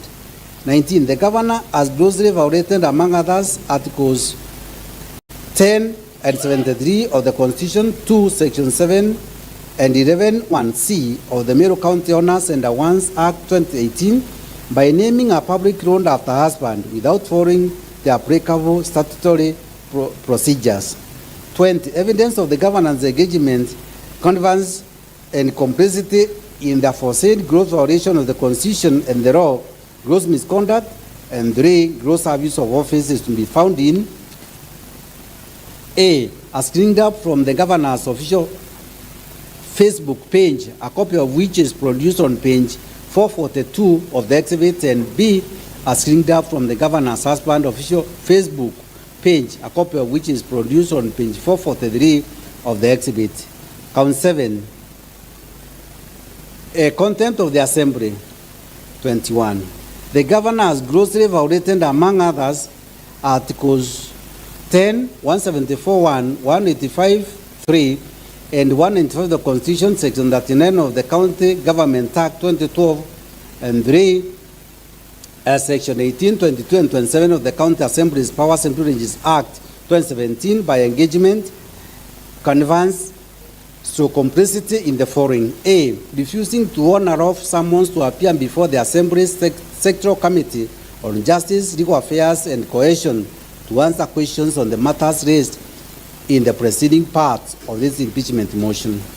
B. Directing our Chief of Staff and accomplice and Dake in Morpheans to write a contemptuous letter to the Assembly in response to off summons to appear before the Assembly's Sectoral Committee on Justice, Legal Affairs, and Cohesion.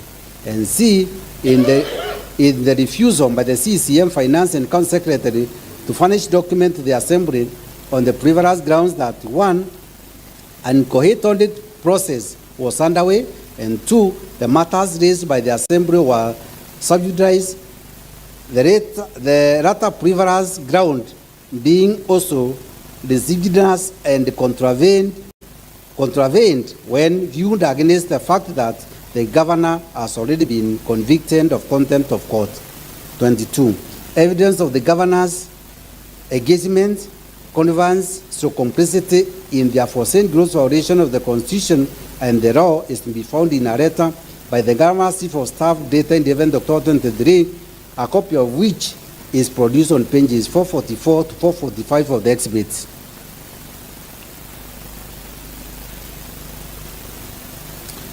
Honourable members, this being a question that has rationed over a vote by 2/3 of the members, that is 69 honourable members of this House, voting will be done through a roll call voting, which honourable members will be called in alphabetic order, and when the so-called a member will declare from where he or she sits that either I vote yes, I vote aye, or I vote nay,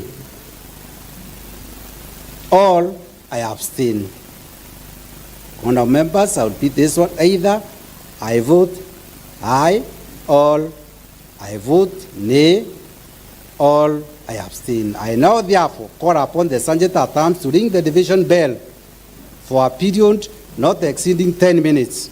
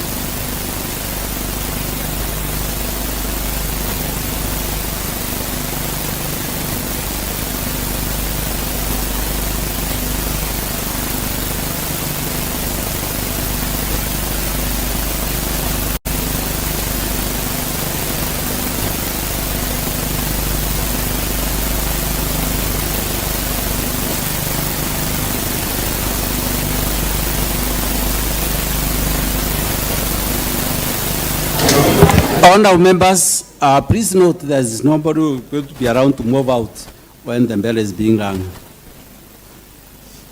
Please remain seated.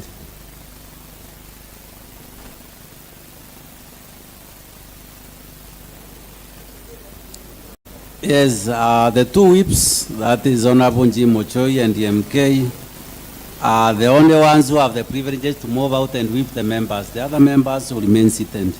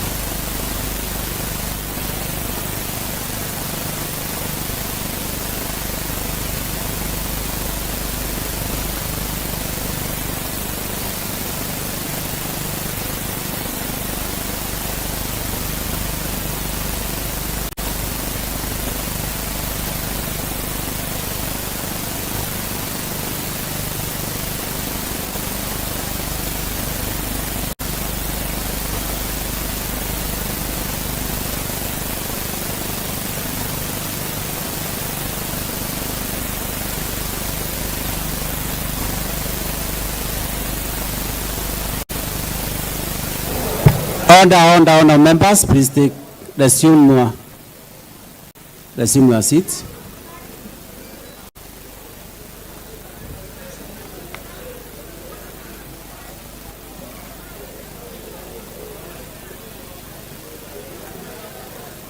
Order, members.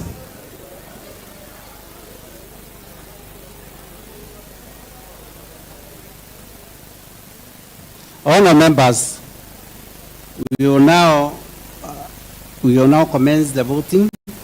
Please take the vote. And as we vote, honor members, if you are supporting, you can say yes. If you are not supporting, you can say no, or you can abstain.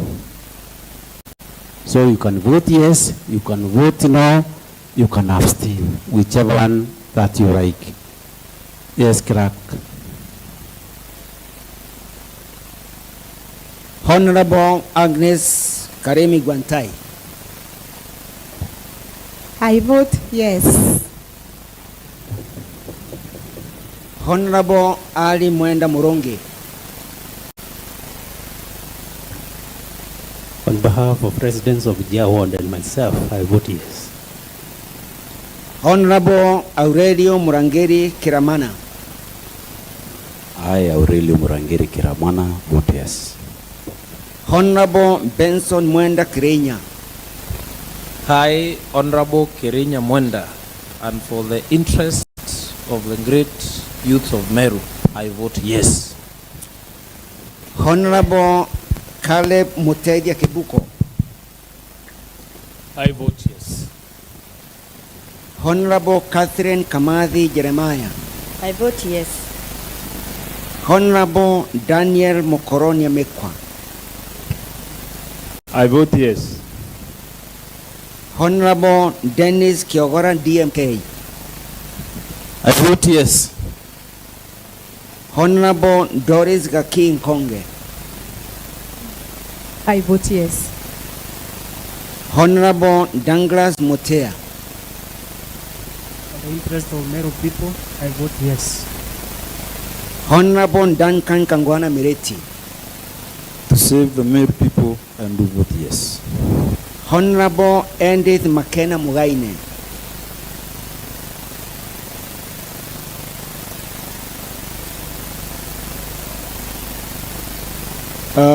Honorable Elijah Peter Kemadi. I vote yes. Honorable Evans Mawera Karia. I vote yes. Honorable Faith Kananu Kome.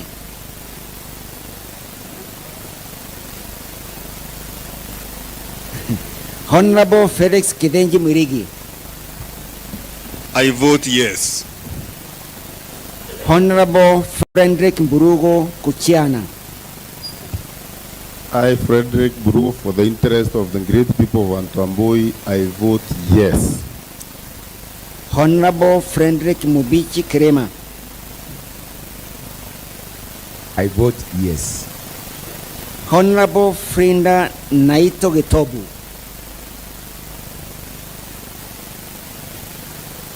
Honorable Gacheri Mudoni Muthuri. I vote yes. Honorable Godwin Mutembe Mbioki. For the interest of this great county, I vote yes. Honorable Grace Kambura Thuranera.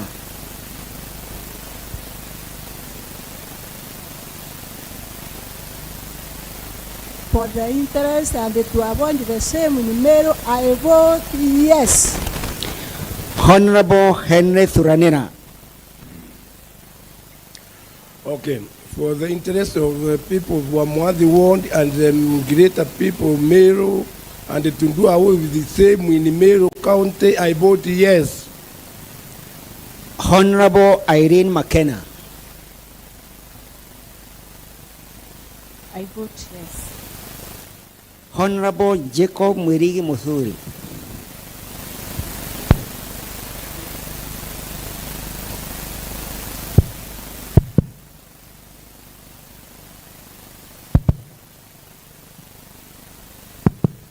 I vote yes. Honorable James Mugambi Mungathia. I vote yes. Honorable Jane Rose Ngutamate. I vote yes. Honorable Jennifer McKenna Morogocho. I vote yes. Honorable Jim Muchoi Domiano. Dionisio, sorry. In solidarity with cancer victims in this county and on behalf of great people of Wadwana, I vote yes. Honorable John Kithenji Edaiba. I vote yes. Honorable John Moguna Thuranera.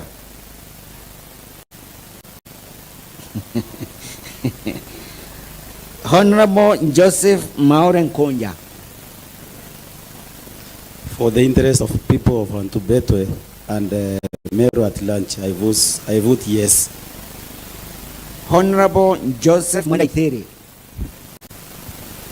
For the interest of Meru people, I vote yes. Honorable Joseph Njoke Mogambi. I vote yes. Honorable Josephat Bario Ntomoithia. I vote yes. Honorable Josephat Mogambi. I vote yes. Honorable Julius Kawira Ambao.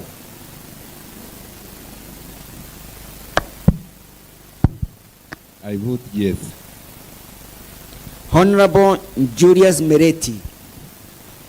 For the good of the people of Mekidori and Meru County, I vote yes.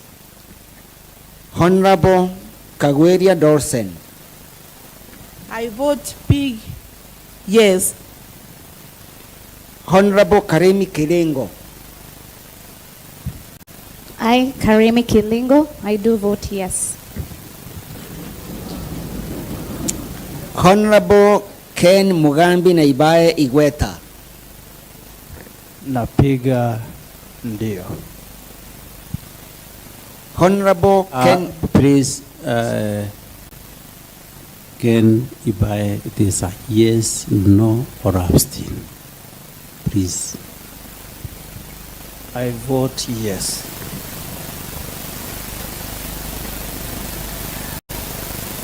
Okay, Honorable Kenneth Mainge Motweri.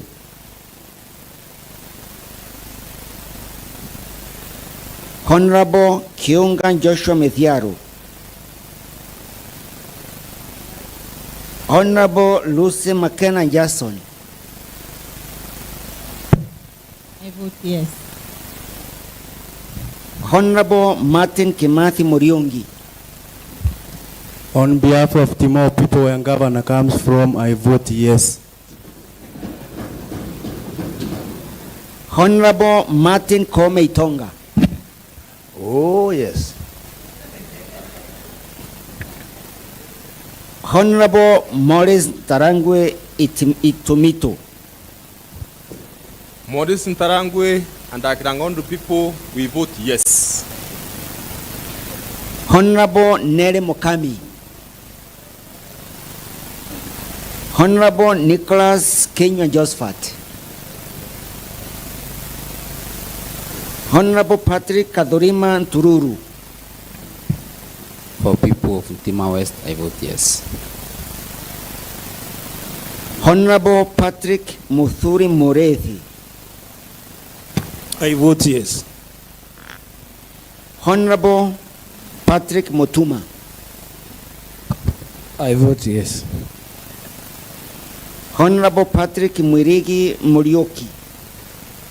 For the sake of the great people of Tunene Ward, I vote yes. Honorable Paul Damiano Muchoi. I vote yes. Honorable Ruby Tonya Nazareth. I vote yes. Honorable Ruth Kananu Rimungi. Honorable Salome Kirito Mutua. For purpose of good leadership and good governance, I vote yes. Honorable Sarah Gaki Kaberia. I vote yes. Honorable Secondina Kanini Bundi. I vote yes. Honorable Silas Mithika Ntomucheke. Oh, I vote yes. Honorable Simon Kiambi Ngaroni.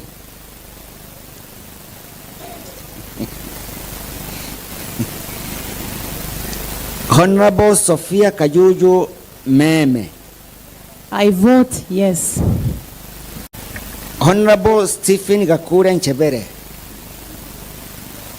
I vote a big yes. Honorable Stephen Kairen Bijewe. Okay, I'm Stephen Bijiwe Kairi, and I've heard the voice of the people of Kanjata, and I vote yes. Honorable Harun Guantai Duranera. Through the powers vested in me by the people of Abogeta East, I vote yes. Honorable Timothy Mutweri Joshua. I vote yes. Honorable Titus Muredi Mutira. On behalf of my own conscience and the people whom I represent, I vote yes. Honorable Zipora Gaki Manyara. Vote yes. And Honorable Zipora Kenya. For the sake of good governance in Meru County, I vote yes.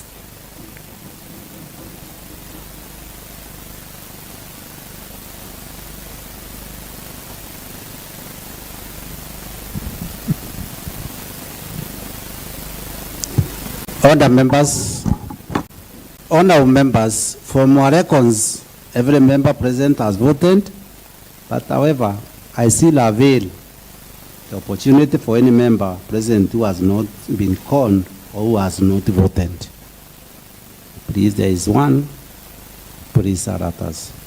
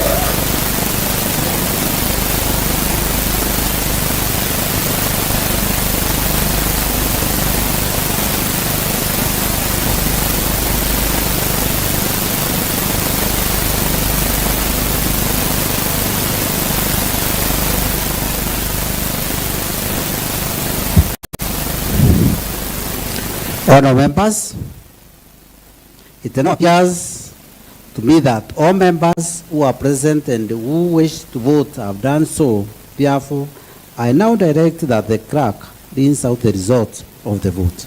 Clerk. Thank you, Honorable Speaker.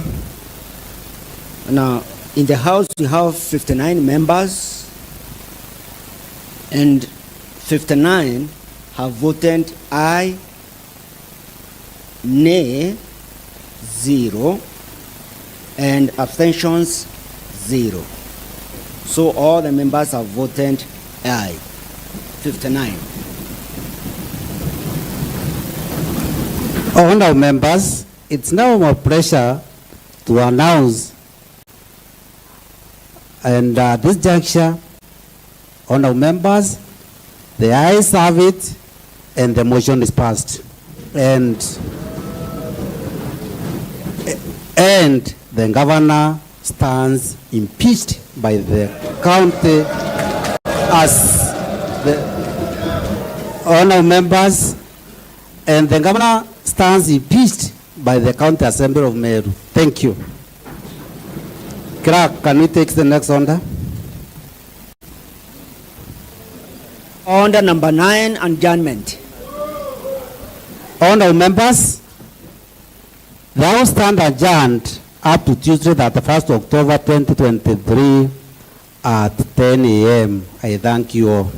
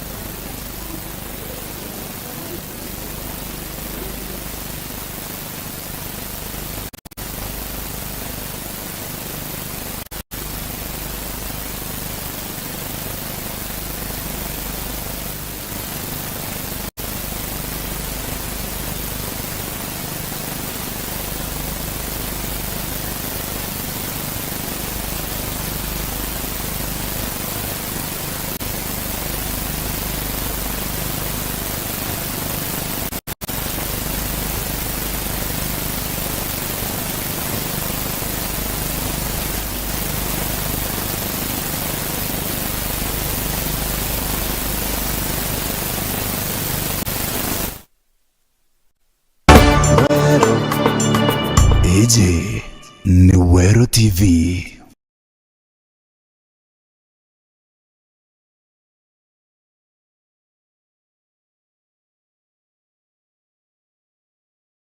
Wakurugenzi, kuna story nilikutana nayo maze juzi, like a couple of days ago, na nikaona hii ni story moja kali sana, nataka kukam ni shine nayo hapa mbaya. Alafu the day before yesterday nikakutana na mtu